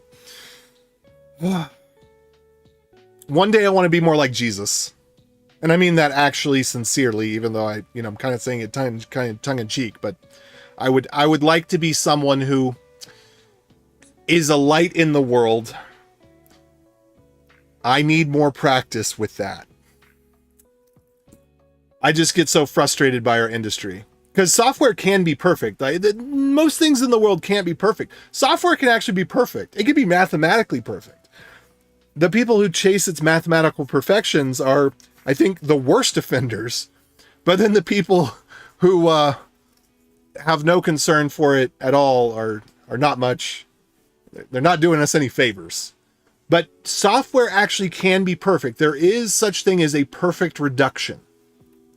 You can't, and this is what SQL optimizers do, is they find, okay, given this set is either unbounded or bounded. Bounded meaning basically I can count it on fingers and toes, and that it will never get bigger than that pretty much under any circumstance other than an attack to try to make it get bigger. But in the natural course of the system, it will never get bigger. So essentially things that are enumerable. So there's those, and then there's unbounded sets, things that will grow to as many people as there are on the planet. We could call that unbounded because, you know, technically the number of, if we had a list of every person and all of their favorite books, technically it's a finite list in the sense that there's only 10 billion people or whatever on the planet, and they only have 10 or 20 favorite books if they're a book reader, or 1 or 2 if they're not a book reader.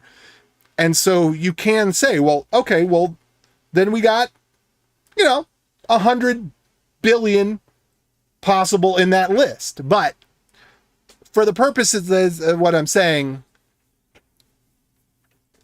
bounded sets are essentially countable and unbounded sets are non-countable.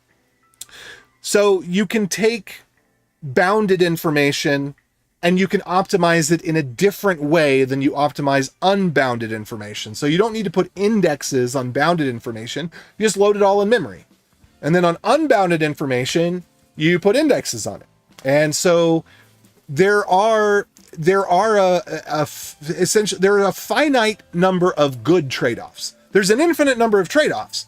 You can do things bad in an infinite number of ways, but when you try to optimize, you hit that triangle, which is the cheap, fast, and good triangle. And everything is like this, whether you're talking about databases with ACID compliance or databases with engineering of cars or buildings. Everything has this triangle. And what you end up with is you have 3 possible optimizations you can make. You can make the optimization that's this edge, or that's this edge, or that's this edge. Those are called edges and the points are called points? Sorry, I'm not hip on all the mathematical terminology, and hip isn't even the right word because it's legitimate science.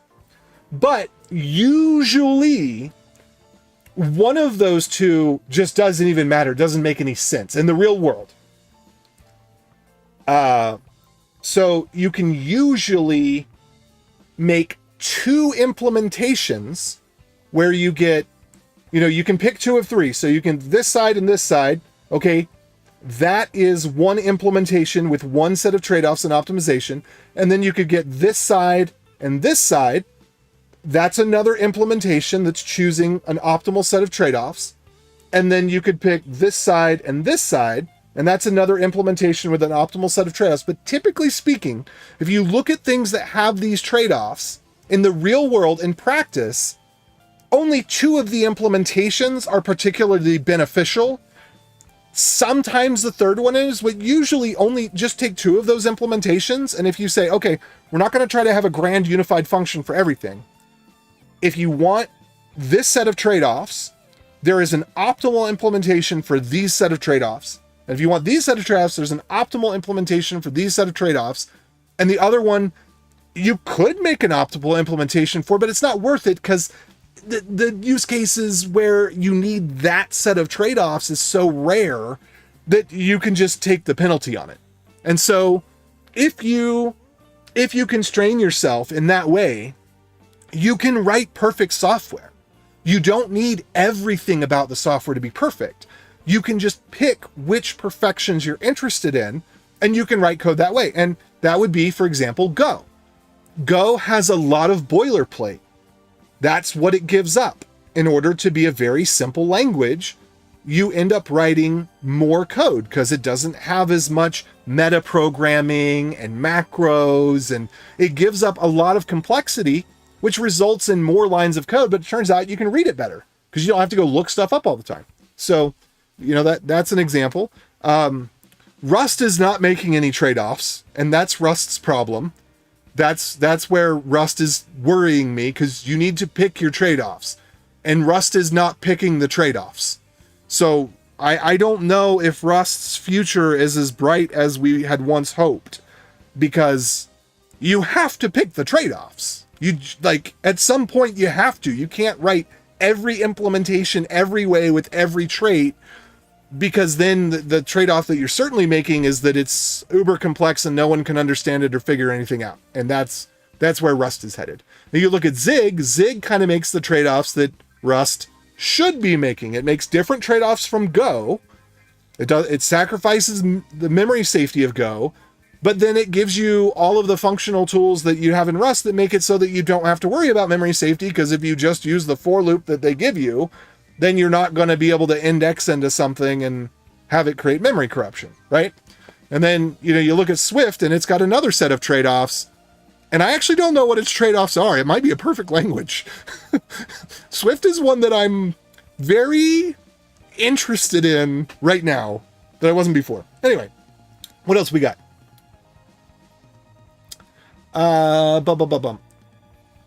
Centuries of work to make them safe. Yes. Eat raw cherries and cherry tomatoes all the time. That's weird. I can't see Humar's comment. Oh, yeah. Because yes, we have Twitch and YouTube here. Centuries of work. You convinced me about that code, but for newbies and JS like me, it's not obvious. No. I'm not saying it's obvious. I'm not. Yeah, I get it. And I hate things that aren't obvious. And maybe in every single one of those files, I should put that link. Maybe that would be the right thing to do. In fact, with you bringing that up, I'm making a mental note to copy that message from Jojo about the article that explains it, or the repo that has all the experiment. Because he tried for dozens, because I got everything working with everything that I had used, and then I gave it to him, and I'm like, here, it's open season. Now you have this to use. And he's like, but it doesn't work in this and it doesn't work in that. And so then we had to workshop a little bit, and then he did a lot of stuff on his own. And I think the majority of the work, like I had the basic stuff done for general browser node and I think Webpack, but everything after that, there was a little bit of workshopping, and most of it was him to figure it out. And it's highly specific. It's highly specific because, like I said, I think it was Veet or Nuxt or one of those ones that's really hot right now. They had some sort of bundler that they were creating a new bundler and re-implementing all the bugs of the previous bundlers. And we needed to get something out for somebody who needed it that week. And we had to we had to switch versions of Node and drop compatibility. I mean, it was fine because we didn't have other clients yet. It was just an internal thing, but we had to drop some compatibility and so that we could support bleeding edge Node bundler stuff. And headache from yesterday's mistakes is finally having the better of me. That leader of vodka. All right, Hunar, have a good one. Let's see. Code is good. Have some explanation. Okay. So I will do that. Because anytime, there was one, Josue, who hasn't shown up in a while, but he was here a few days ago. I haven't been shown up in a while. That's why he hasn't shown up in a while. So Josue was making an argument with me about the way that I do Yoda conditions. And he was saying that it makes the code more difficult to read. And I'm saying, well, it's perfect. Because if you do Yoda conditions, then you can't get the accidents that you get in JavaScript. But the compromise is this, and I've stopped doing Yoda conditions because of Josue. Because if I'm doing something to make the code more perfect and more readable, and somebody says this makes it much less readable, and they're not one of those people that want everything on a single line, because those people I'm not gonna cater to them when they're like, but you could put all 6 of these lines in one line. Sorry, not gonna do it. I've learned from experience over and over again that's not the right trade-off to make ever. So anyway, in my language, AI script, you're not allowed to have an assignment in an if. And so because of that, an AI script is a language that runs in browsers. So basically everything that I write these days, I write an AI script. It's a language that only exists in my head, but it's optimized for AI. Also, the I is a swash letter Roman I, which looks suspiciously like a J. So it's one could read it mistakenly as AJ script. But it's designed so that everything must be broken down into the simplest components, but not simpler. And you don't have classes, you basically just don't have hardly anything. There's not even switch statements, because switch statements can't be implemented safely in the browser, or at least you cannot use switch statements in a way that the browser will use them safely. So switch statements just aren't in AI script. And so there's a bunch of stuff like that. And so, yeah, so now, because I found other constraints that allow me to not have to worry about the problems that I was trying to fix with Yoda scripts. And in the other languages that I care about, Go and Zig, you also can't have the Yoda condition problem. So Yoda condition is when you say, instead of saying if error equals null, Yoda condition is if null equals error. And the reason that you have a Yoda condition is because this throws a type exception. This grants anyone authorization into your app without having to pass the authentication function. Apple actually did this a few years ago. There's a t-shirt for it. No, that's not what they did. They did something else, but it was similar. It was similar. Yeah, there's a number of things that over the years I've just found that if you can code this way, then you can never have the number of problems. It's infinite, but infinities are different from one another, and you want to have the smallest infinity that you can for how to write a program with errors. You want the ratio of how to write a program that does the correct thing to how to write a program with errors. You want the correct thing to be as high a ratio to that infinity as it can be. And yeah, so anyway, all right, I'm going to get back to now. And I think I really will maybe get back to work now. Thank you for engaging and bringing about this lovely conversation. Okay, so where was I at? Let's see, what's the last thing that I fixed before all this? And let's see, let me also check what's the time right now. Have we been ranting for an hour now? I think we've been ranting for an hour. Has it been really an hour? No. It's been an hour. 22, 27, 23, 27. It's been an hour. Dang, y'all got me going. Well, thanks for sticking around. Well, I guess, yeah. Anyway, so I will dock that hour from my hold on just a second.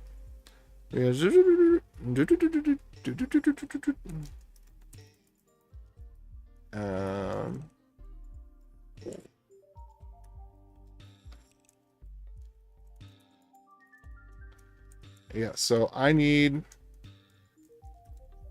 because I'm actually doing real work, and so I'm just gonna dock that hour out of my work time here. If I go on like a little 5-minute rant or rave or whatever, then that's fine. That's par for the course. That's water cooler talk. But if I get too far off the beaten path, well, I gotta dock my hours. Okay, so I just made. Okay, what I just made good was this. So I want to convert. Where's my test case? So there's my test case. So what I want to do is I want to adjust my test case. We're going to go into VI command WebAuthn verify. And I'm going to leave in these things. I should be able to get RPID out of there and challenge out of there, out of the attestation file. No, not okay. So with the assertion, it's going to be I'm going to call it stored challenge.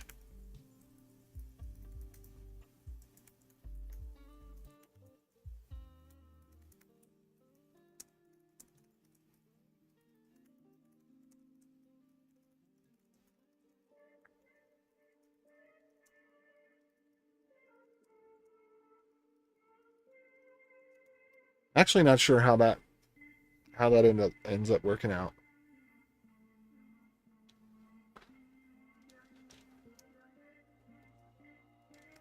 So what I actually want to do, my plan is to not use WebAuthn the way it's intended.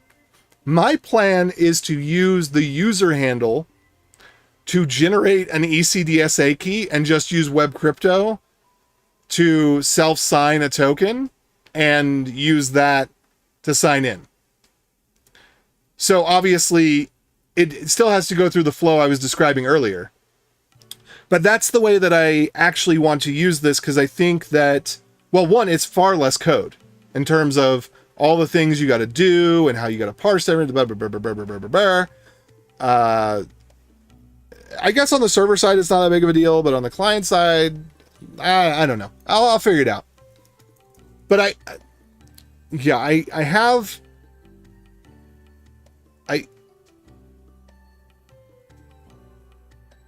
It makes sense to have a nonce from the server.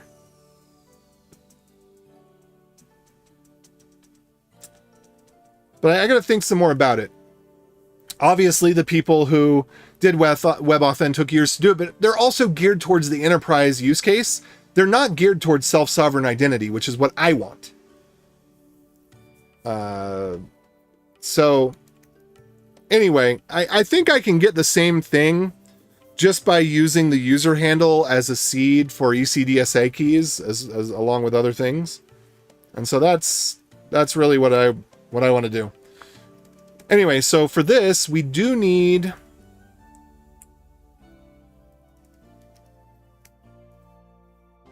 to potentially grab this information out of there. I want to see if I can grab it out.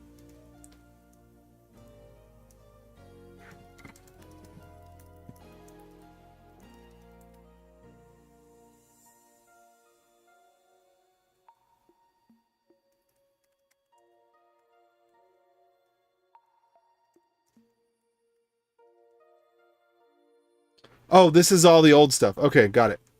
All right, so I'm actually going to get rid of most of this.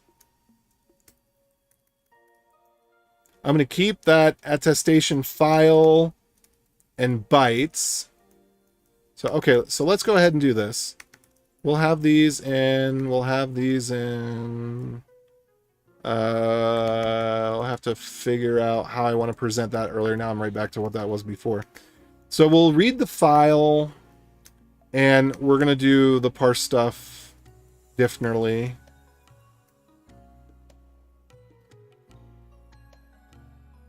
So I'm going to get rid of all that. Yeah, okay. So now we're going to go back to our test case, which ended up being much more beautiful. Because at first I was using hexadecimal, where I was supposed to be using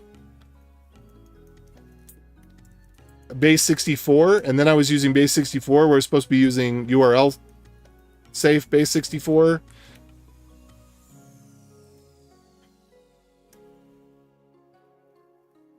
Wait, what was I doing here? Wait, what? Did this not?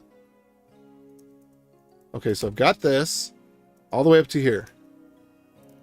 Copy. That's all I need. It was very little. Okay.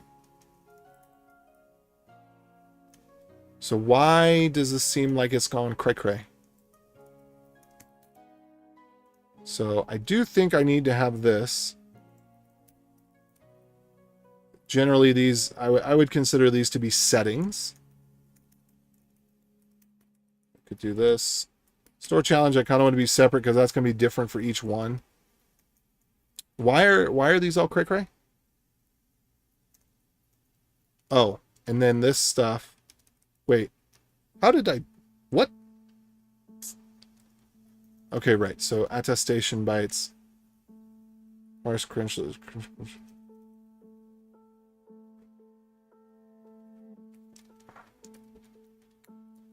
And this one is credential creation.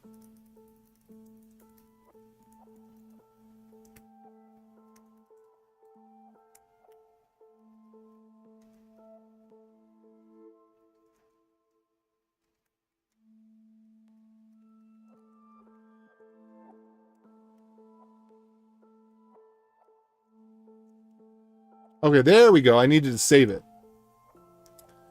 And then the stored challenge goes here.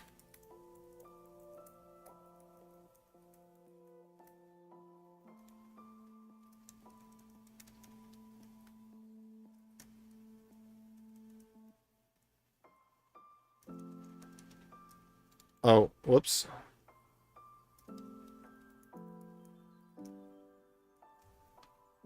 Oh, no, that's not what I wanted. Dang it. What am I doing? Read file.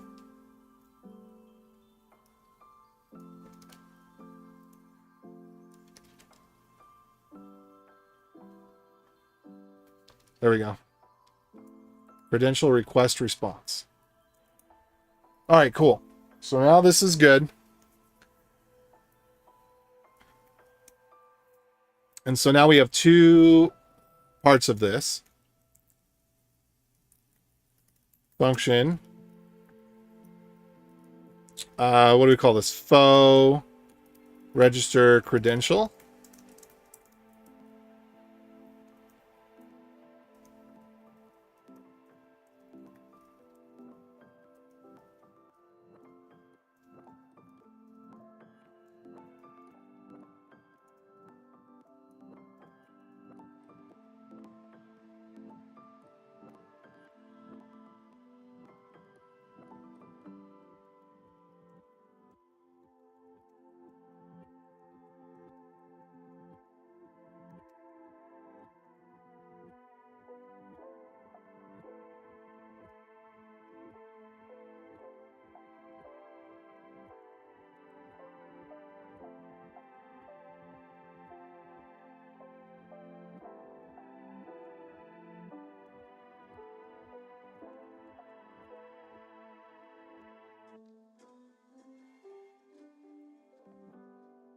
I don't know. This is like, it's so simple. I don't know how to create the communication that I want.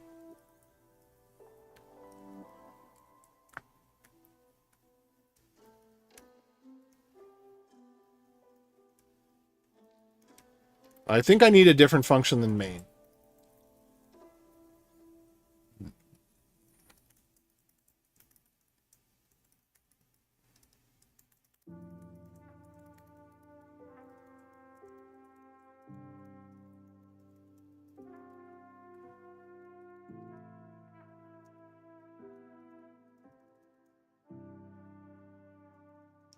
So where are those bytes at?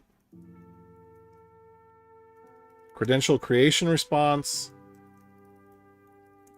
And I need to go figure out what type that is.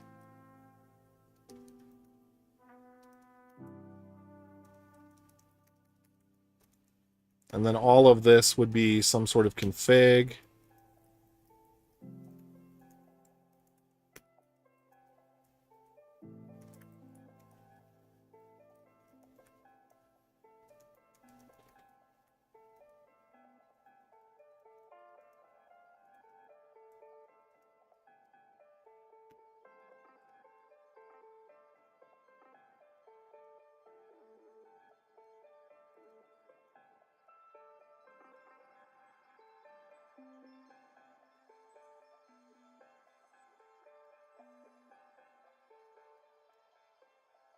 It's hard to communicate when the dummy file is this simple.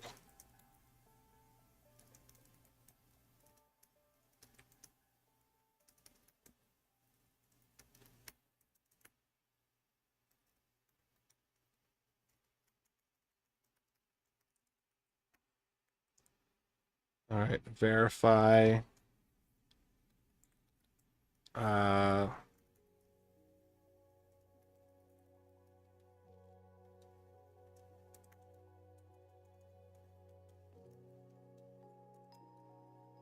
what the freak is going on?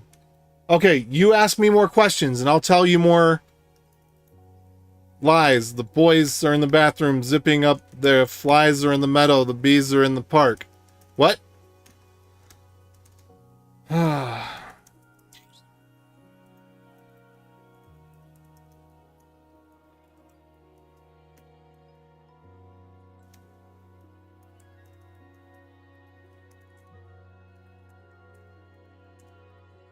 So yes, ask a clarifying question, please. Now I'll respond.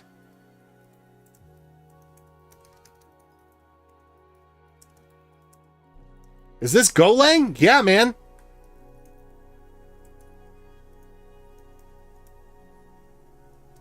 Whoops. Oh, and you know what? We're gonna get rid of those swigglies in just a second.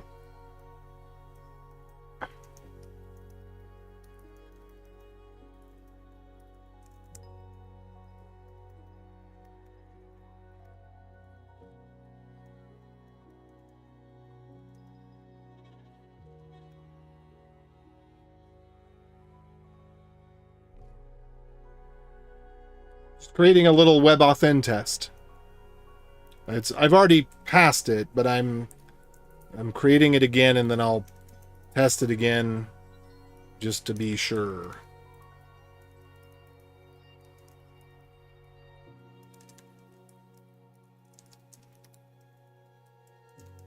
Make sure nothing is changed.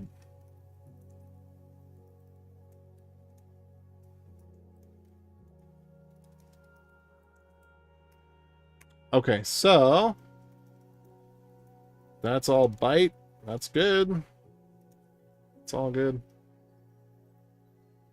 So we'd have some sort of config struct or whatever.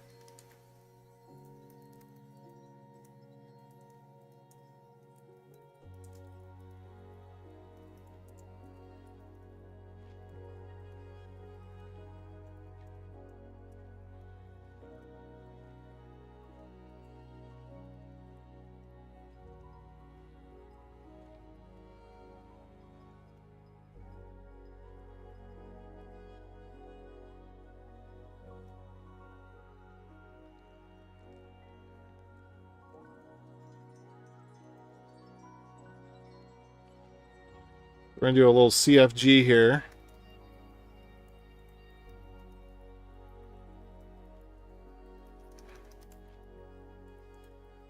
Just trying to figure out how this is going to be communicated.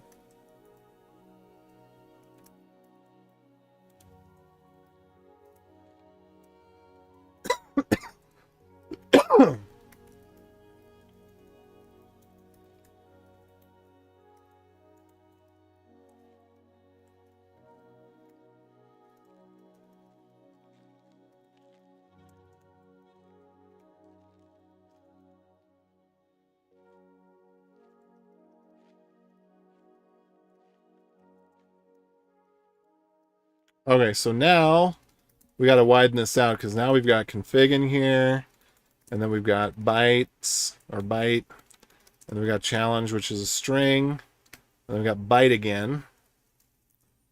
And so then we're going enterprise hello world, baby. Nobody can stop me now.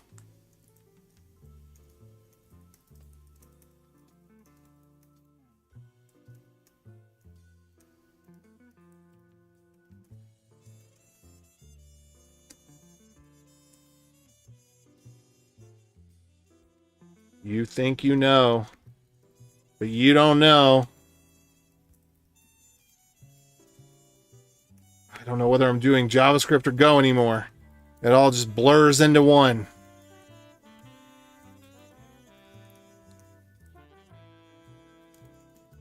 Top origins, nil, user verification. True, I guess. Okay, and then we're going to pass that in here. So, config. You know, actually, what we'd probably do is we would just make this part of the WebAuthn object. Hold on. I'll fix it in a second. And then we're going to have stored challenge. So let's bring that stored challenge over. I'm just trying to have this somewhat emulate the way that the flow actually works. Let's see here. Okay. It's been a minute since I've written some Go. What are you working on? What exactly is this for? So we're going to integrate. I'll give you the link here. If you're interested, you can check it out for yourself. So here's the link, and there's a link to the code as well. So here's the source for the code. And then this is the demo, but the demo is boop, sign in with passkey. And so right now I'm working on the server side for the sign in with passkey. But this, I tried to make it not an abstraction. I mean, there has to be some abstraction because of how absurd the spec is. Like, for example, there's no way to log the object. You have to read the documentation and copy the properties over one by one. There's a lot of stuff in the spec that's not implemented in the browser, or it not implemented in a way that you could like reasonably use it. There's a ton of unnecessary boilerplate that's created by just being fancy. And so to defancify it, there's some boilerplate. But basically, if you look at the code, there's a lot of comments in there. I think that actually this example here in the README does it pretty well. This is basically what logging in with a passkey looks like, plus another 15 lines. Like if you wanted to do it with nothing else, you mainly just need something to convert to base 64 for you. You need something to map the keys of the objects, and you need to have something to manage the signal state. And so that's what, this isn't a library right now, it's just a demo, but it's starting to become a library. So if we look at, yeah, I could put some of this stuff under public or something, and then have a symlink inside of public that references back to, right now it's called app.js. But to give you an example, okay, here's some values that you need to know. They're basically constants, not a big deal. You need to have a text encoder instance. You need to have something that can go from buffer to base 64. For debugging, you want to have something that goes from buffer to hex.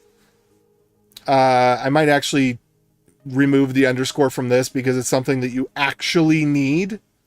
So yeah, I'll remove the underscore from that. And in fact, I'll just do that right now. Hold on.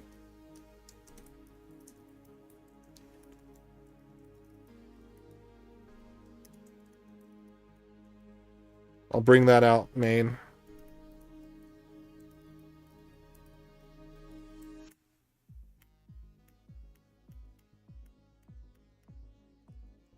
Because hex is not necessary for the spec, but base 64 is. Hex is just because if you just look at the hex, you can see, if you look, like Command F, and just take some random sequence of bytes from one of the fields, and you can see that it's copied through multiple fields.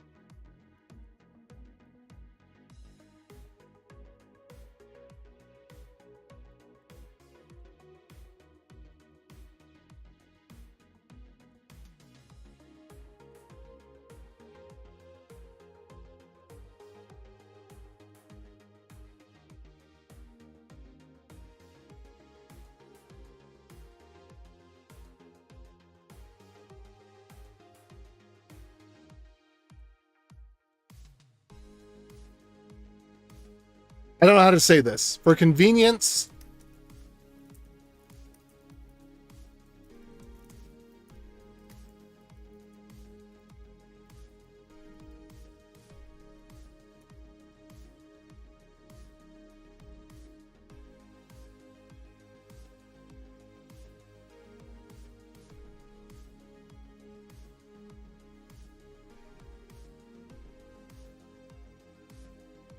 there we go.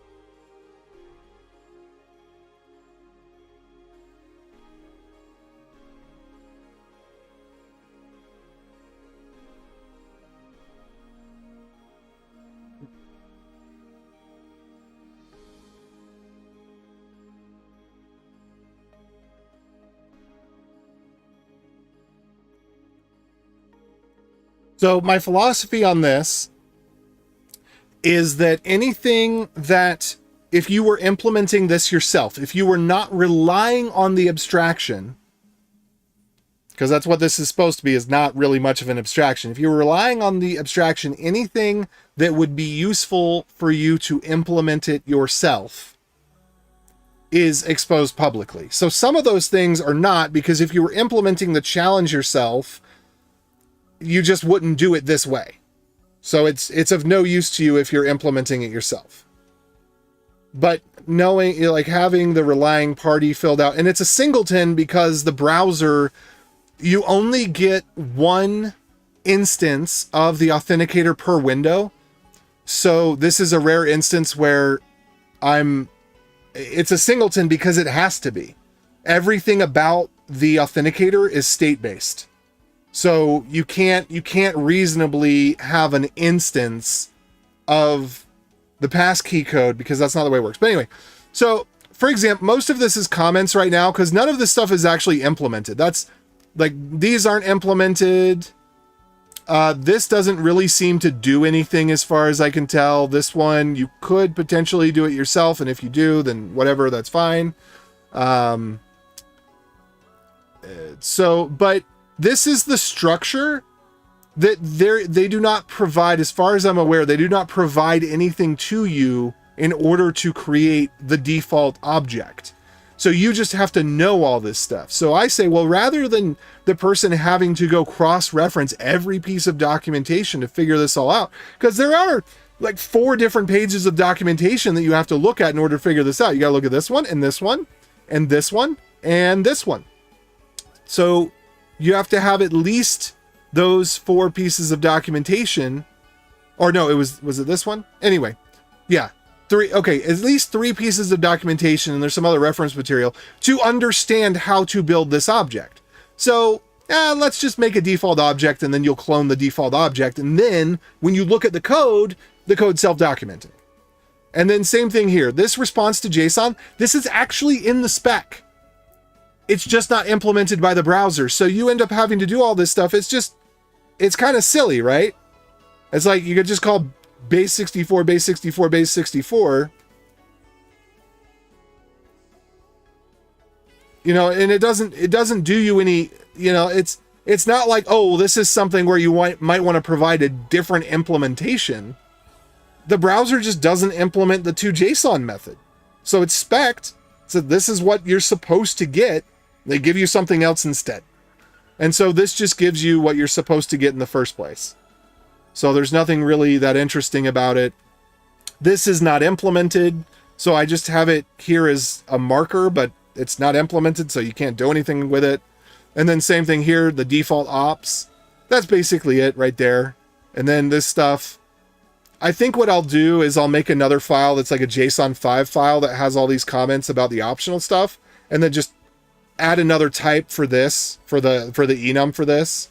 And then, yeah, and then there's this toJSON as well. So there's 2 toJSONs.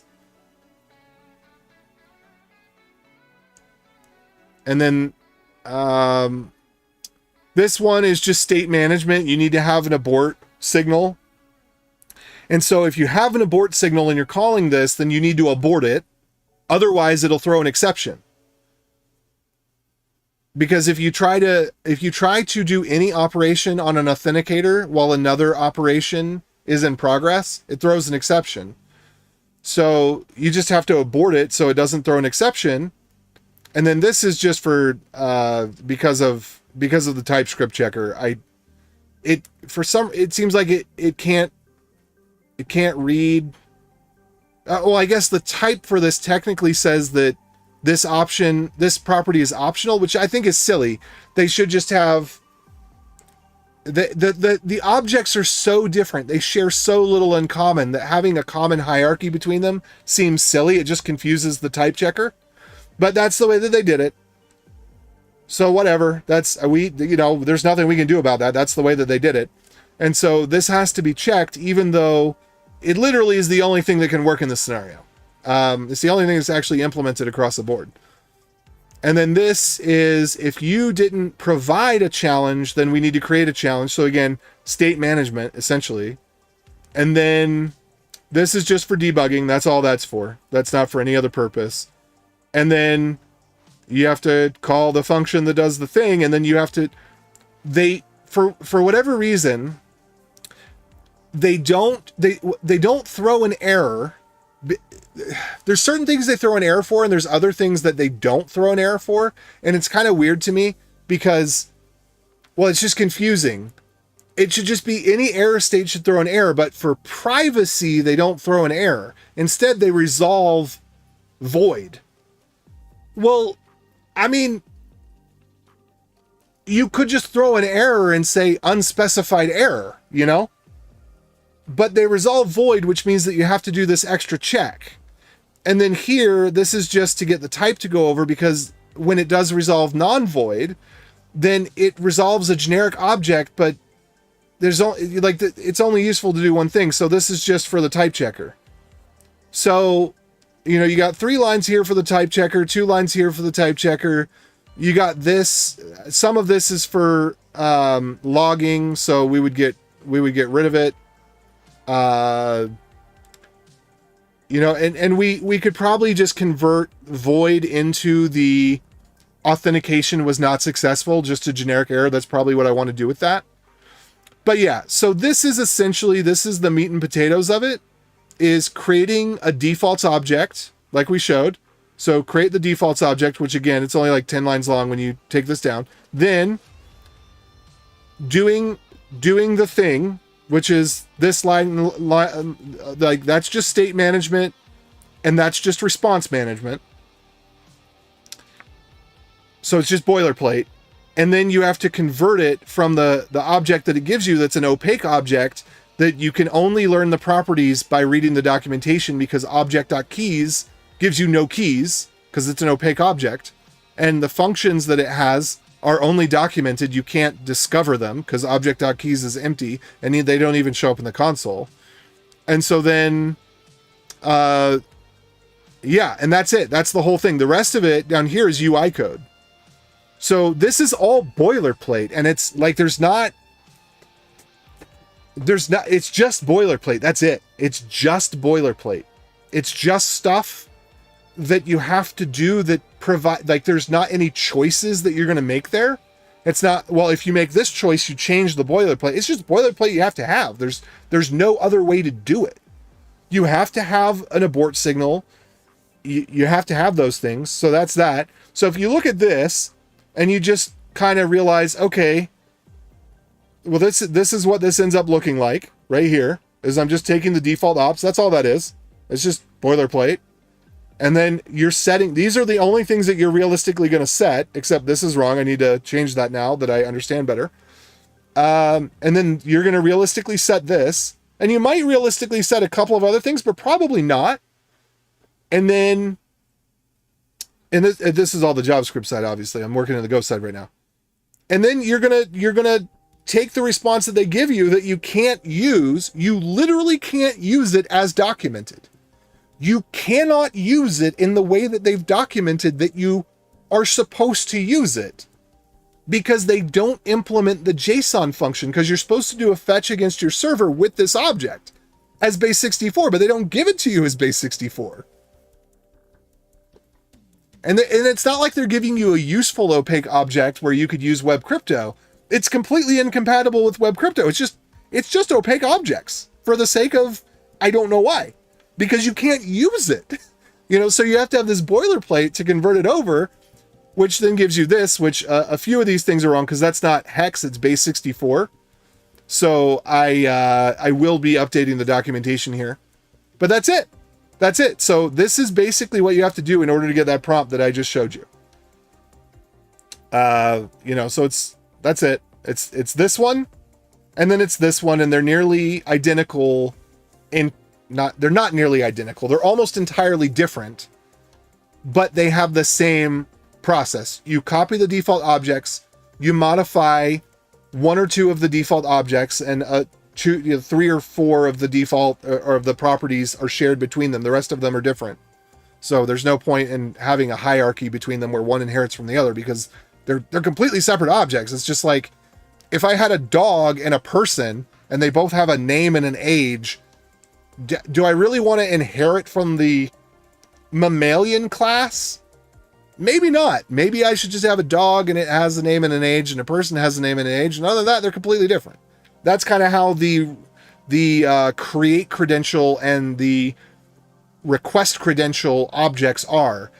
They are similar in trivial ways, but that's the way they chose to spec it, and so then the type checker is.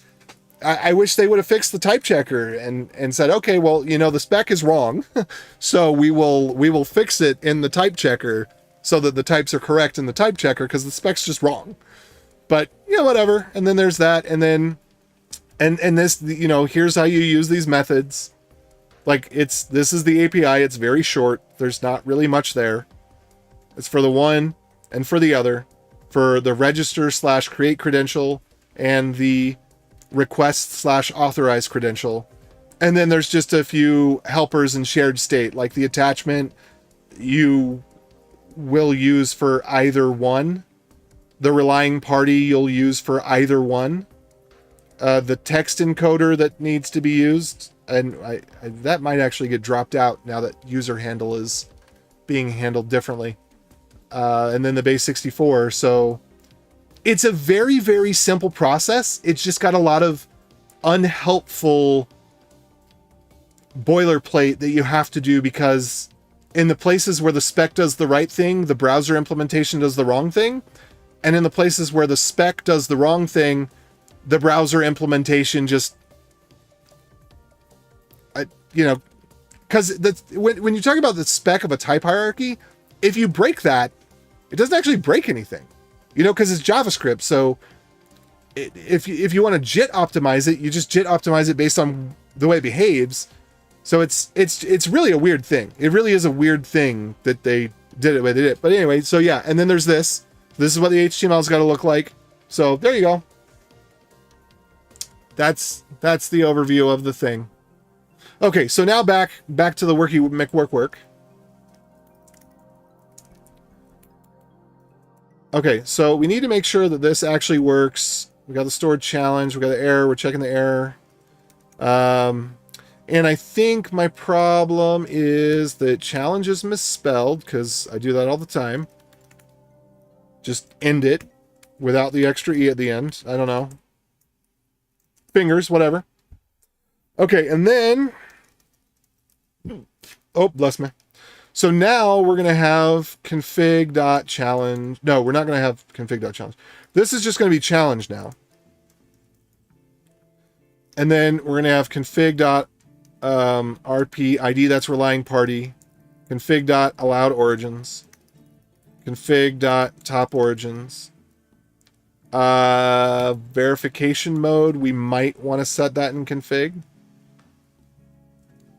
But I think auto makes sense. You either fill it out or you don't. I don't know that we need really much more than auto for this. I'm open to hearing why, but if you're going to use top origins, you're not going to set it to null. And if you set it to null, then you're not going to use it. So,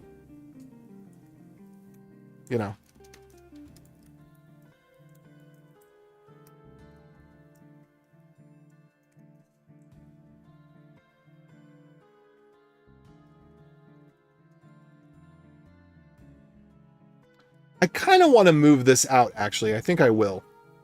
I think it makes sense to move this out.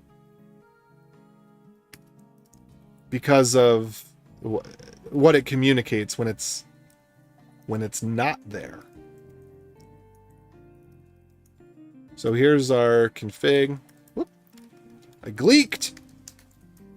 I'm a gleeker. Just gleeking away.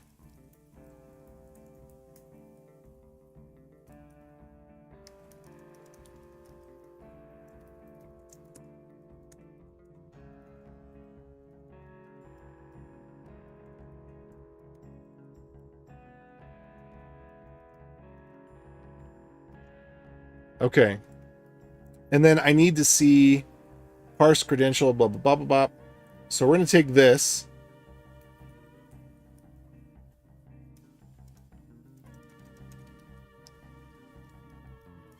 Parsed credential creation.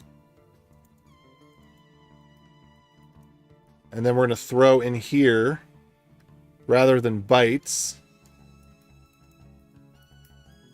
What? No, that's not what I wanted. Try again. Okay, that's what I wanted. I don't know how that didn't work out, but... Alright, and then we're actually going to get rid of config here in just a second.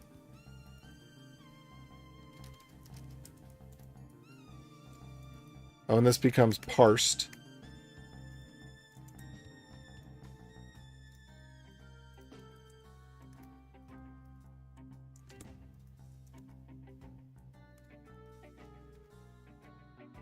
All right, parse credential creation response. Let's go check that out.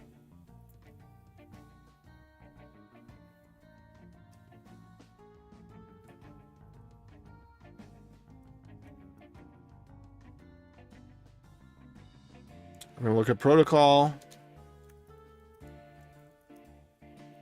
Oh, data. I think that might have been a little too on the nose, but whatever.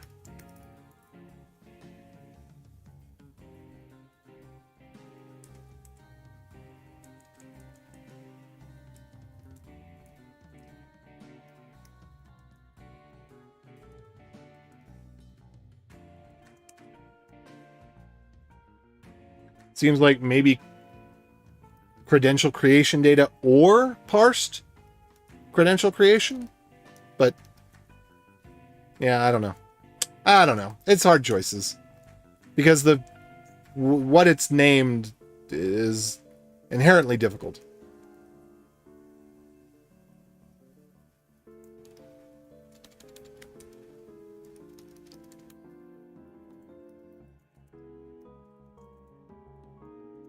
All right, so we got that one.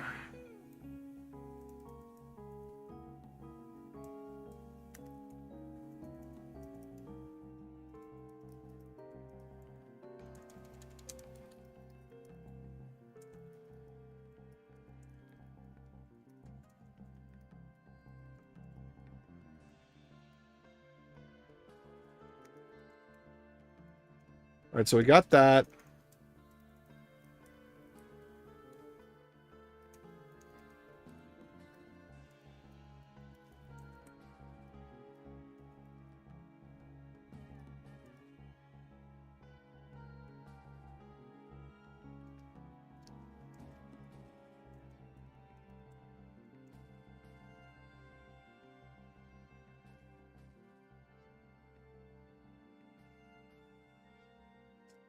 Okay.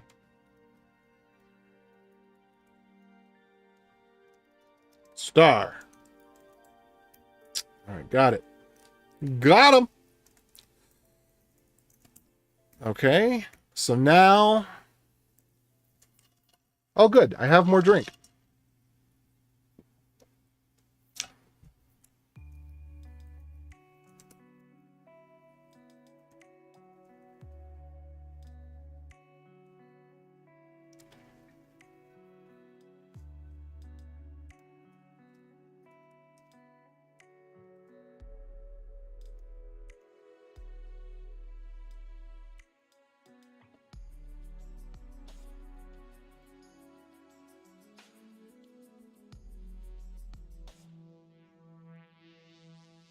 Well, I think there was one more thing. Oh, yeah. So we're going to turn config We're going to turn this into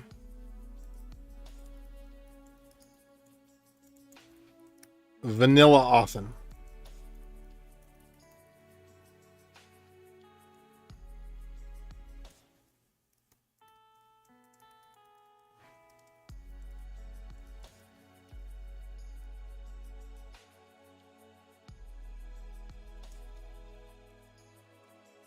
We'll just call it WebAuthn, maybe. All right, and then we're going to change all instances of CFG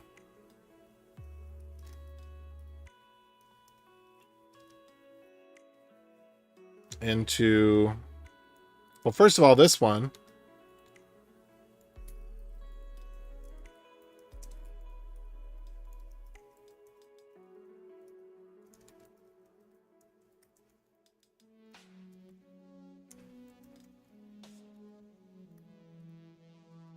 Wait, did that wrong.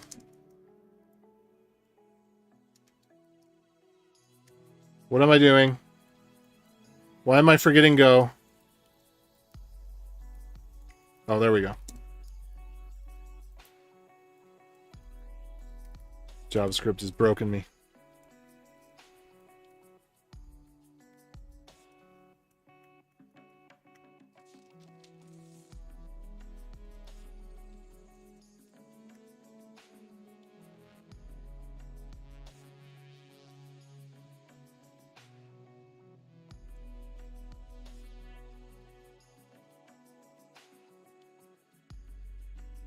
Okay, so this is a decent start. This has all the pieces.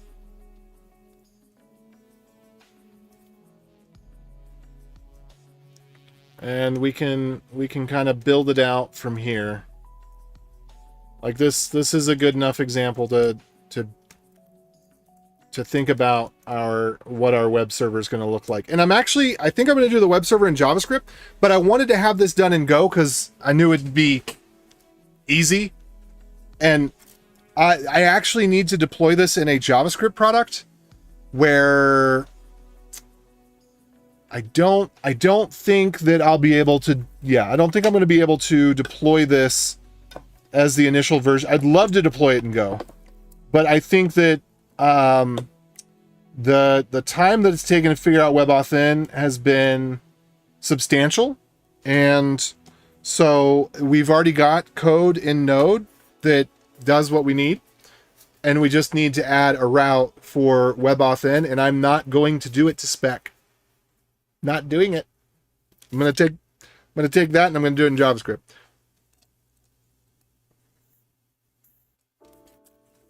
So what I might need to do is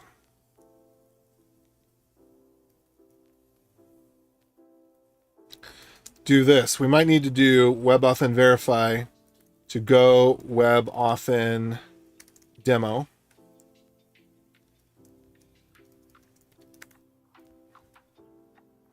Like that.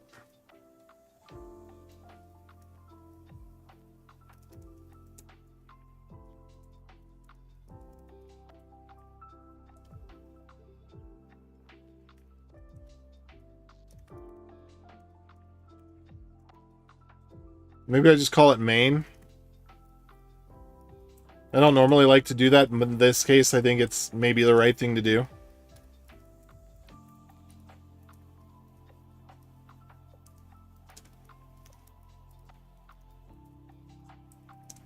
Ah! Help me! I've made a mistake and I can't get up. There we go. So I think what we need to do here is do go WebAuthn verify demo.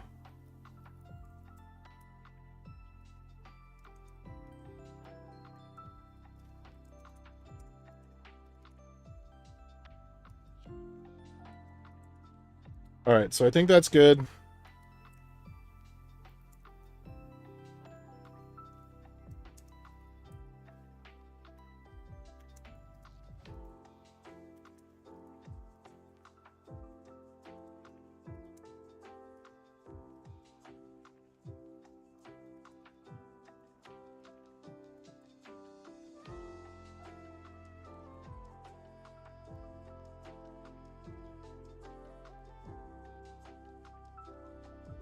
Oh, whoops.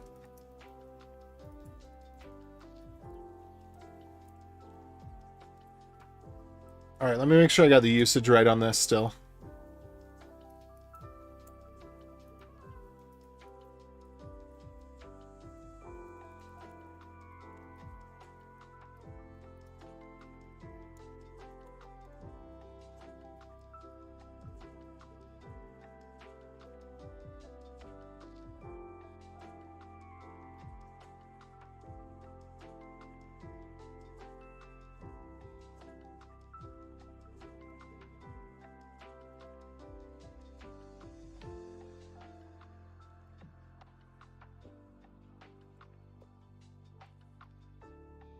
All right, so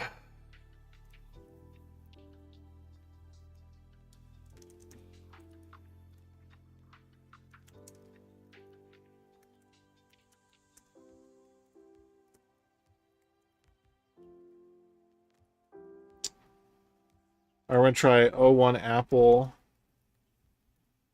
I'm so afraid to do this. Oh.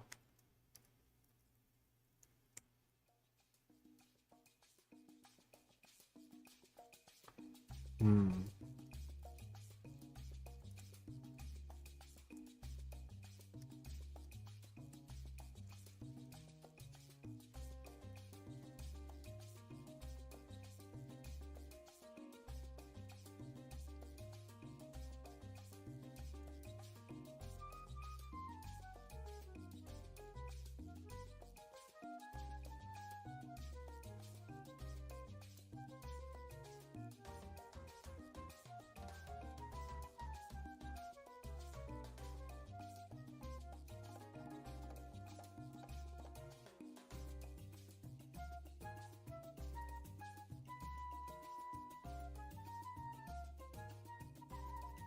Okay, so we got this.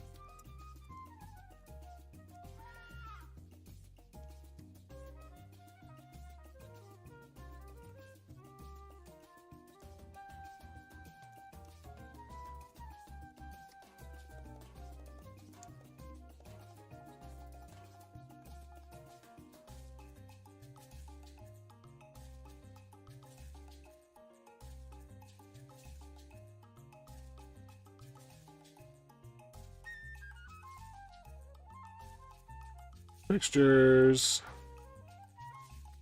YubiKey R1.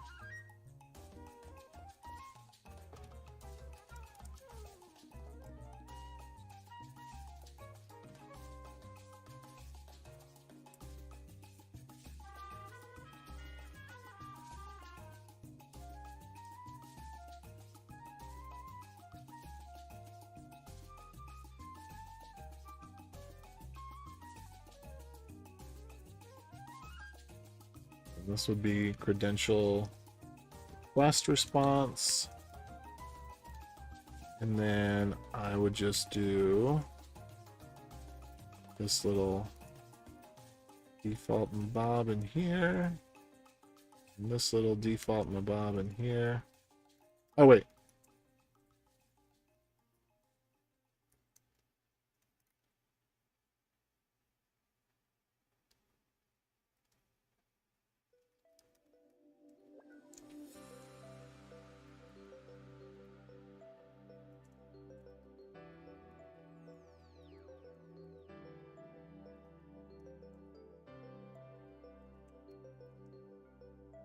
All right, so I think that's basically it. So scripts, go demo.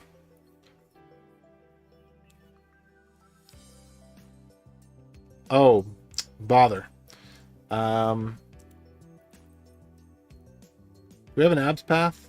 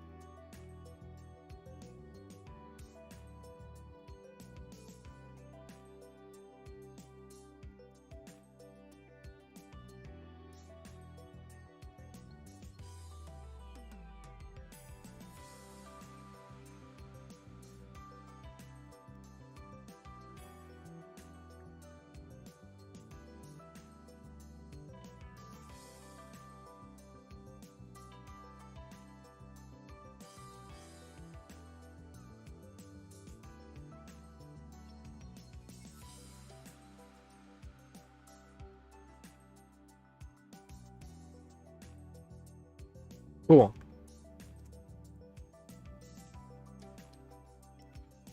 So let's use this then.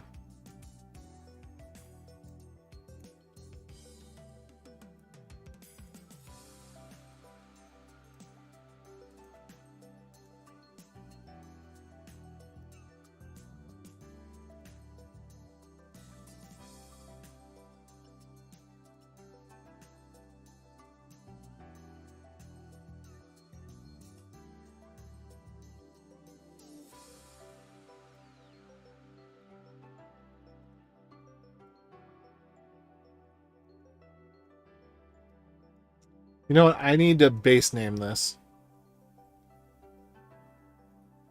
Where's my Go? My latest Go code. All right. Was it path base name? Let me just try it. Is it path base name?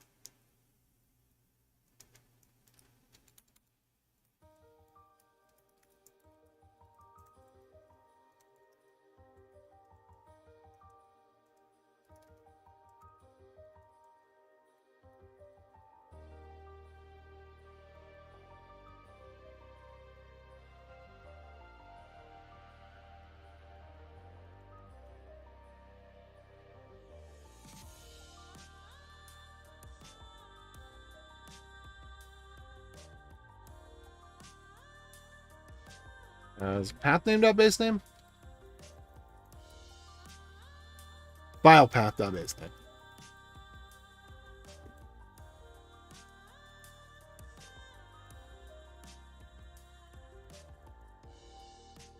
Okay. Go file path base name. What am I getting wrong here? File path. Base. Of course. Where y'all at? Help me out.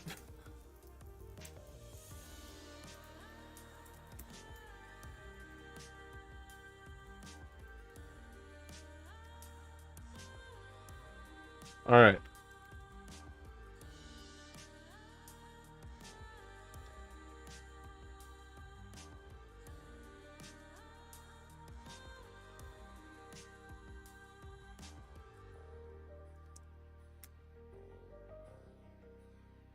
And then how do I strip?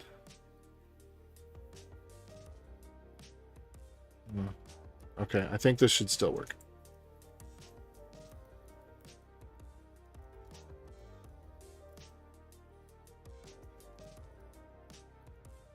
So worried that this is going to have some curveball in it.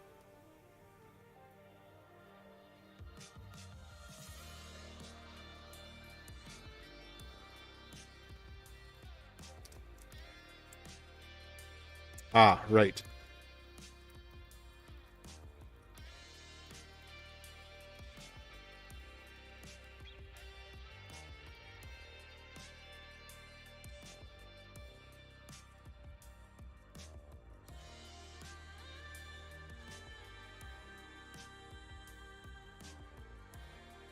Oh, error validating challenge because...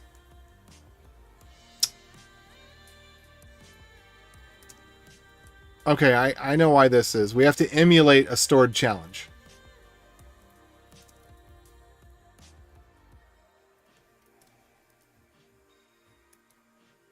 So that doesn't hurt my heart. Okay, client data JSON.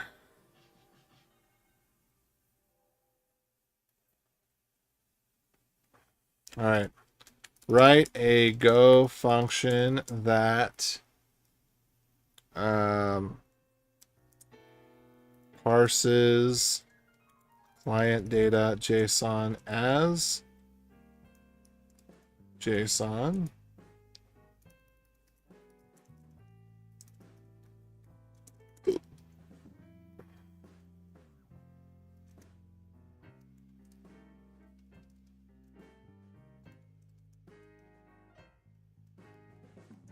Parses it as JSON and extracts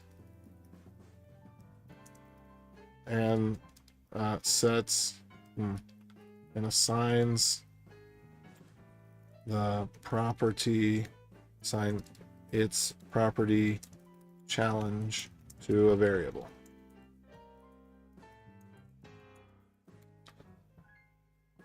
So I'm expecting it's going to create the struct. It's going to call the JSON modoodle, and then it's going to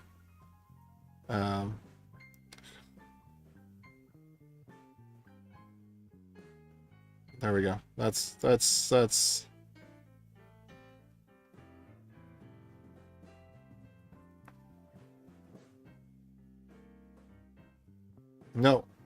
no, that's not. It's not what I actually wanted. Ugh, whatever. All right.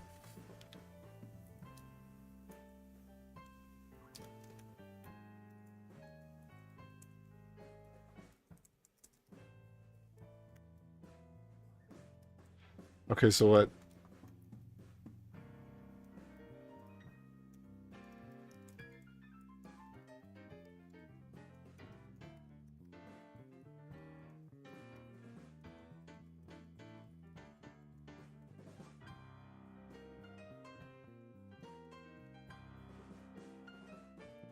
Um,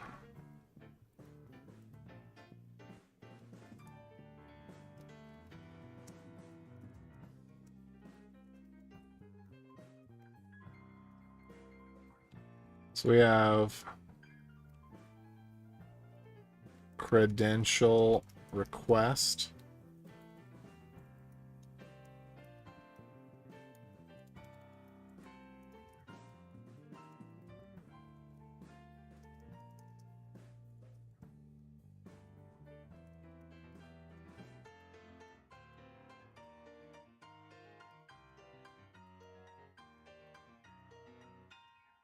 These are only for testing. So then we're going to read this in.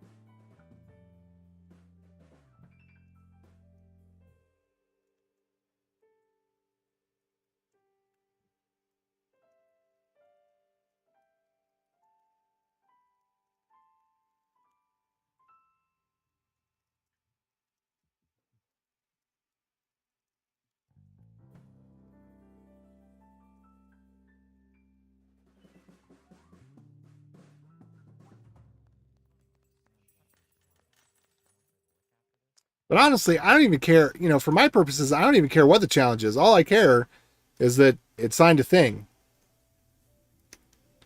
I guess the timestamp matters, and I don't think that they include the timestamp.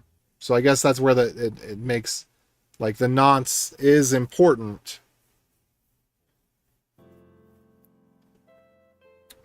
The nonce just needs to exist on any and all of the auth servers.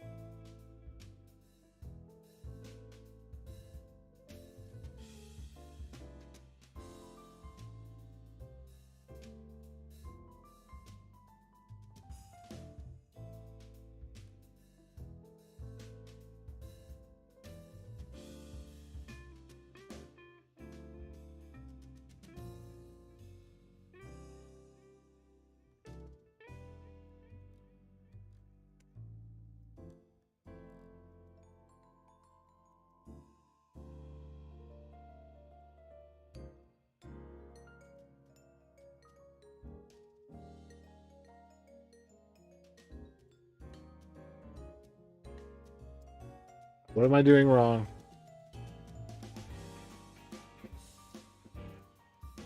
Hold on. Okay, decode and parse JSON.decode, JSON.unmarshal. Okay, and I got the thingies flip-flopped. Okay. Unmarshal. Is that with two L's or one L? I think it's just one, isn't it? L's are tricky in English. Okay, unmarshal. JSON unmarshal error. Okay.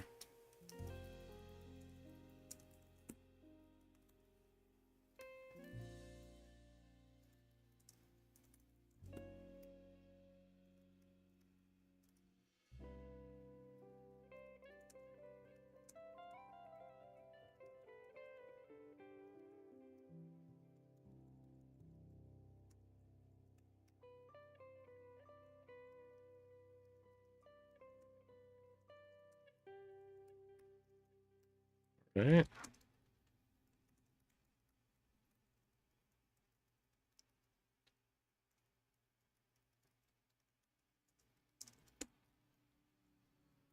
Okay, red query. This is going to be base64.url encoding decode string. Suppose I could have done just decode with bytes. Could just make this byte. I'll leave it string.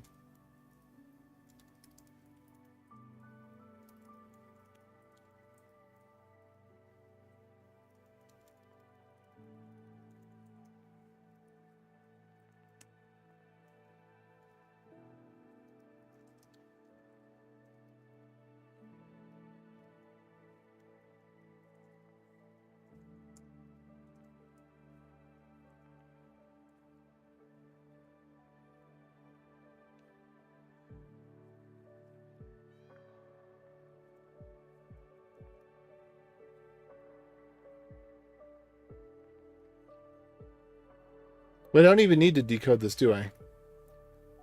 But wait, hold on. Redrack. Client data JSON.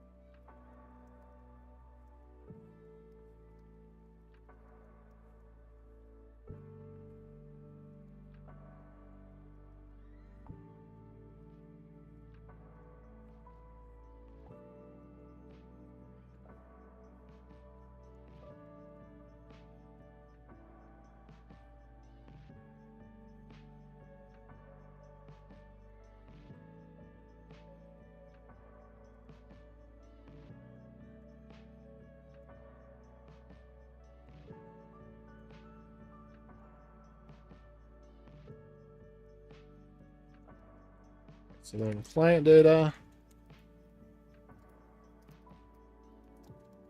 Nope, nope, not that. Not that. So what's up, everybody? What are y'all up to? What are you doing? Y'all got all quiet. We had such fun. It's the music, isn't it?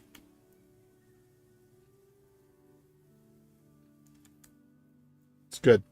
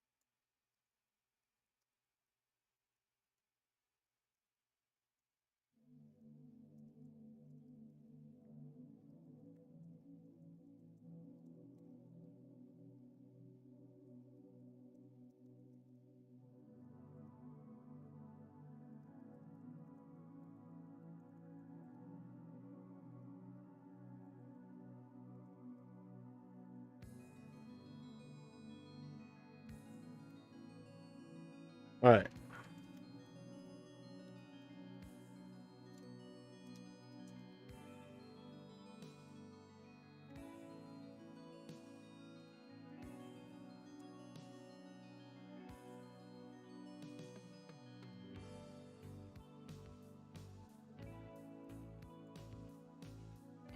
Yeah, I do kind of want to print this out though.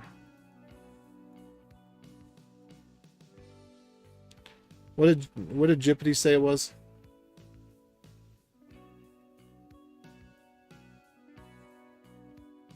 Type challenge origin. But where do we have the ID? Or I guess we just have to store the challenge in the database and then look it up. Is that the idea?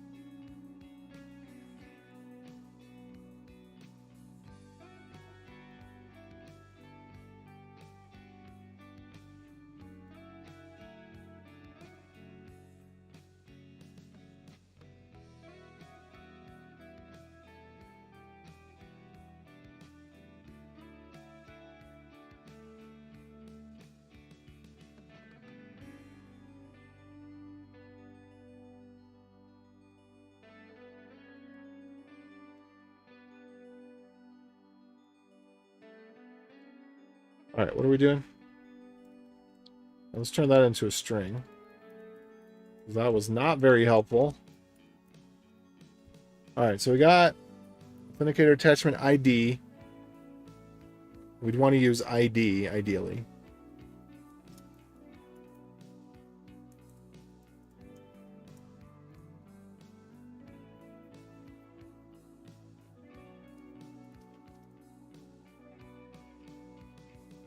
Well, I guess that's not even... we don't even use ID. Authenticator data. Client JSON data.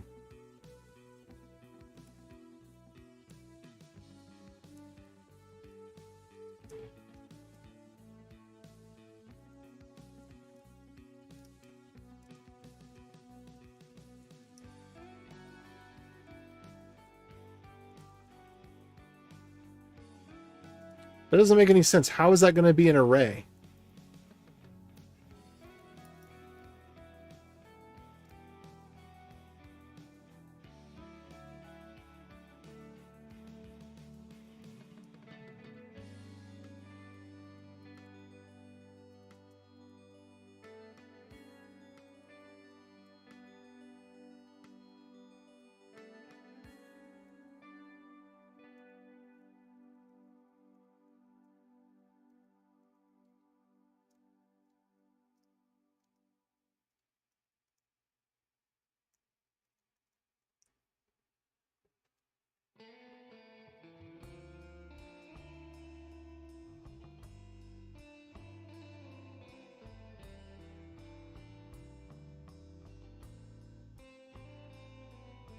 All right, what did I miss here? Oh, I missed... no, we got the tags. Am I passing in things in the wrong place? Unmarshal. I mean, just to double check.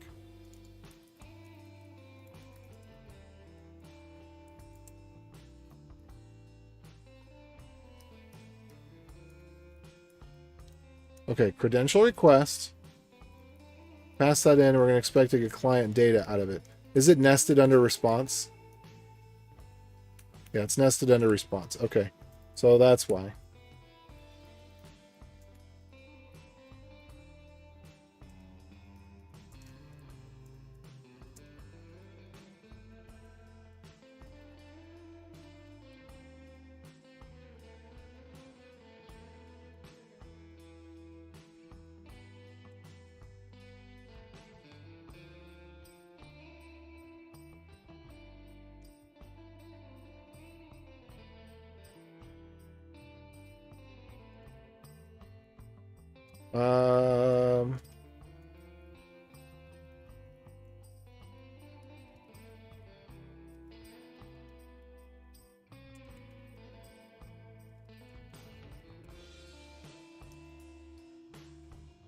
What am I doing wrong here?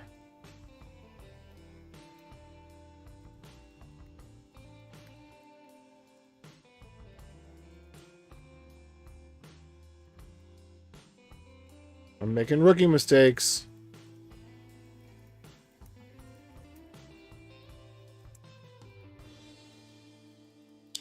It's the wrong type of embedding.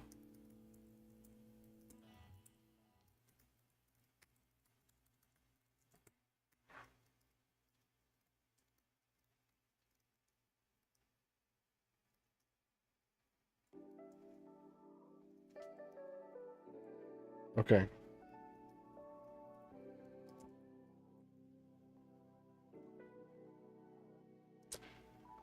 All right, what did Gypsy show me earlier? Okay, hold on.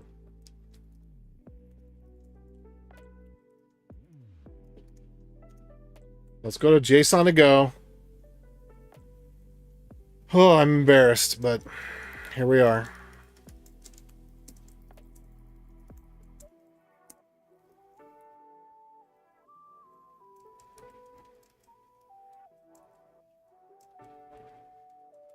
Okay, response struct.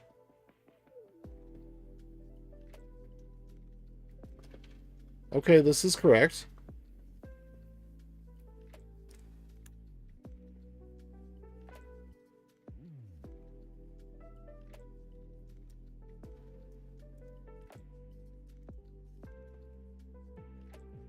Okay. Response struct.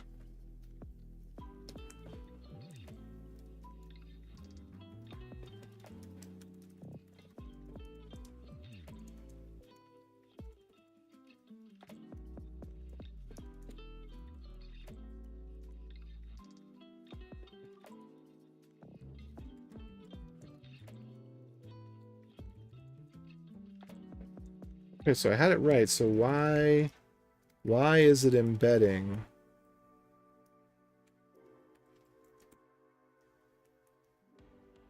What's up, Sadie? Why is it embedding? What am I doing wrong?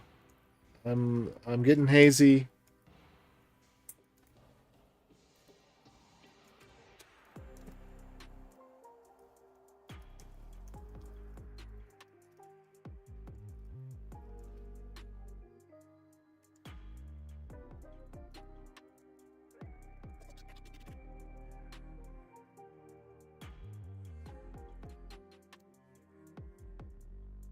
Oh, okay. All right. No, we're good. We're good. So credential request response.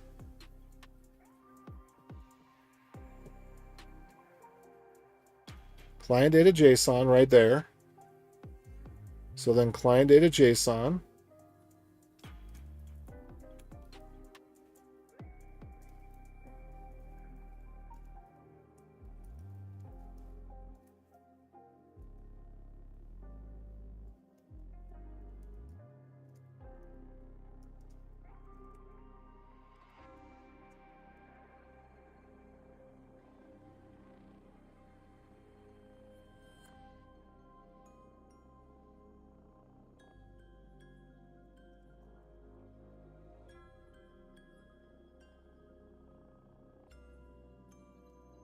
Credential request response. Client data JSON.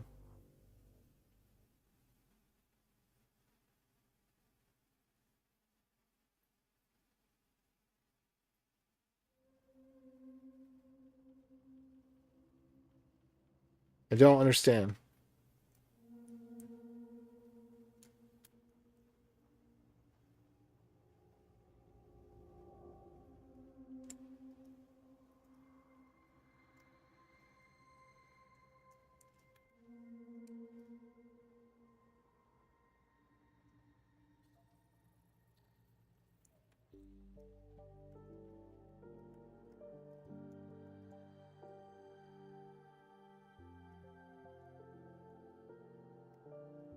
URL encoding.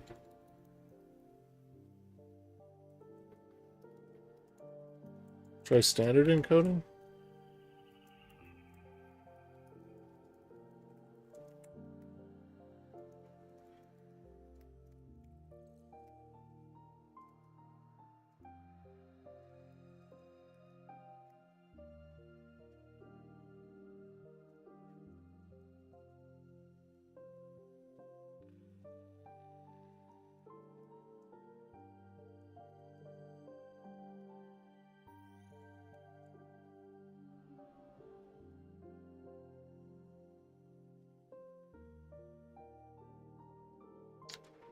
Illegal base 64 data at input byte.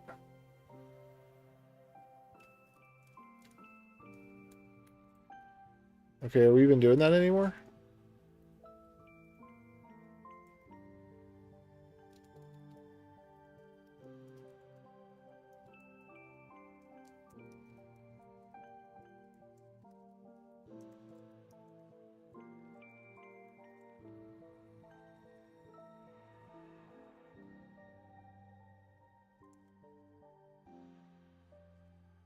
Okay, what are we looking at here?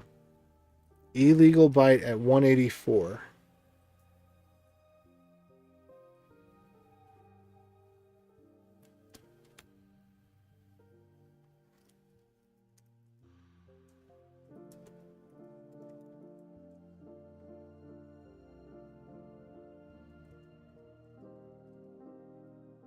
Okay, 183. 184. 85.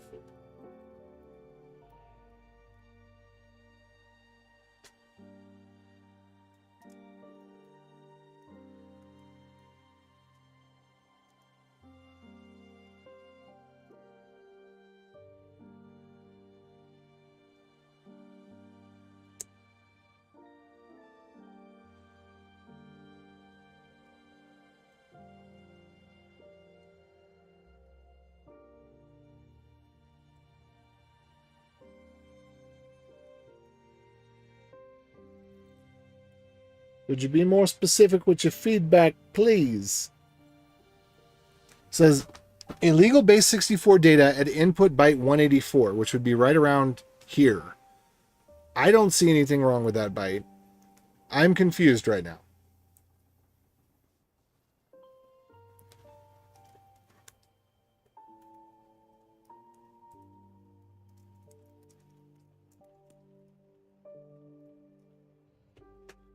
Okay, decode response. Let me just check the source file and make sure that there's not like a weird space in there or something. I'm pretty sure there can't be because of what we got going on. But anyway, so this would be O2.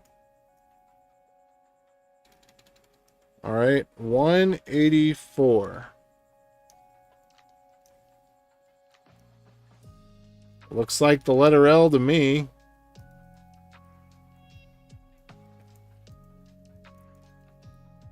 Client data JSON.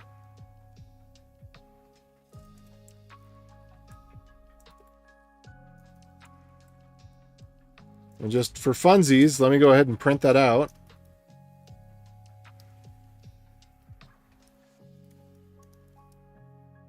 Oh, wait, hold on. This one's from a different one. This one was from the YubiKey. EYJ0. EYJ0. 184. I think the client data is going to be about the same. Yeah.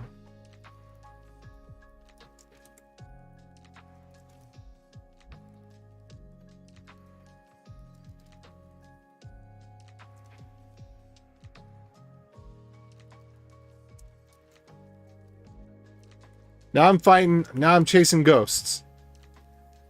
It's never where I want to be.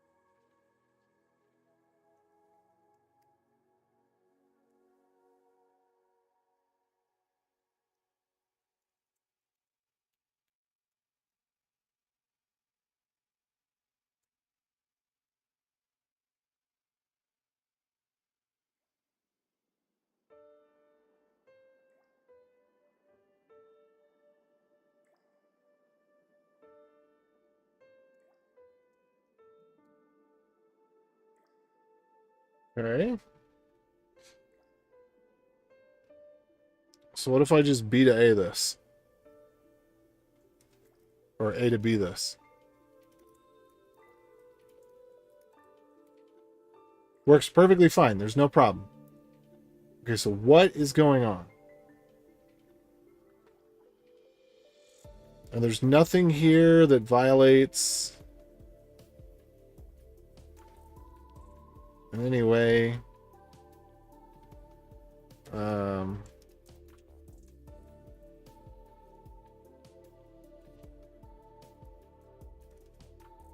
Credential requests, response, client data JSON.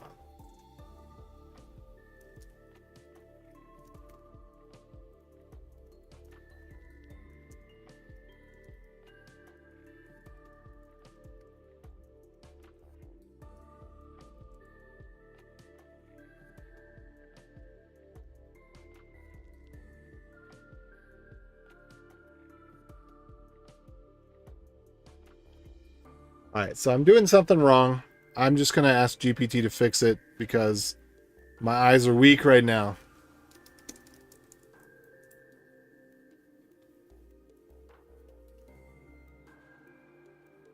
URL encoding, decode string.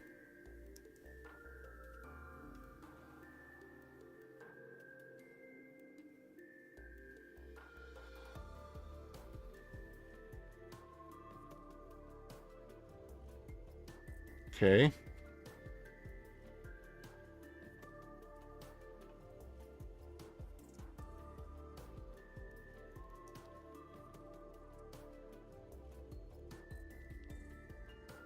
Base 64 URL encoding decode string.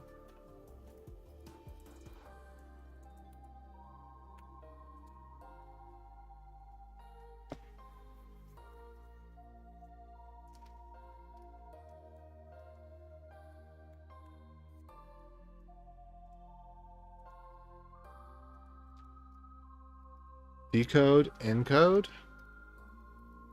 Standard encoding.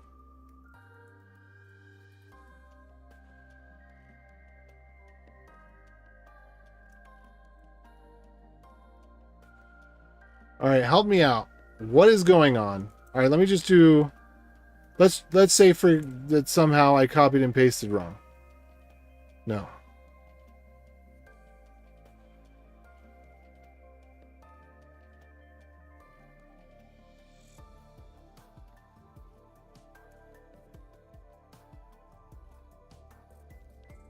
Okay.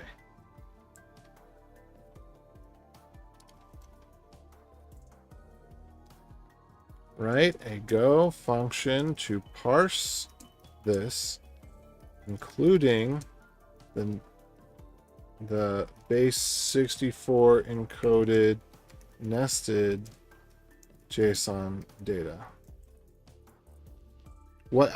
There's something really simple and really small that I'm doing wrong here. That should be obvious.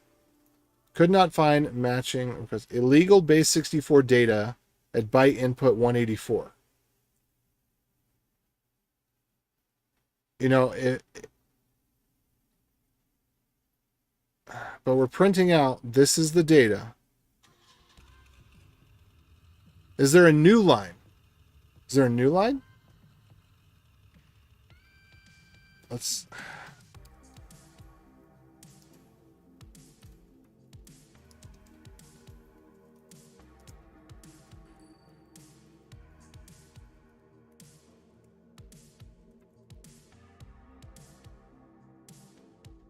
Quotes just fine.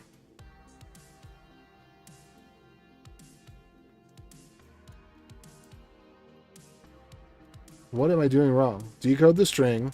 It's a string.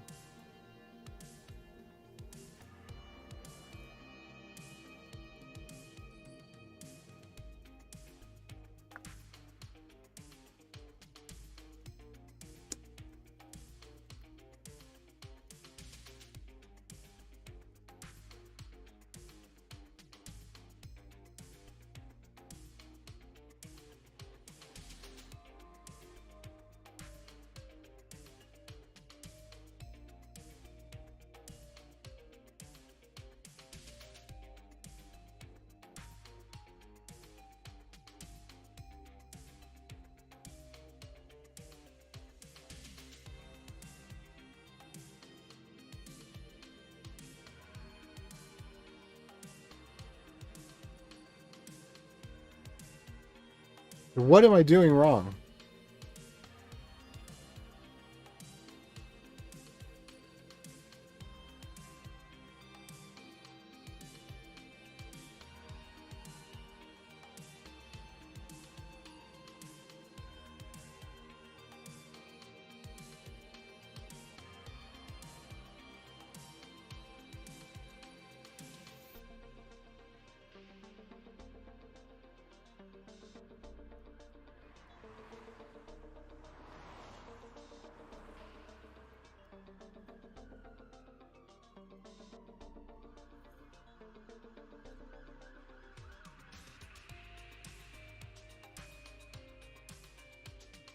I'm feeling so dumb right now. Okay, that worked perfectly fine. What is going on? What am I experiencing?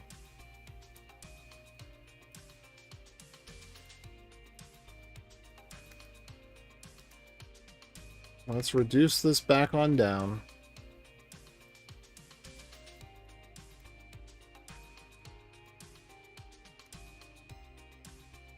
Raw URL encoding. Seriously?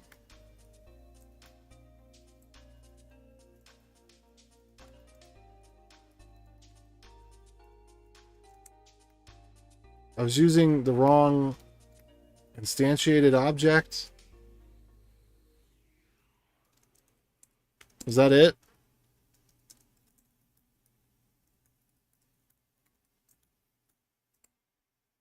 That's it. Okay. Error validating challenge because I didn't actually put the right challenge in there. Okay, that's a weird one. That is a weird one.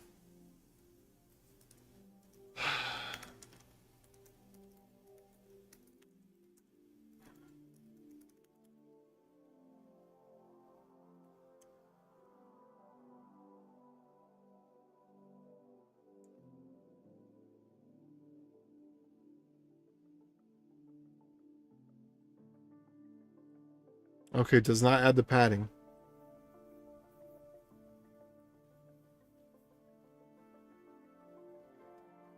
All right. It's weird because the URL encoding doesn't typically have padding, but whatever. All right, simple thing. There goes. Raw to not have the padding bytes, and why I was getting those numbers off, I was probably just looking at the wrong one. It was off by a couple bytes or something.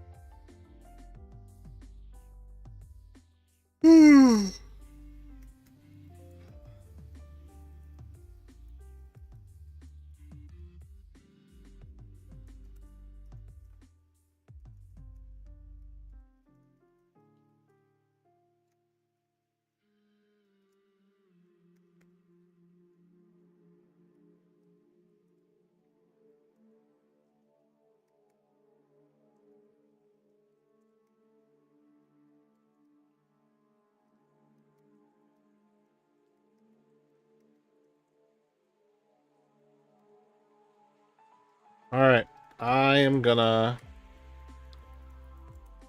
Let's see. I'll just print.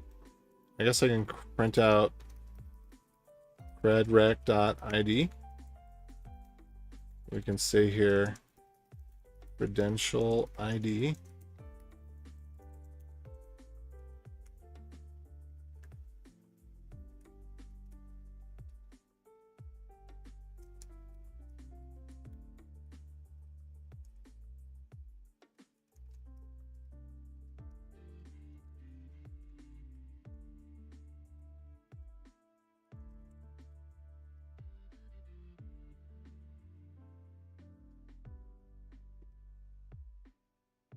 Credential ID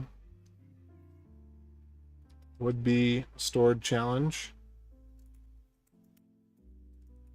All right, successfully verified. Actually, it would be nice if we maybe pass back that object that we verify. So let's do that.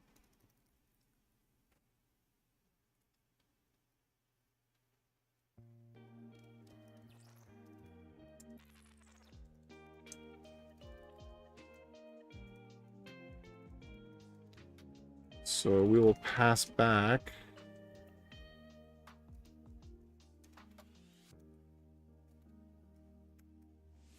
the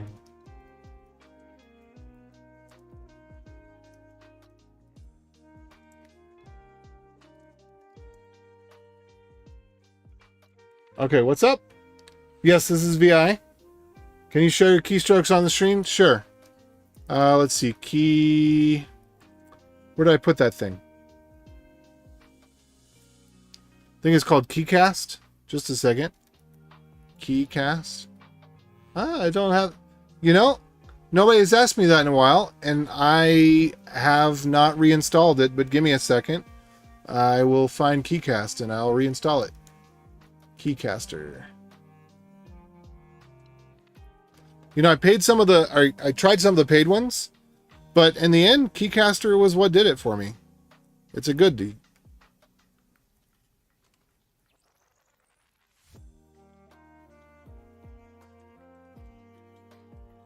Let's see.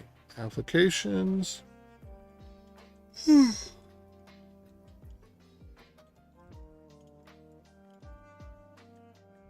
Whoop.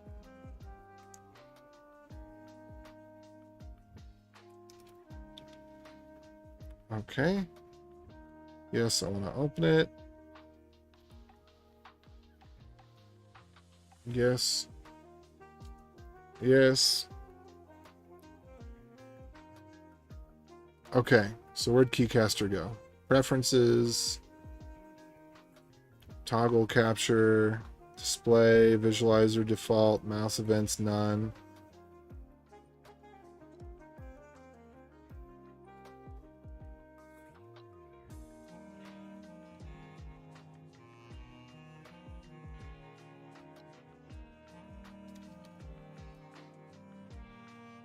All right, command option.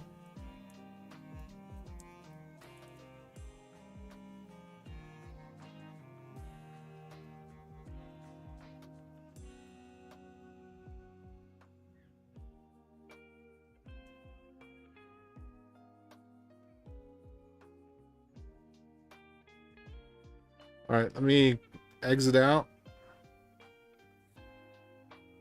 and open it up again. Keycaster. Check for updates automatically. Sure. Okay.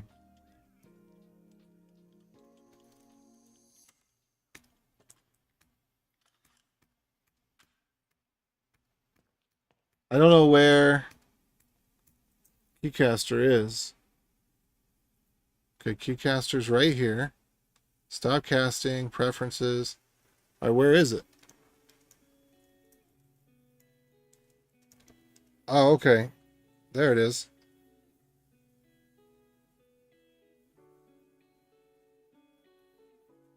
Let's make it a bit larger.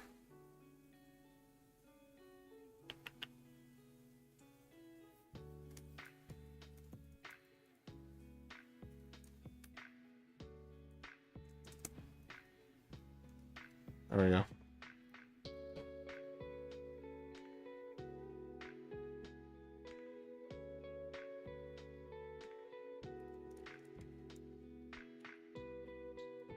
Okay, let's see how that works.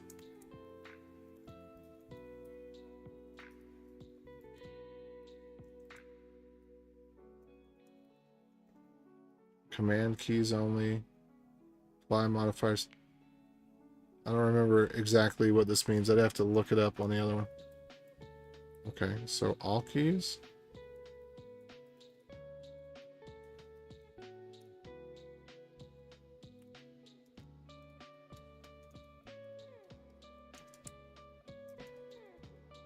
Like this? Is this what you want?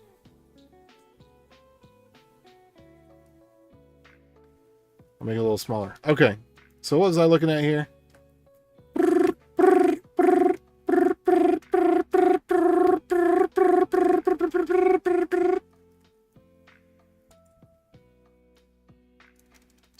All right.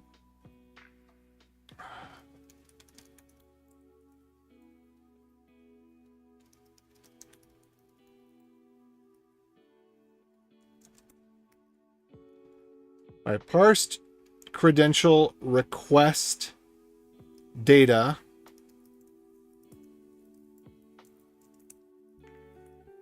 All right, let's see. I want to see what keybinds and sort should use. Basically none. That's the best of VI, the keystrokes. Dap and all. Perfecto. All right, yeah. If you want to see how I do it, it's Vim Essentials.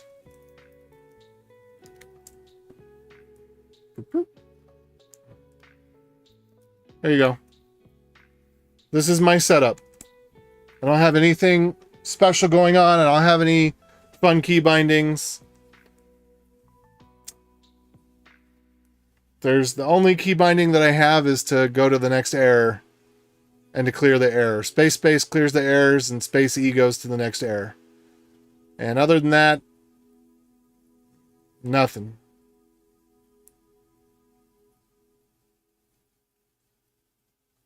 And then I have Vim commentary. And, you know, I've tried Nerdtree. I just haven't gotten into it. And I don't do Devicons anymore because I don't do Nerdtree. I'm pretty basic.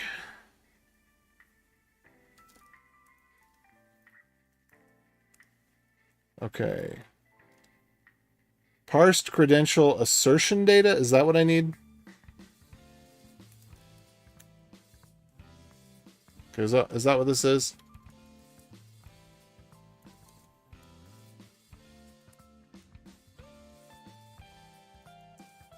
What the letter L? What was all that?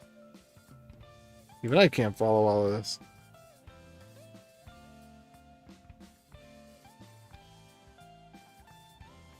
I don't know what... I'm going to look up real quick some of the options for Keycaster. What the options actually mean.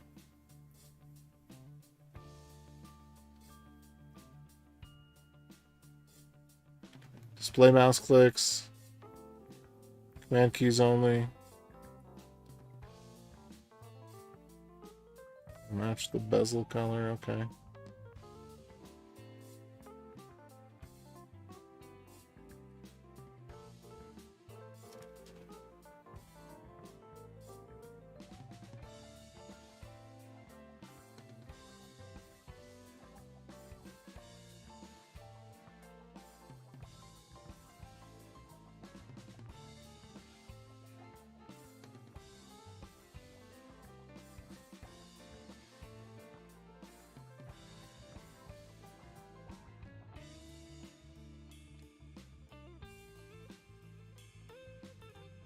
Now let's see if we've got any documentation.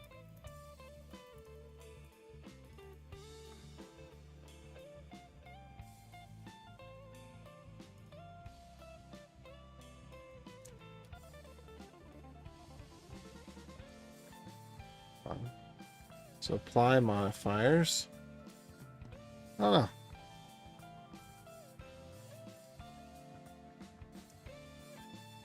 See what this shows.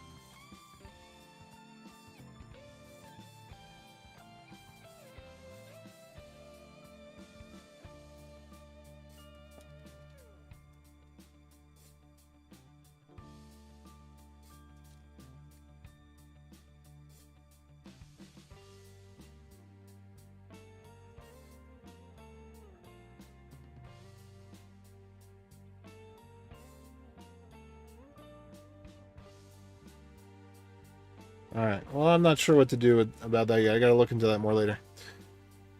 Okay, so we got to return this one now.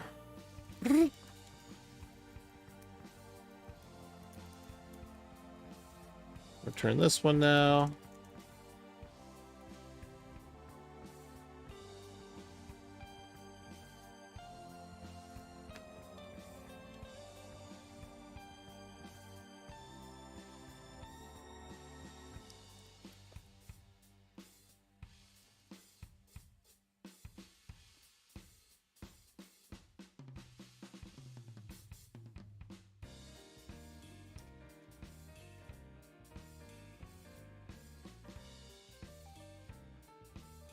Okay, so I've got that returning now. Verify auth attempts.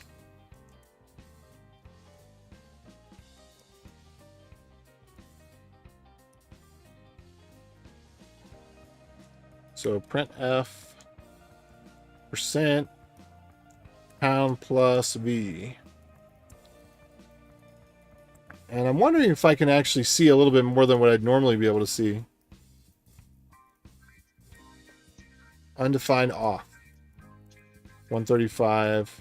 Oh, okay, fine.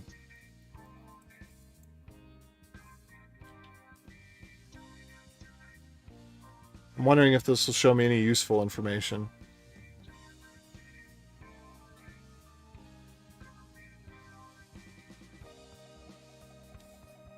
All right, ID, public key, raw ID, client extensions, standard attachment, client data, challenge, origin, top origin, cross origin, token binding.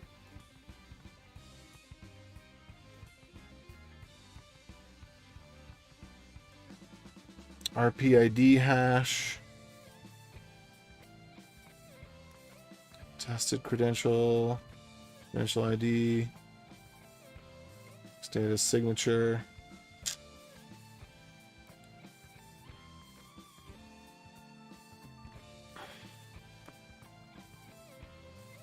Okay. User handle.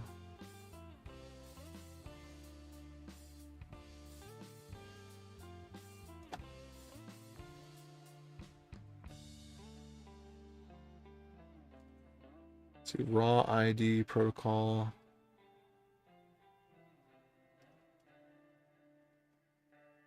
Let's see.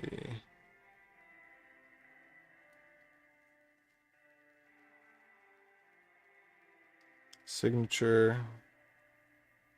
Protocol. You know what we could do? We can make the auth data some certain size. I think what we could do is we could just, the challenge doesn't need to be random. We can put we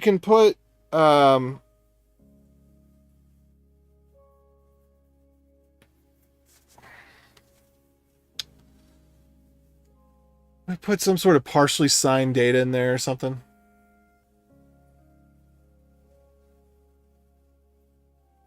Like shared secret HMAC kind of thing. All right. Your terminal is in EMAC mode. No, it's not. My terminal is not in well, maybe it is in EMAC mode. I don't know. Okay, tell me more. Tell me more. I don't know anything about terminal in EMAC mode. You mean because I do Command A to go to the beginning and Command E to go to the end? But you're telling me there's a way I could do like GG and G? Tell me more. No, I wasn't doing Command R for searching the terminal history. Command R is refresh. So it's like Command K. I'm actually not really sure. Control R is all this.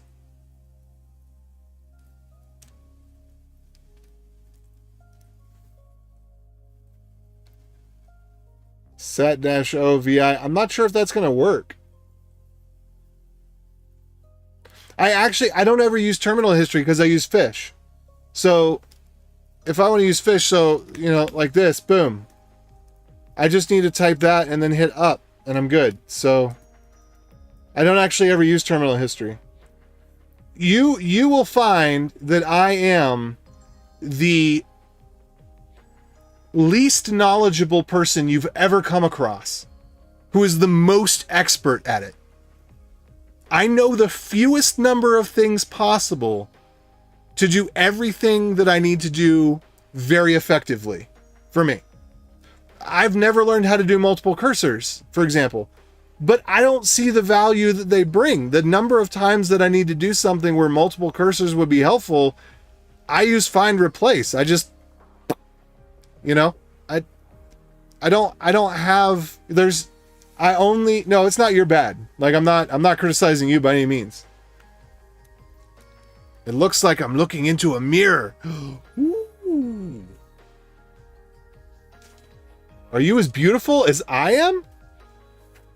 All right, well, I'm glad I had a follower. 6 hours insane stamina. Yeah, I haven't even had a pee break. But I am about to come to a close. But that's how I do it, man. I just focus on the problem until I get it figured out.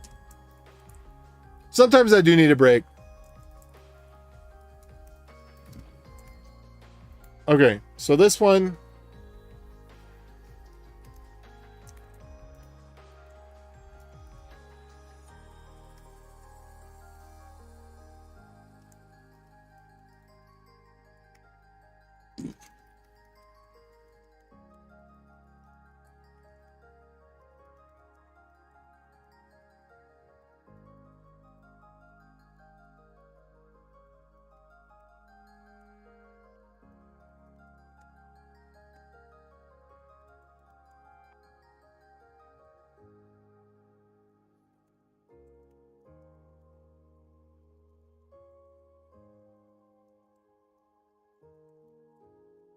All right, so...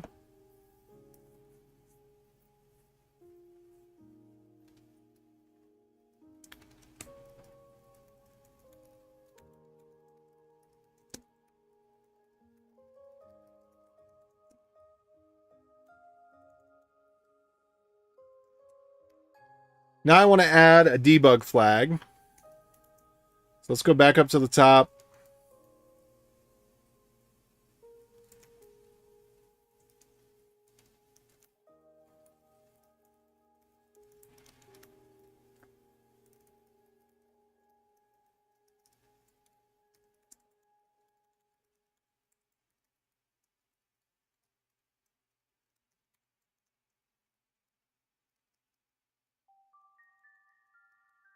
Was it a varbool?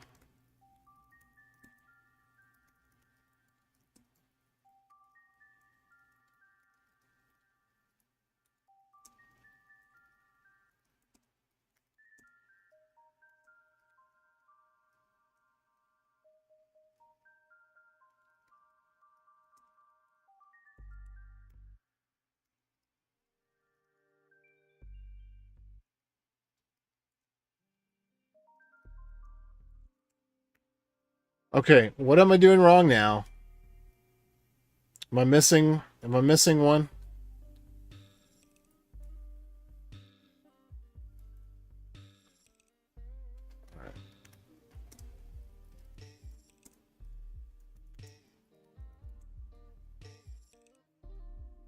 Flag.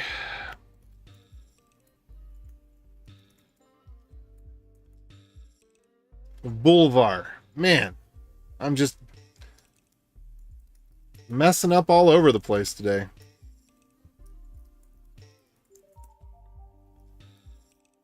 Okay, there we go. All right, so last thing then.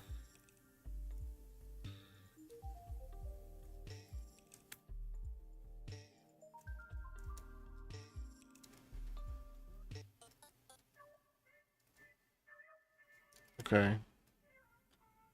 We're going to try this one.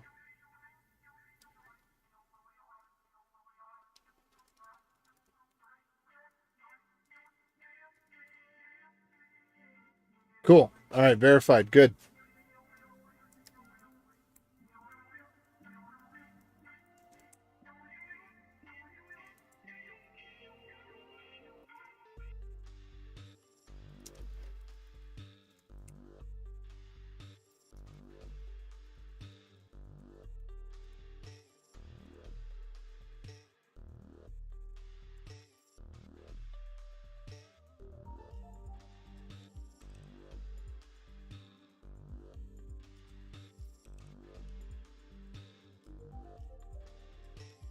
Oh, whoops.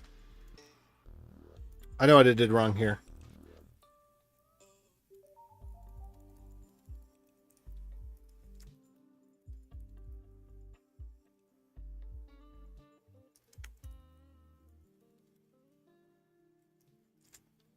What was it? Hold on. Flag args, args. Okay.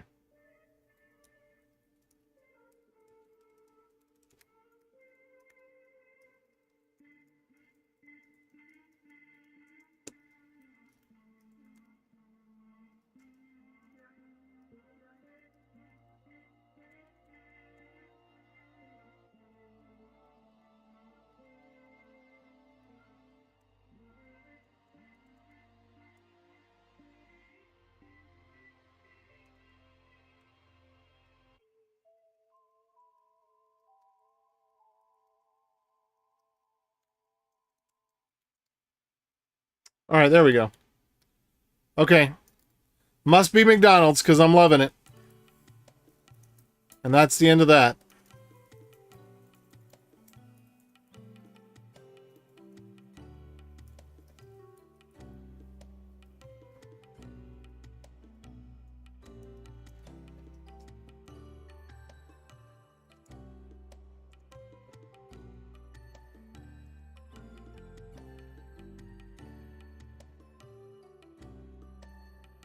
Let's see here. If test.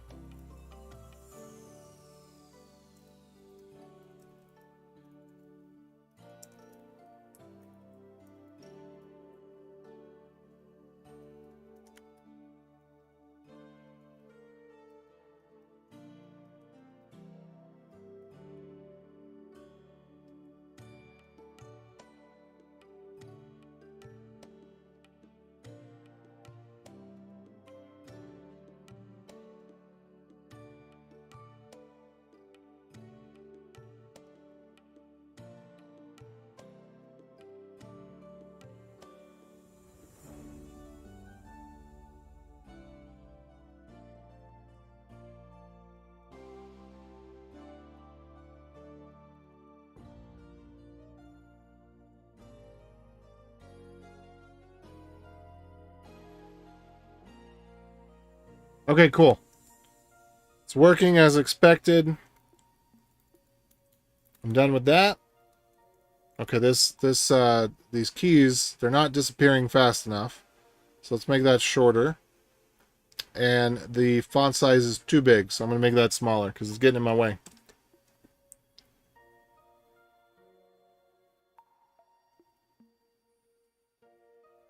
Put it down at the very bottom there. Oh wait, it moved. Apparently I put it in a no man's zone. And it remanned itself to elsewheres.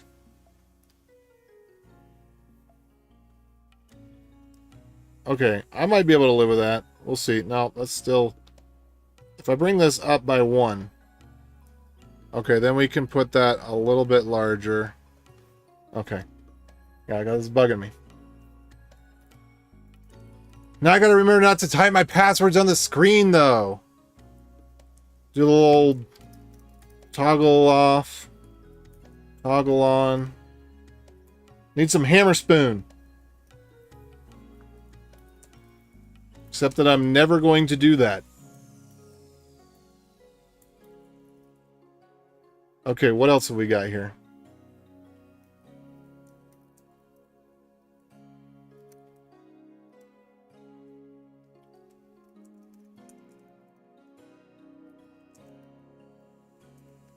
We're going to add Go Verifier.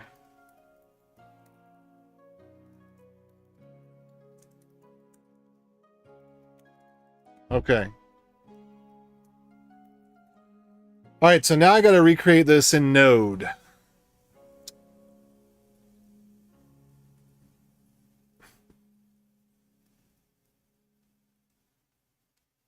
Also, I got to think, I don't know how large the challenge can be. Let's see.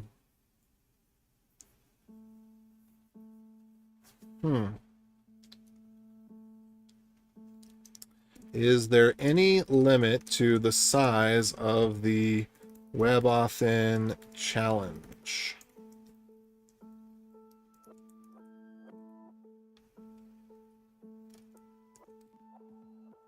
I'm guessing it just gets hashed anyway.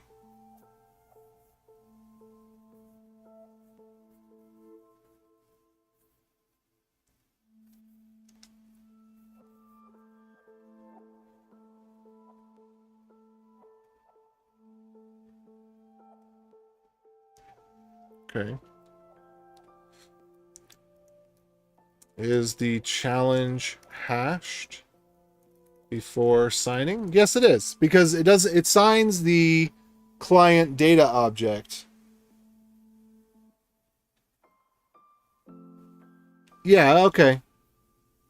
Client data hash, SHA-256. Okay. So the challenge, yeah, all right.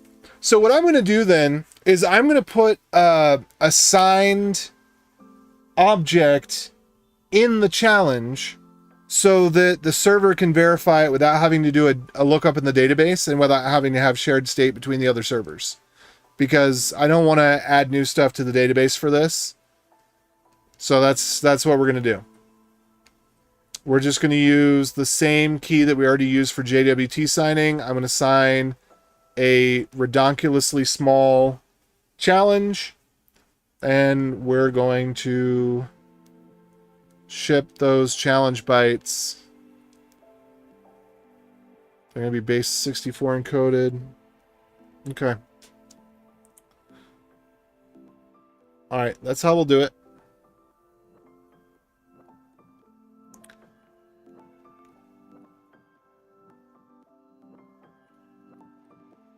Okay. All right, we're almost ready to take this to implementation then. I do want to get, well, do I even want to do that?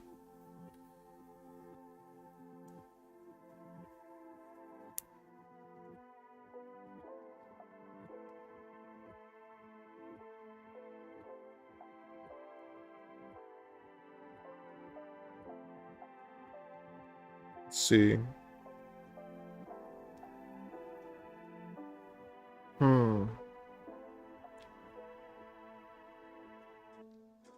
Thinking about it.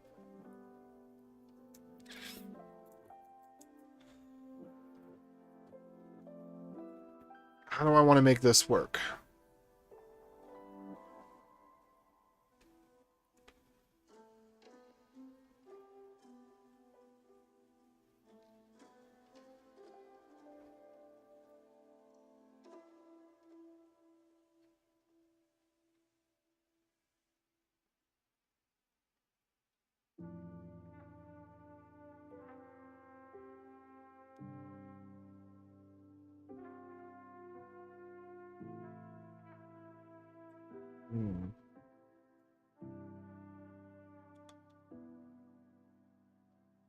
I gotta think a little bit more about this, because the purpose of doing the Go code is so I've got a good working reference implementation. I'm not going to immediately use the Go code. I was thinking about it, but then, as I said before, I think we're just going to go straight to JavaScript on it because we already have JavaScript implementation. What's up, Elon? What am I building as a mid software engineer? Elon, you're not a mid, man. Don't even play. You're no mid. WebAuthn. Here, you can check out the demo. Where is the demo now? The demo is here. Here, check out the demo.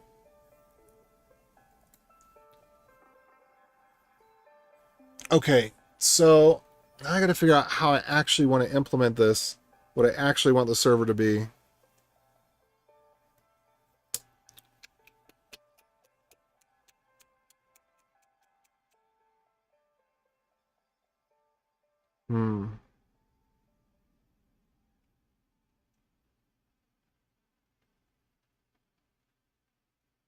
I'm really tempted. Let's see.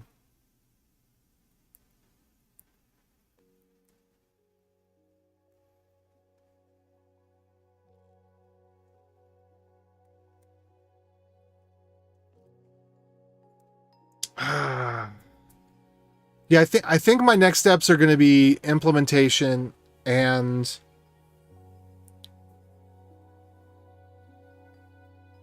I don't know if I need... What is the data that's actually constructed? Let's see if GPT...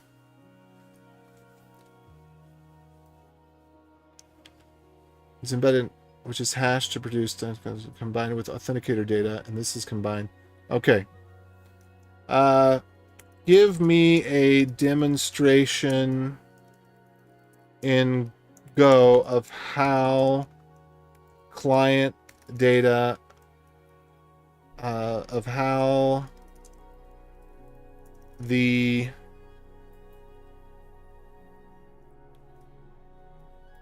credential request response is formed into the signable hash.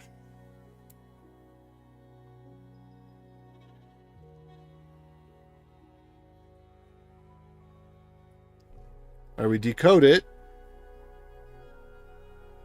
All right, got it. Concatenate it together.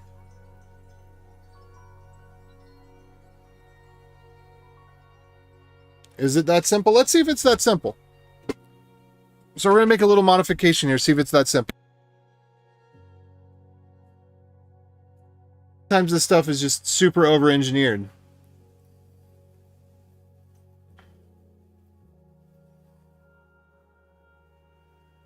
I wanted to get working with the WebAuthn library because I'm not sure how much I want to follow the spec on the server side. Because here's the thing. They over-engineer these things. Like OAuth 2 was both over and under-engineered because there was so much in the spec, but so little of it was necessary in order to get things to work right. OIDC is a little bit, it's a little bit enterprisey, but at least it's an actual specification where the amount of data, it actually makes sense. It's not just words. It seems to me that a lot of the authn is just words. They're kind of like Rust developers. You know, they're describing a fantasy rather than solving a problem.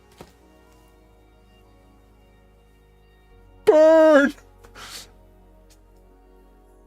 That's kind of how it is, you know? Not all Rust developers are that way. But we all know a Rust developer who is that way. Am I right? I mean, I guess that's true for every language, but Rust definitely... there's a bit more of that in Rust. But that's kind of what the WebAuthn spec feels like. It feels like people who got carried away in their fantasy rather than focusing on the problem to be solved. You know, look at some of these other specs. All the RFCs are pretty wordy, but you know, some of them, they really focus around the problem to be solved. I think Jose was that way. Jose seemed to really be focused around the problem to be solved, although they did kind of miss that whole null algorithm thing. You know, or miss isn't the right word. There is no world in which having the signing algorithm be null that was just a bad idea. Okay, anyway, create signable hash.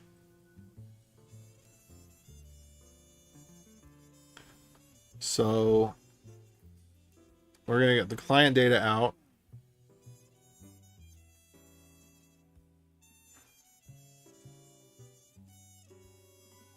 Authenticator data. Okay. That looks about right.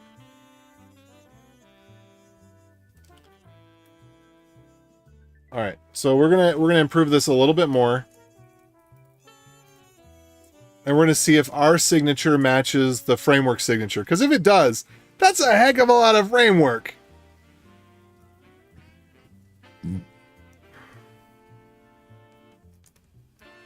Because I really don't care whether they signed in via Apple ID or a key or whatever.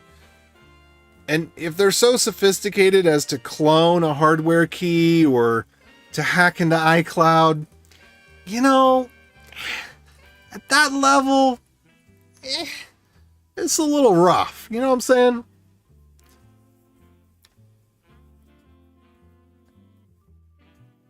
I do like the idea of the counter, though. That's really smart, because if you clone the device or the key or whatever, both ends are supposed to keep the counter. And so on the server side, you just track the counter and make sure that the new counter is always higher than the previous counter.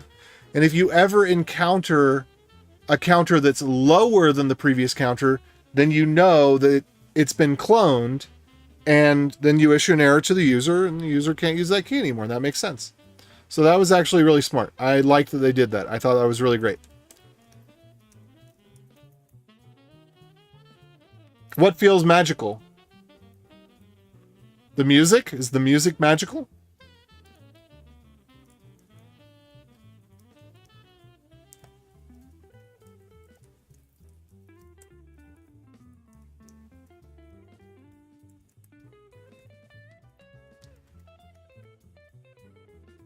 Okay.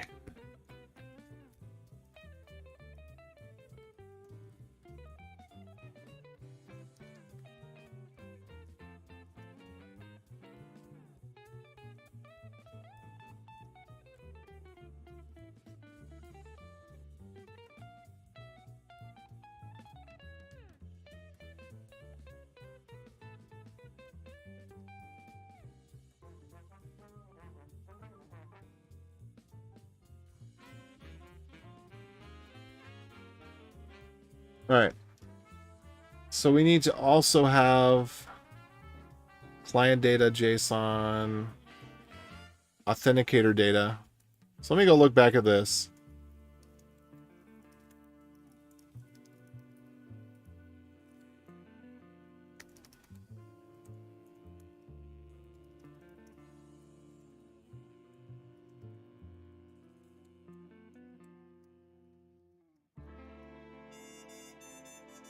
Okay, client data and authenticator data.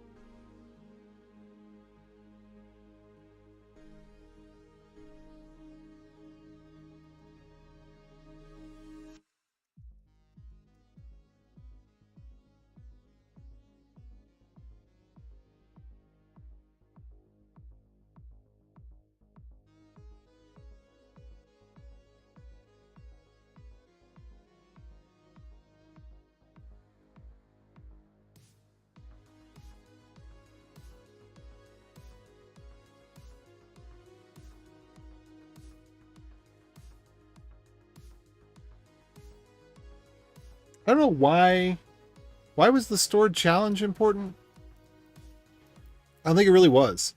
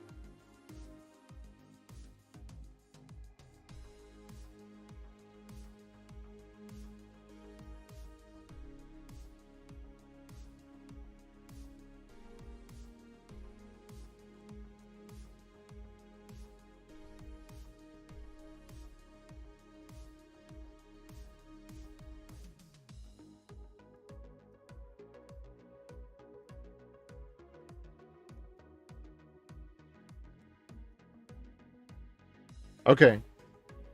So this should... All right, so from the previous information...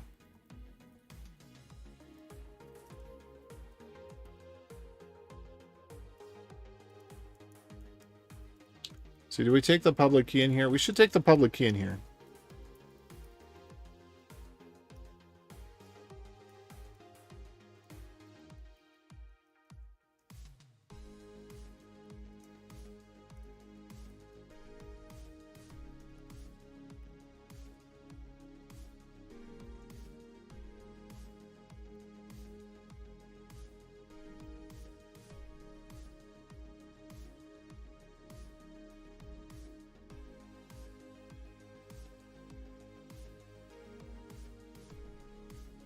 All right, so I think this is basically all that we need. Oh, we also need the signature. I think there's going to be a signature string in here. Signature.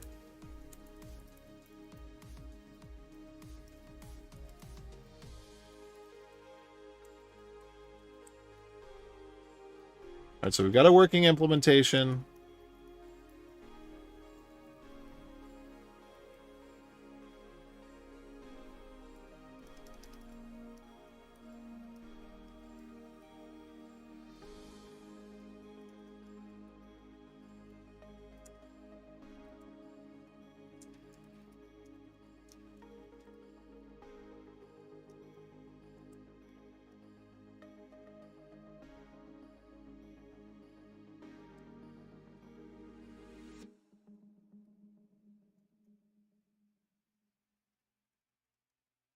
Okay, so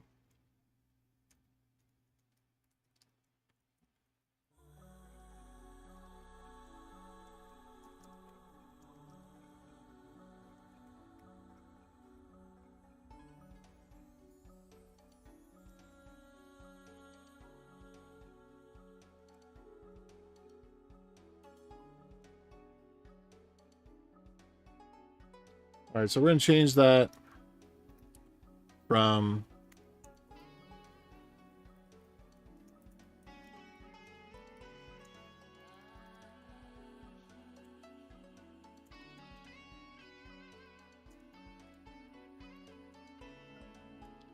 what was this one? What did I call it? Credential request.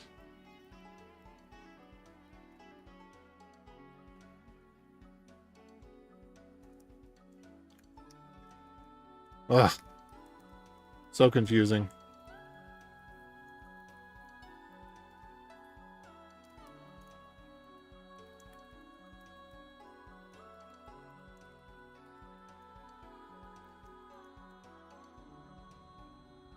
Okay.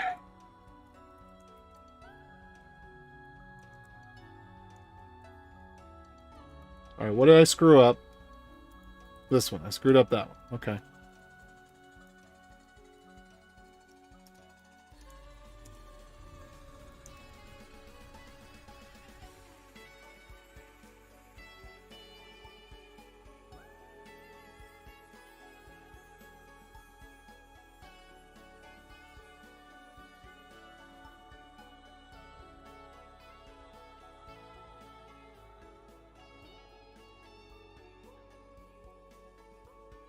All right.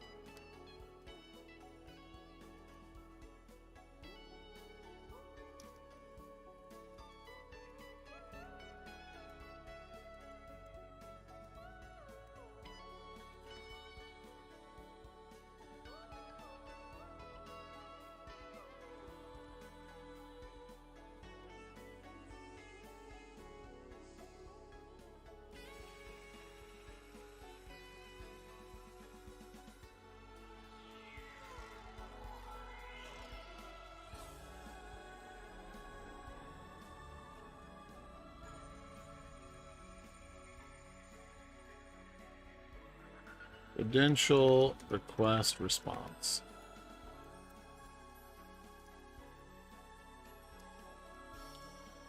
Maybe just one in. For good measure.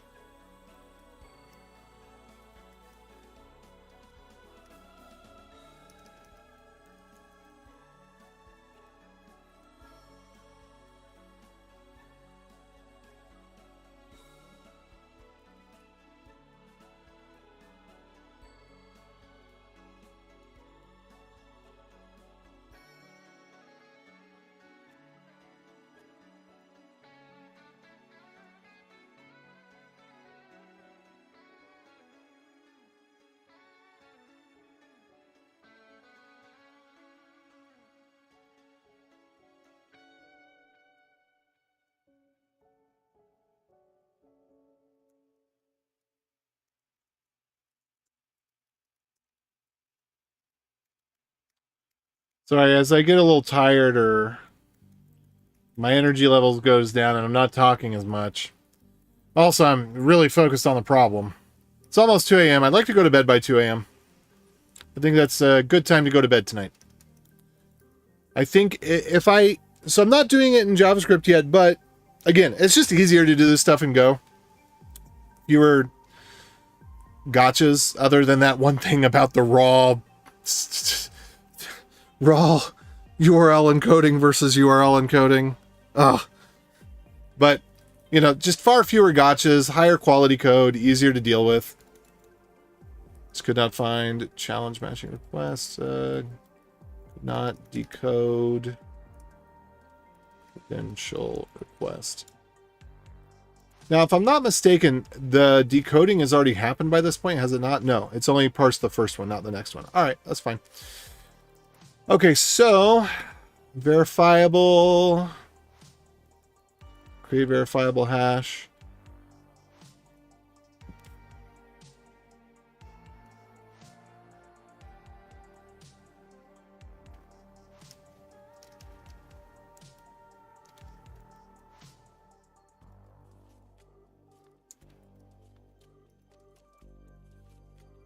Let's see, client data.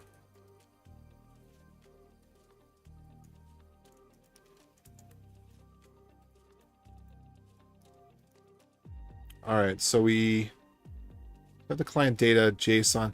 I was seeing the client data.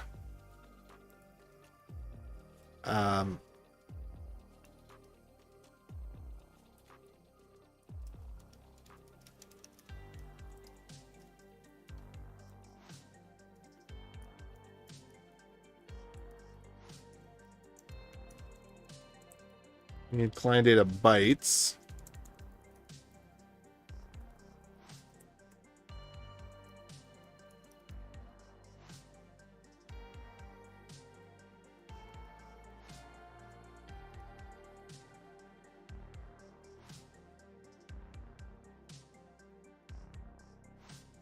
redrec.response.client data bytes equals client data JSON bytes. Sorry, I shouldn't have deleted that. Client, oops.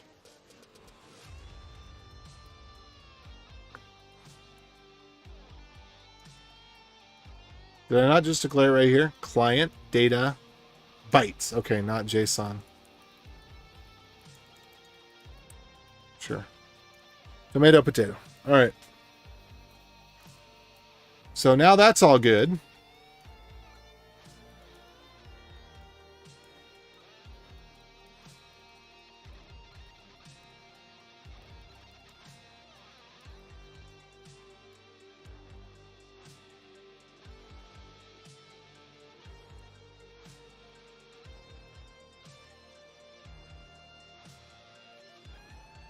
Yeah. See, I wouldn't store the challenge. I would just sign the challenge. It's going to get hashed. And I'm pretty sure that's done at the OS layer or something. I don't think it's sending the entire data over to the device. Could be. But yeah, we'll just make a really small, and you know, if worse comes to worse, we could use HMAC on it. It's fine. In fact, I think the way that we have our production service, no, we didn't do this. I thought about doing this, but we didn't do it because of the state issues that it would cause. But I was going to say, I think we just have an HMAC key that gets generated on boot. But I think that we do use I think we use the private bytes of the private key as for HMAC as well. HMAC's just going to be smaller.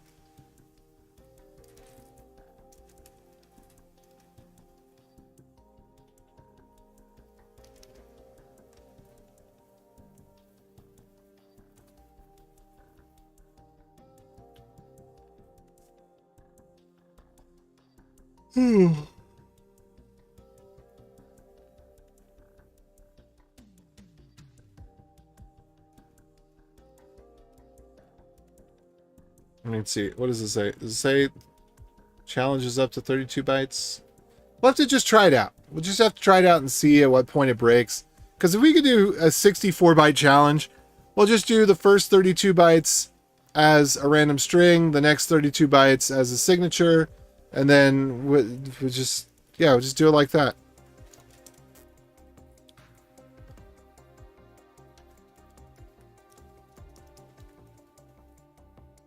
Okay, create verifiable hash. Put like an expiration or something. I don't know. We'll figure something out. Because I don't want to store it.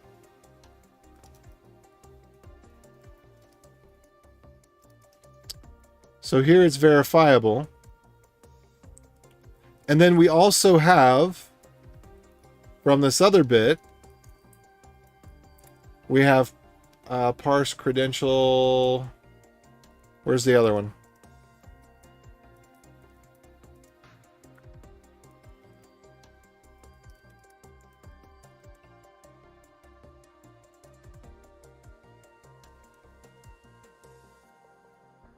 So I don't think that right here it gives us the key, but we have the key on the object that we get in. So let me go check on that real quick. Fixtures. Let's just go look at YubiKey. No, on this one. Public key. Yeah, so it's just called public key. And it's under, is it under response? It's under response. Okay, so let's check that out.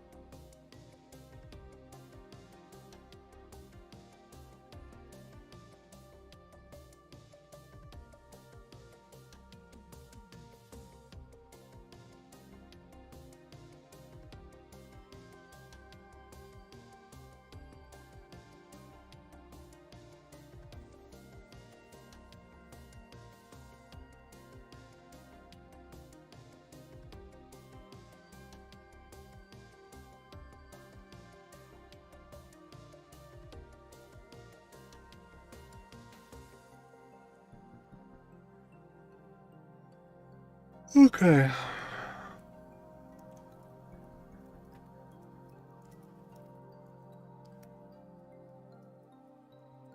All right. So now we're going to pull the same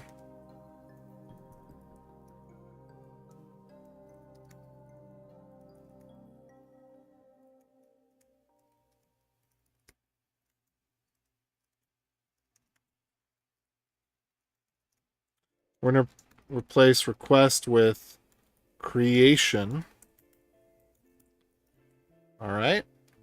And then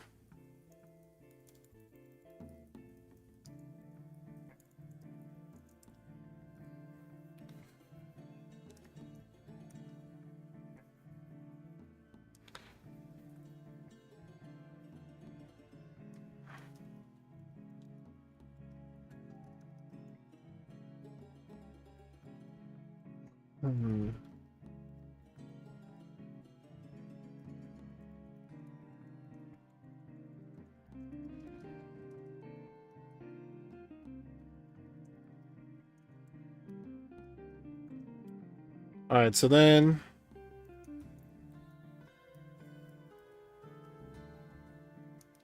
once we've uncovered that,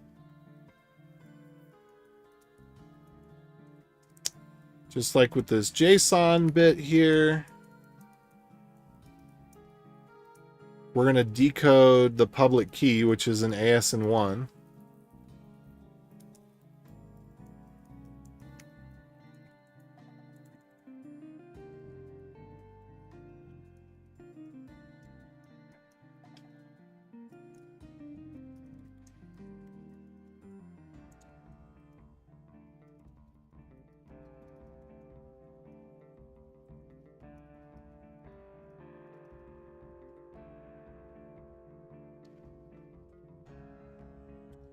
Uh,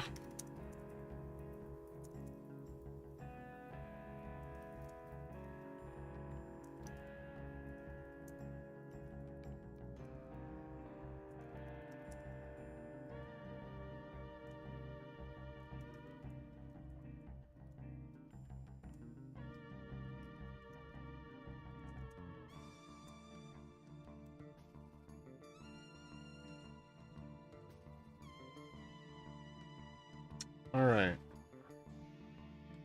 Holy moly, do we really need that much?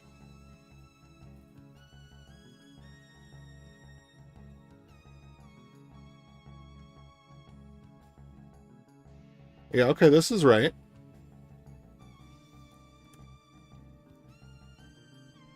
Oh, it's trying to write out the whole function from the rest of it. It's a little too context aware sometimes. I don't actually need all the things, you know. I just need the one, we're good.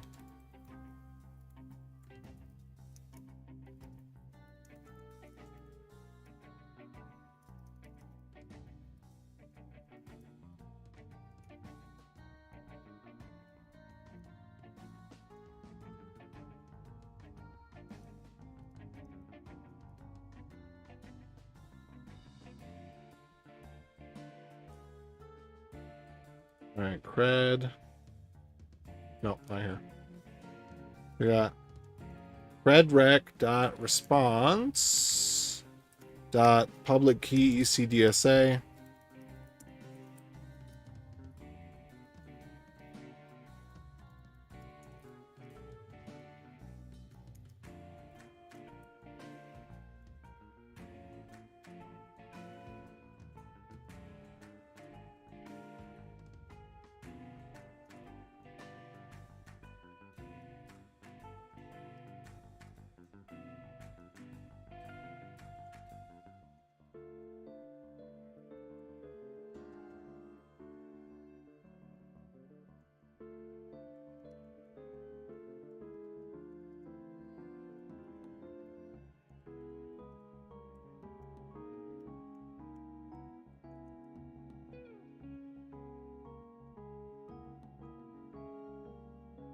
That's for dot response. Yeah, that's good. Oh, whoops. There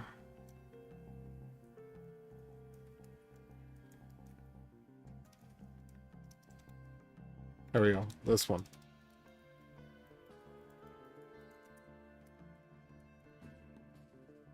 Okay, so why is it griping here? It wants dir-bytes. Should be dir-bytes. Public key dir. Alright, why are you griping? Alright, cannot use blah blah blah as ECDS. Alright, I forgot the pointer. My bad.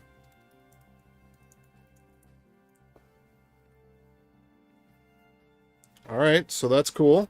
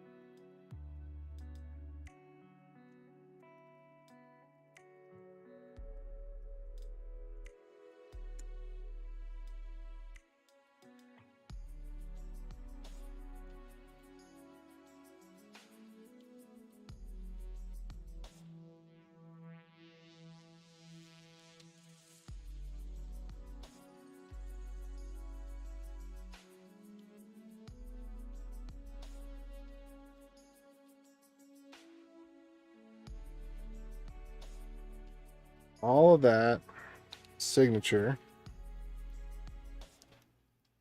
All right, so verifiable red resp dot response dot public key ECDSA dot verify verifiable, and then what was the message? No, signature. So then cred rec dot response dot signature, something like that. Close.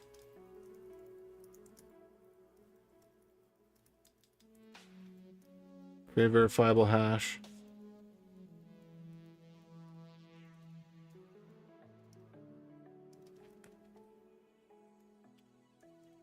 Okay, I think I should have just moved this over here.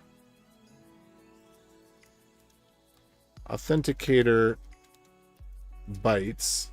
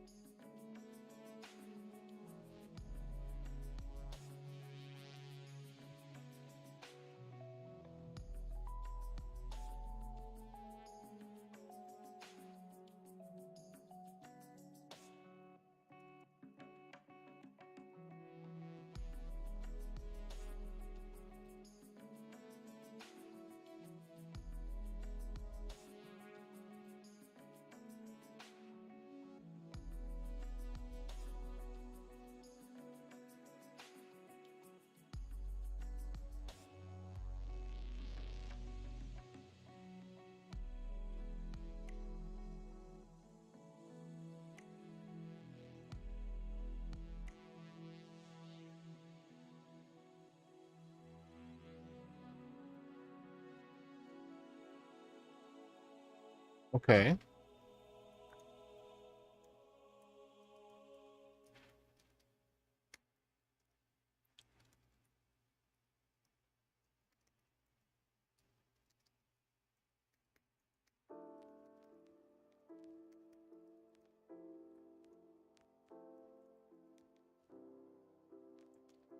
So I think we're going to have alongside signature, we're going to have verifiable. That's going to be byte.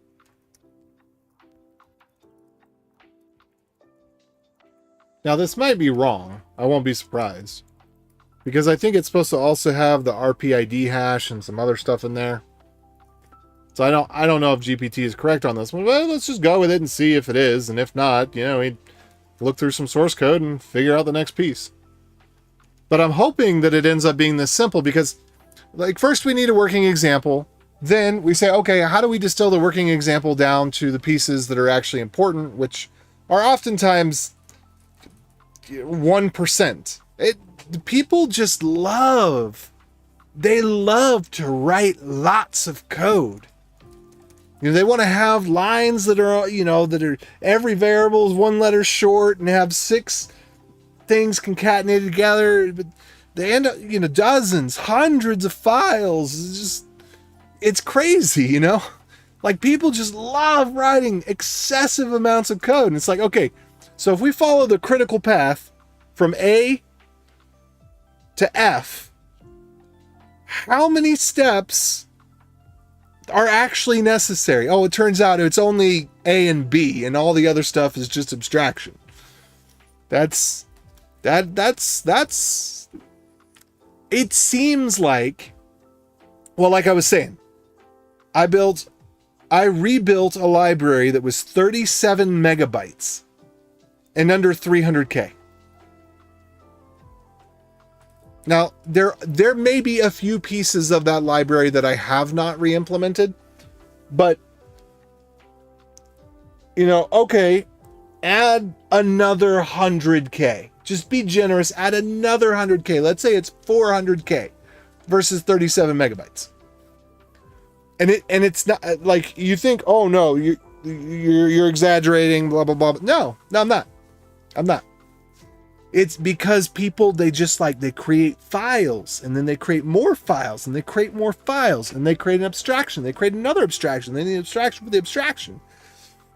And like I said before, when there's a problem, people don't go investigate the root cause. Like, okay, why doesn't this work? Instead, they build an abstraction over top of it that accounts for the fact that it's not working the way it's supposed to, and then massages it, adjusts it. But if you get in there and you're like, oh, here's the problem. We have 27 files and 380 functions that are being called that aren't used.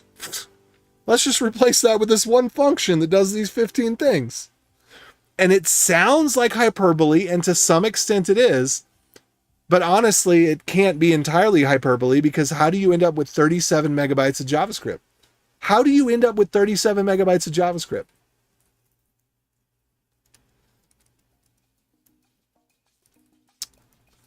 All right.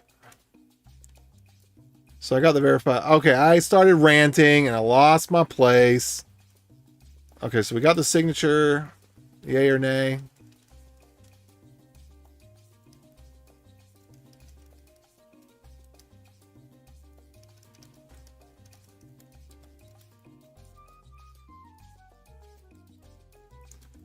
Client data bytes.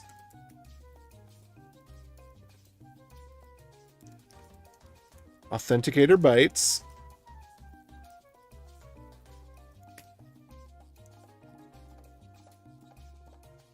And then we'll do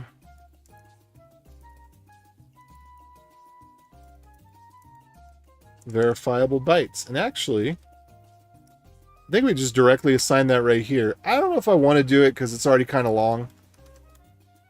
I don't want to have a line that trails over to the next line. But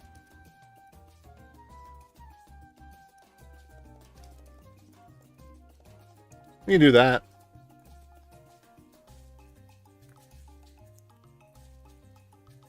I don't like that either. All right, so that's what we end up with. So after we do this decode,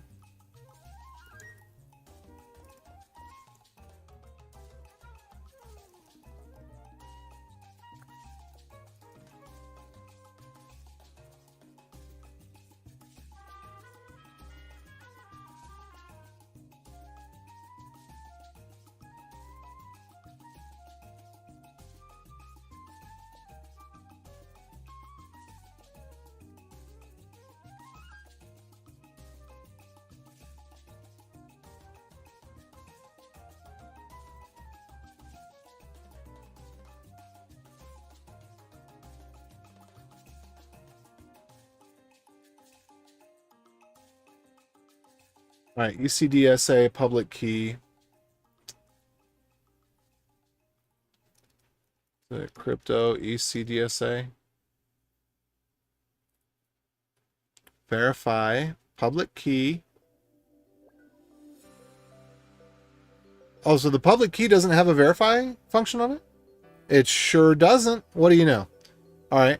So ECDSA.verify pub key hash and rsig.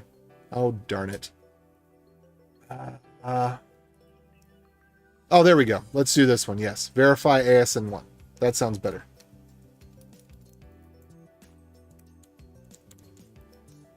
So ECDSA dot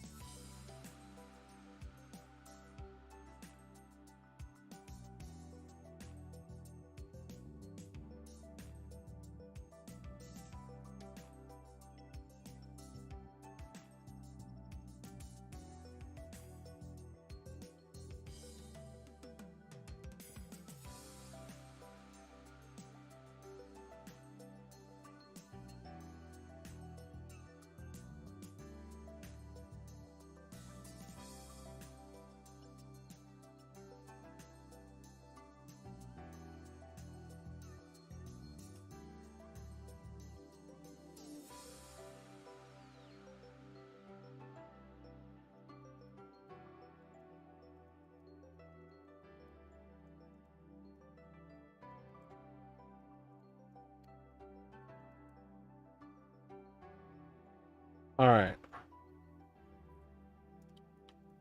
Signature bytes. Signature.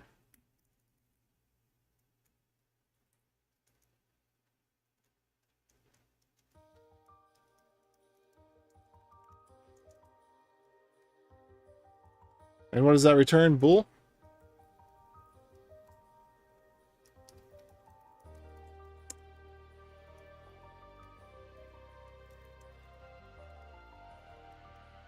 This will be a huge win if this actually works. So I'm not holding my breath. Well, please don't hold yours. Verified false. Okay. Completely expected. You know, we're going off of what GPT has to say about it. And like I said, I think that there's some other stuff. But let's see if we can find the root of the verify.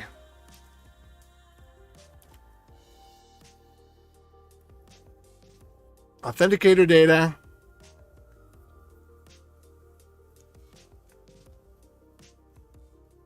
Where is it?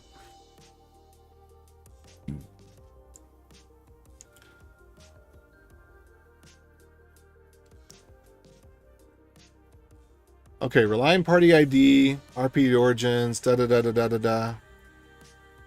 Credential bytes. So this appears to be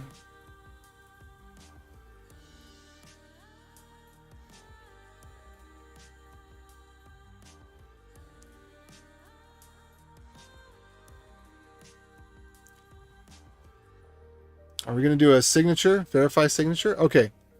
What do we got?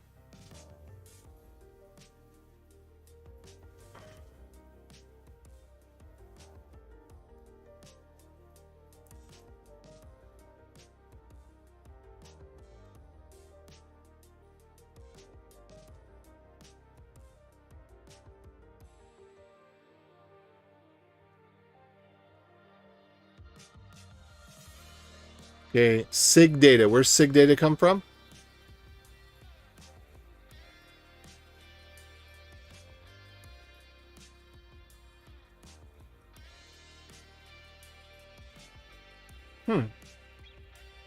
Interesting.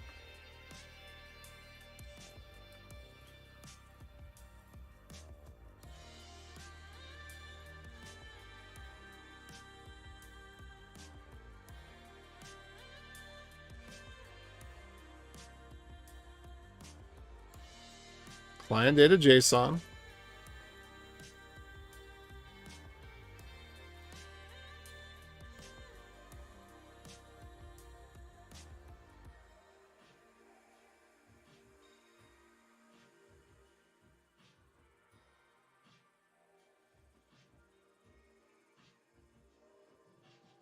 Okay, so it looks like GPT was actually correct on this. Take the client data JSON, hash it, take the authentication data, append the client data hash, and that's the SIG data. Let's make sure that ours is in the same order. Okay, authenticator data, client data hash. Okay.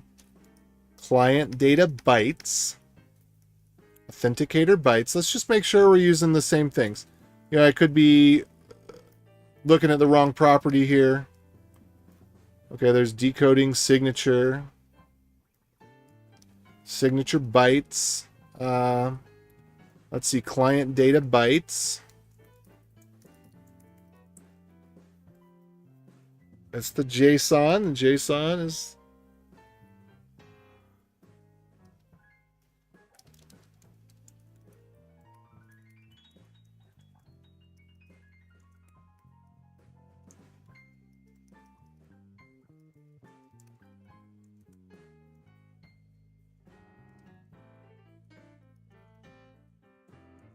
Okay.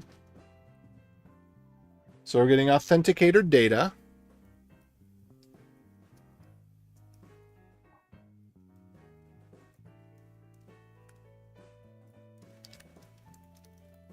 Let's just make sure that that's not empty.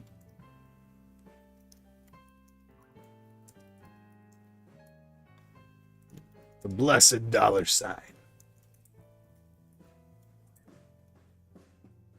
All right, that's not empty. All right, let's just do a sanity check here. Then we go from data to bytes. Yep, that looks good. You can see a little bit of CBOR in action. Let's see, let's make sure that this isn't decoded. Raw dot assertion response. To me, yeah, that's indicating bytes. All right. I'm there. Okay.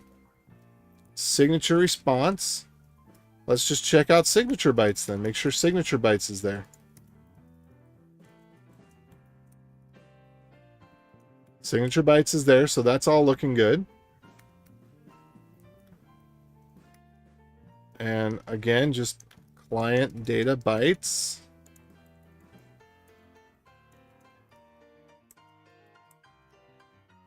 Looks good. Okay, so, and all of those seem to have different sizes, which is what we expect. So another thing I want to check is just make sure I don't have any messed up JSON tags up here.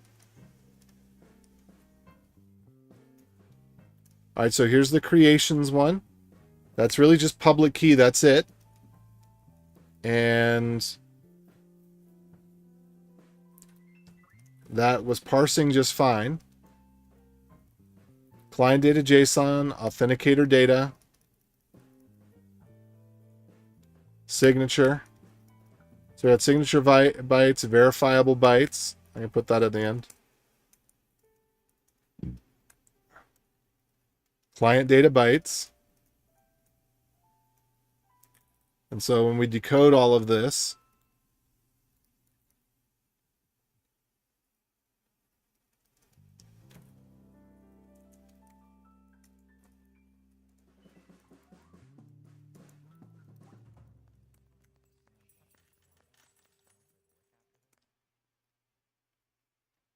all right, so that one looks good. And then parse ECDSA. Let's just take a look here again. It's parsing, no problem there.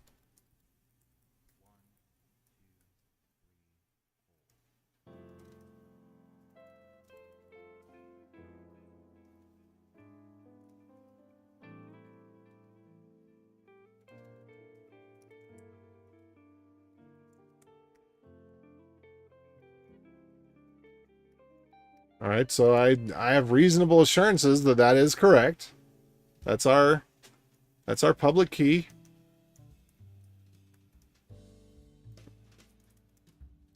All right. Let's look through here, make sure I'm not putting anything in the wrong place. Credential request. Client data bytes. Client data bytes, client data.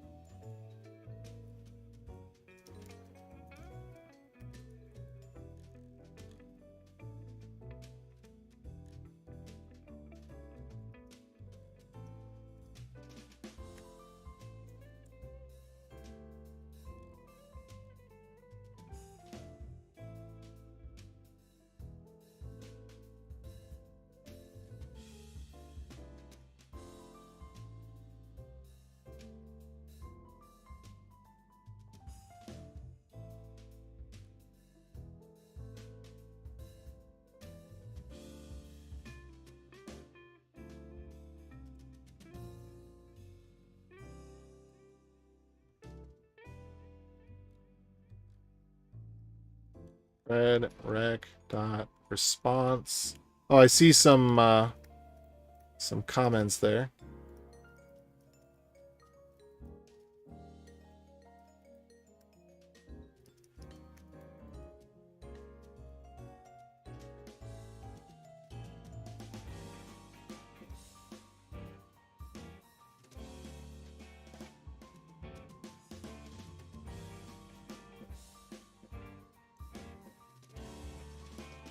I'm just gonna debug this.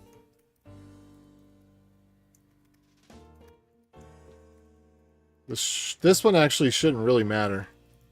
I'm just going to throw it out there anyway.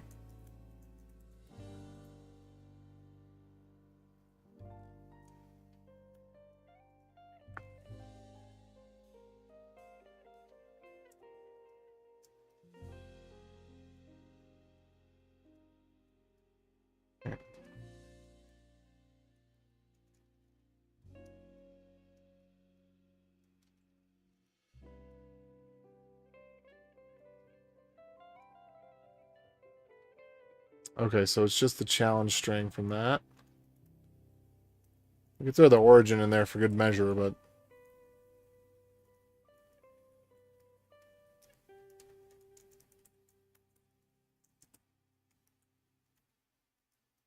Alright. Let's see. Hello, sir! Greetings from Egypt. Indeed. Greetings indeed. From the Egypt of our hearts, and of the landmass, in the southern, western hemisphere. No, eastern hemisphere? Where do we divide that line at?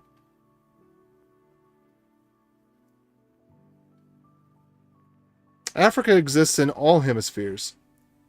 Does Egypt exist in both the northern and the southern? Hold on a second.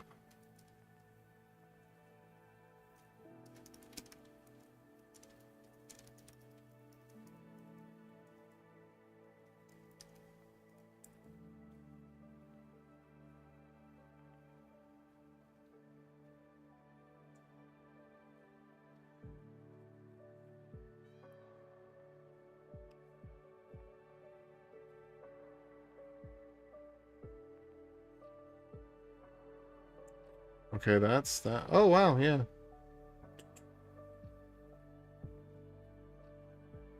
Eastern. Okay, so fully in the eastern? No. Hold on, I thought that Africa was in all four hemispheres.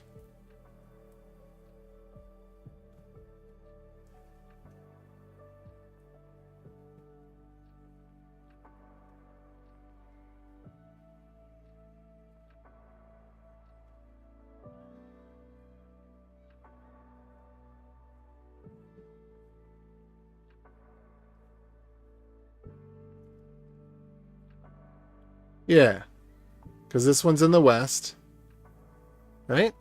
The rest of it's in the east. Anyway.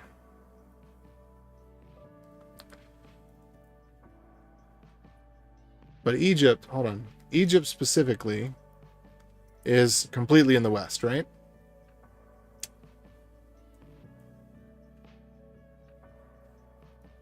Why is there pictures of money? Oh, wow. Okay. So Egypt's smaller than I was thinking. I was thinking Egypt was bigger.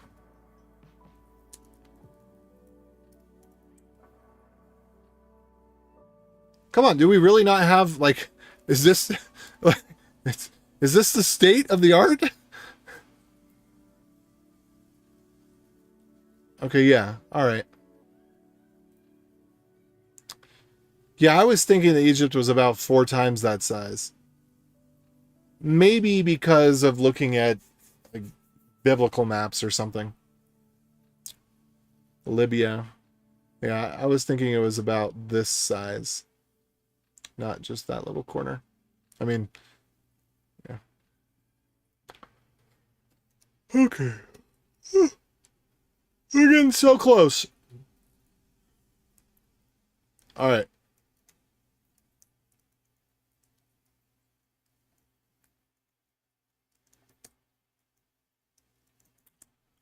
So what I want to see now, I'm going to actually go hackadoodle.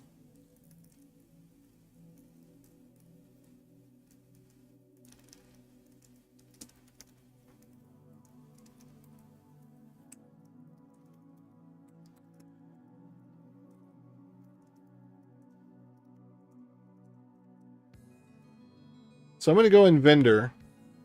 And I'm going to go under here to, I forget what I was looking at actually. What file am I looking at?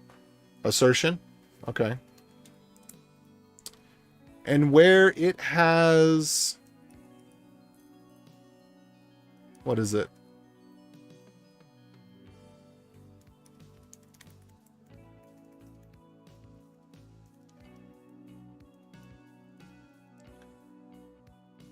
Credential bytes. That's not what I worry about.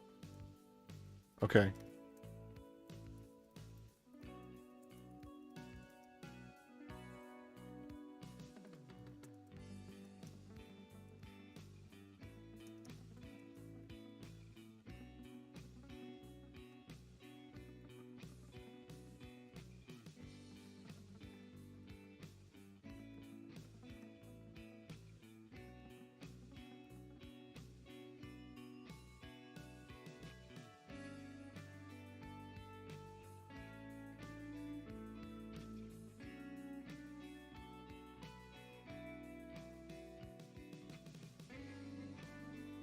Let's see, I'd actually like to get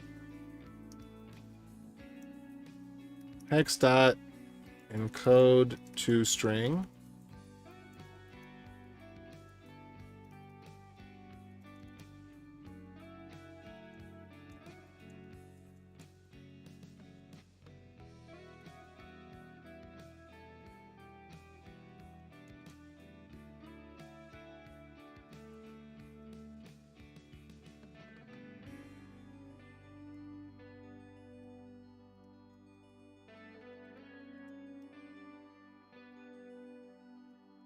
Wait, that can't fail, right?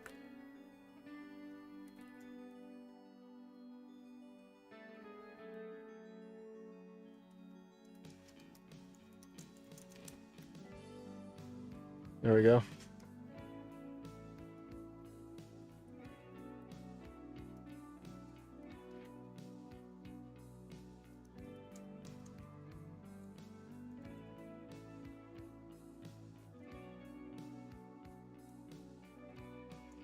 Wait, shouldn't the sig data... I'm a little confused, because I would think that the sig data would actually need to be shot again, and I don't know if we're doing that.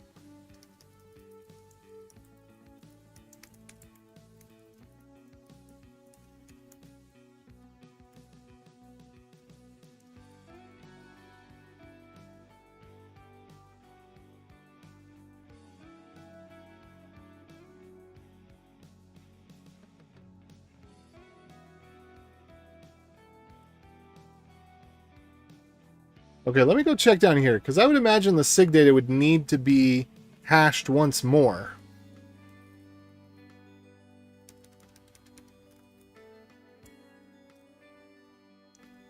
All right, verify signature.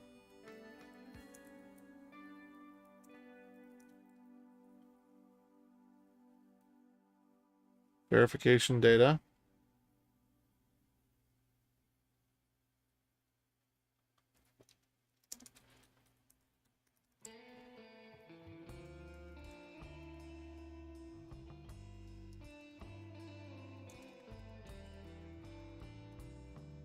All right.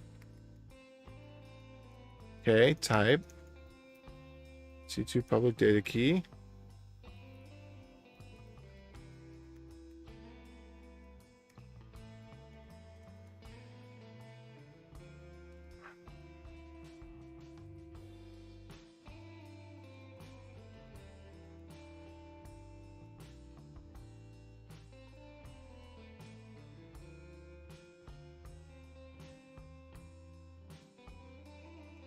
I don't think that a Go developer would push the verify function down this far.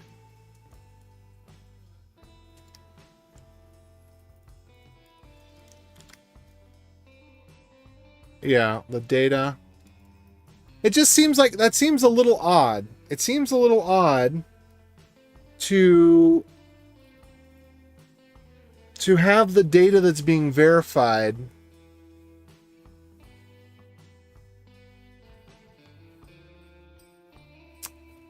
not have a constrained size. Because normally we hash it to a constrained size and then we do the sign and verify.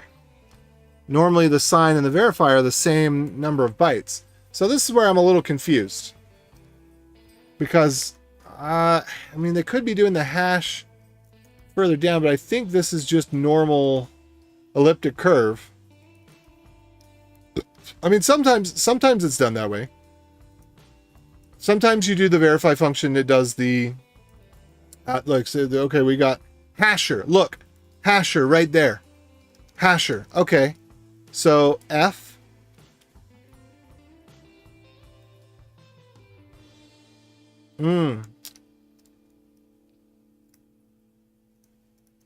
That looks dangerous. H data right. Okay. Okay, so all right. They are pushing the hash further down.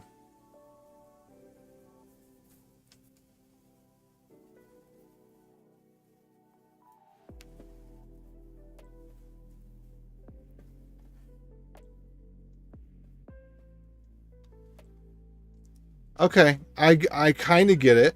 I kind of get it. Okay. But in our case, I'm pretty sure it's always going to be SHA-256.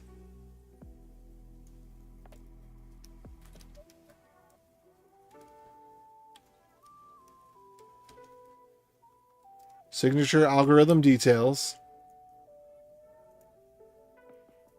Yeah, see, look, we're doing ES-256, RS-256,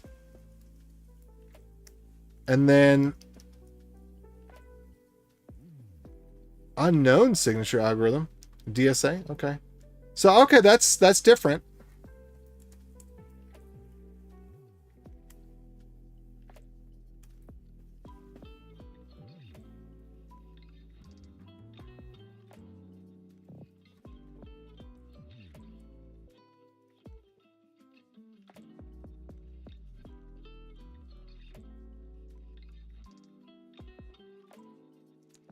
All right, SHA-256, SHA-256, SHA-512. Okay. So the difference is that the EDDSA is going to be a SHA-512. All right. So now I know what we're missing.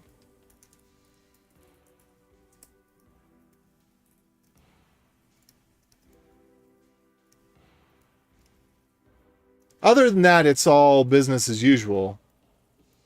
And we wouldn't use SHA-1 for anything. Not in the modern day. Not where we're at. I mean, maybe there are some enterprise or, you know, whatever. Okay. All right, dollars to donuts. That's it. That may not be the only thing that we have left, but that makes a lot of sense. So signature bytes, verifiable data.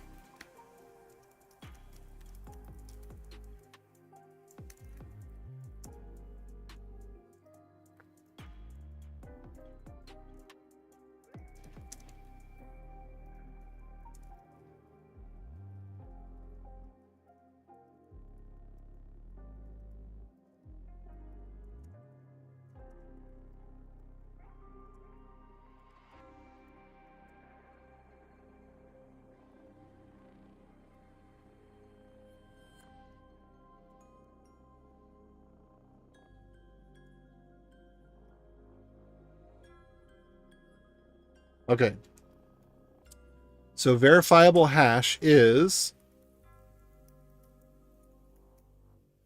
SHA-256 sum verifiable data.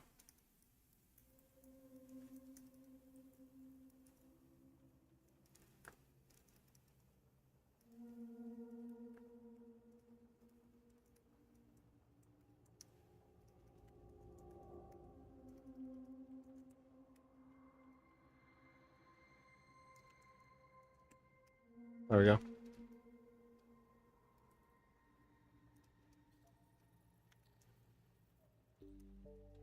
Oh, I guess technically we do want it to be any size, but realistically it's all SHA-256 except for EDDSA. So let's see. You know, I'd be very, very happy and very eager to go to bed if this works out. I would like this to work out. I would like to see the magical success.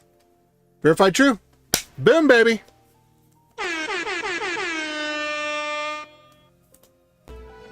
It's a unit system.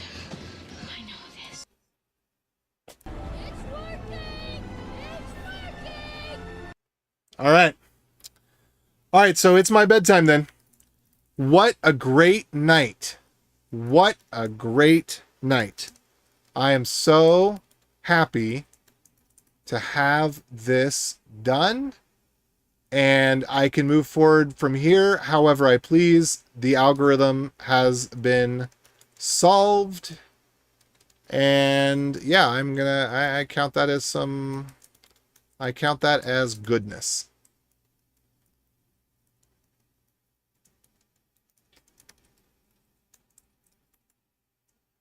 Okay.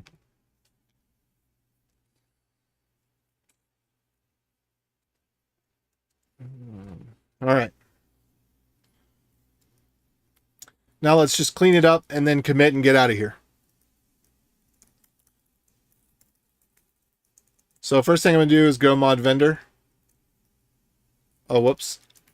And here, go mod vendor, because that's going to clean up my vendor directory. I could even get rid of the vendor directory and then do it again just to be sure. But usually just running it will clean up the vendor directory. So if you're doing some debug stuff and you just run go mod vendor, notice how much faster that was than npm anything. If you're not programming in Go, you are living below your privileges, sir or madame. You get yourself some Go, and you're going to feel better. You're going to love life more. You're going to get a hotter girlfriend. Like, everything's going to be the betterer.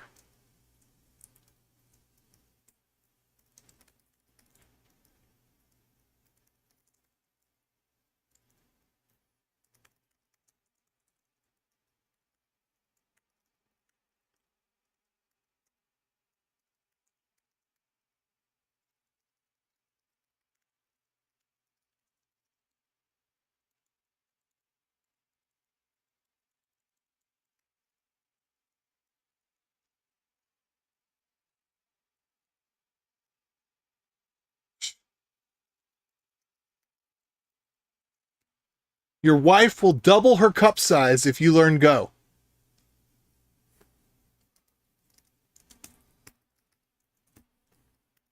Scientifically proven.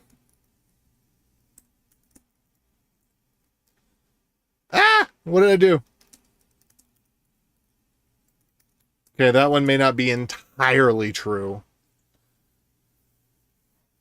Your wife will do that if y'all have a baby. That one's scientifically proven. But you'll be hotter if you learn Go. You'll have more babies. So win, win, win, win, win.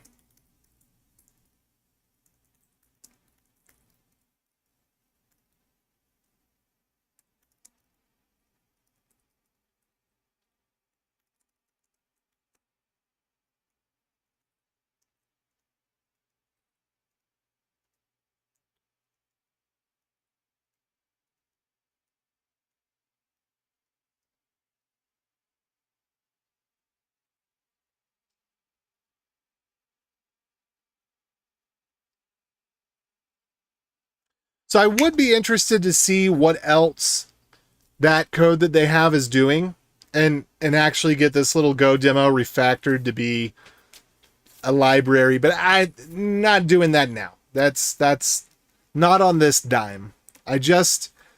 I'm glad to have been able to do this because I was able to accomplish exactly what I was hoping, which is that I know I know exactly what to do, that I can translate this into Node without a problem.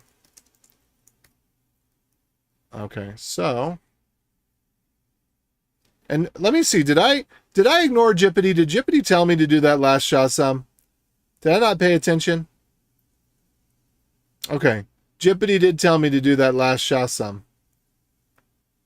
But Jippity also wanted to do all this.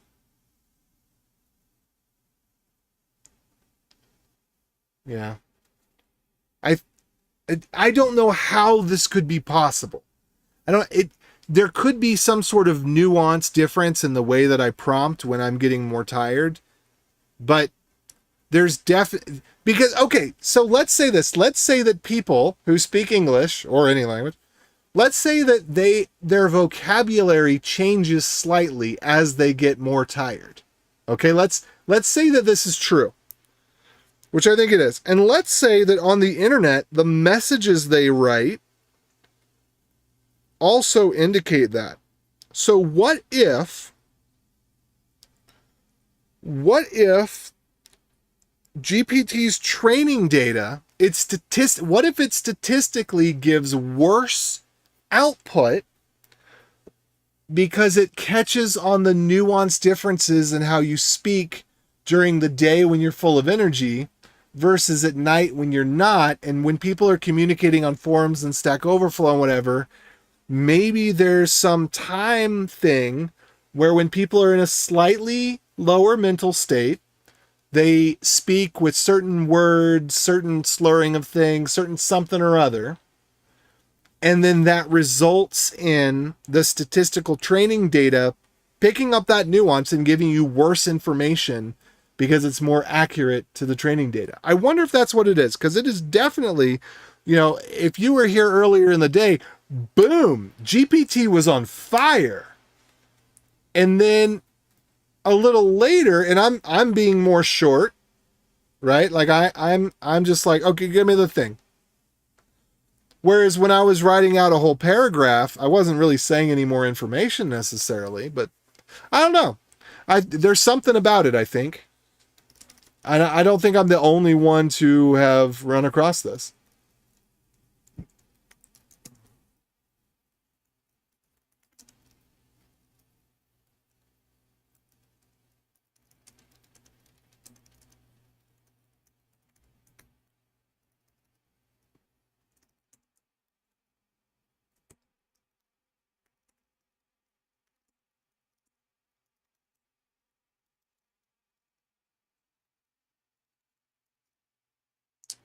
Um,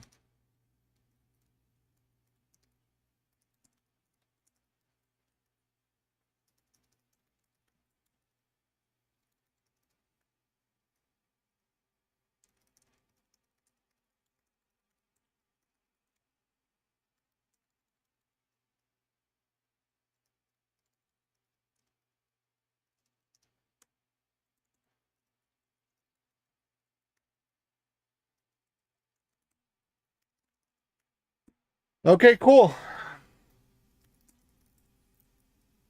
All right, so from there, now I'm very confident that I can implement it in Node.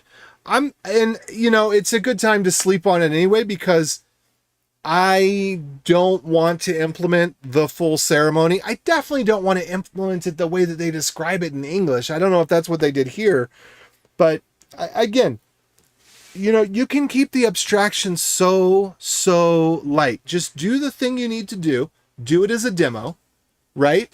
And then instead of saying, well, how do I abstract the most of this? Think, how do I abstract the least of this? What are the things that must be abstracted because the source material is just bad, right? So don't try to abstract the HTTP request and all that. Like, let's say it doesn't matter whether it's HTTP or TCP or whatever. I get a message. What do I need to do with the message I receive in order to get it in the format that I can sign it? That's one function. Transform the message from the format it's in to the format that I can sign it. And that might be multiple steps. It might be decode the message so that I have the data I need about it. And then another step being hash the message. In this case, I think that they went nicely hand in hand. And then a layer from that. Okay, let's say that I wanted to put this in a web server. Is there anything special that I would need to do? Well, maybe you would want to read the response or something. There's potentially things that you'd want to do, but then you just stack and potentially compose. So you say, oh, I'm going to do this, then I'm going to do that. I'm going to do this thing, this thing, this thing. I'm going to do these 3 things. So there could be a lot of steps in decoding, like we saw. I think that they did a really good thing in their library that I'd actually like to model after, which is using that raw base64 URL JSON decoder. But I also think I did a pretty neat thing there with having the alternate encoder as well, although that wouldn't necessarily work in the one situation. Anyway, so yeah, decoding, there may be, I don't think that there's any case where we actually need the base 64. So having that implemented, that's something I'd like to do. But yeah, I mean, you look at the function I created. Okay, there could be some differences in how you want to, like, which key do you want to use? Okay, fine. But there's not an infinite number of keys. Well,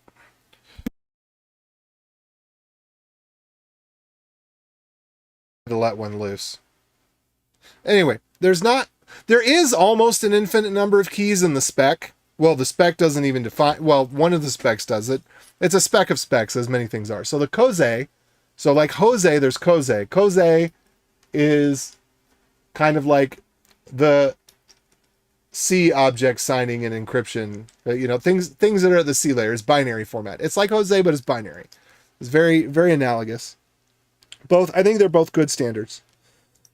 But they have a list of hundreds, literally hundreds of possible signing algorithms. Well, let's be a little more realistic. Do we need hundreds of signing algorithms? No. We need 3. You're going to be on RS-256, EC-256, EDDSA. That's it. That's all you got. So just build those in, and if you had a use case, if somebody said, oh yeah, well, I really need this other one. Okay, maybe put it in. Maybe put in the 512s. Don't put in the 384s. There's no sense in the 384s. Don't put them in. Just say, look, either it's 256 or it's 512. Let's not play games, friends. Anyway, since we're about to sign off and we do actually have people today, I haven't done this in a while. I haven't done the I forget what we call it. What do we call it? Raid? I haven't done the raid in a while. If anybody's got a suggestion for who to raid, let me know. I'm looking to see... Oh, I'm not even logged in this tab. Let me go log in over here. No! I need an authenticator app. Ah, blah, blah, blah, blah, blah.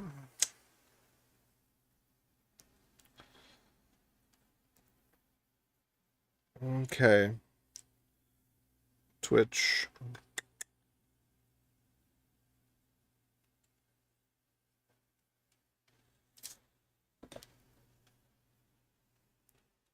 Alrighty. Ba-da-doop, ba-da-doop. Okay. We got Togglebit doing some Rust. You can go tell Togglebit that I was saying mean things about Rust. We've got the Coffee Elf. T-Sodding's offline. Whatever happened to Strager? I want to know, what was the drama that happened with Strager? Does anybody know? Anyway, we'll go ahead and raid Togglebit. There we go. Raid has been created. Viewers unite! All right, everybody. I am going to peace out on this one. Adios.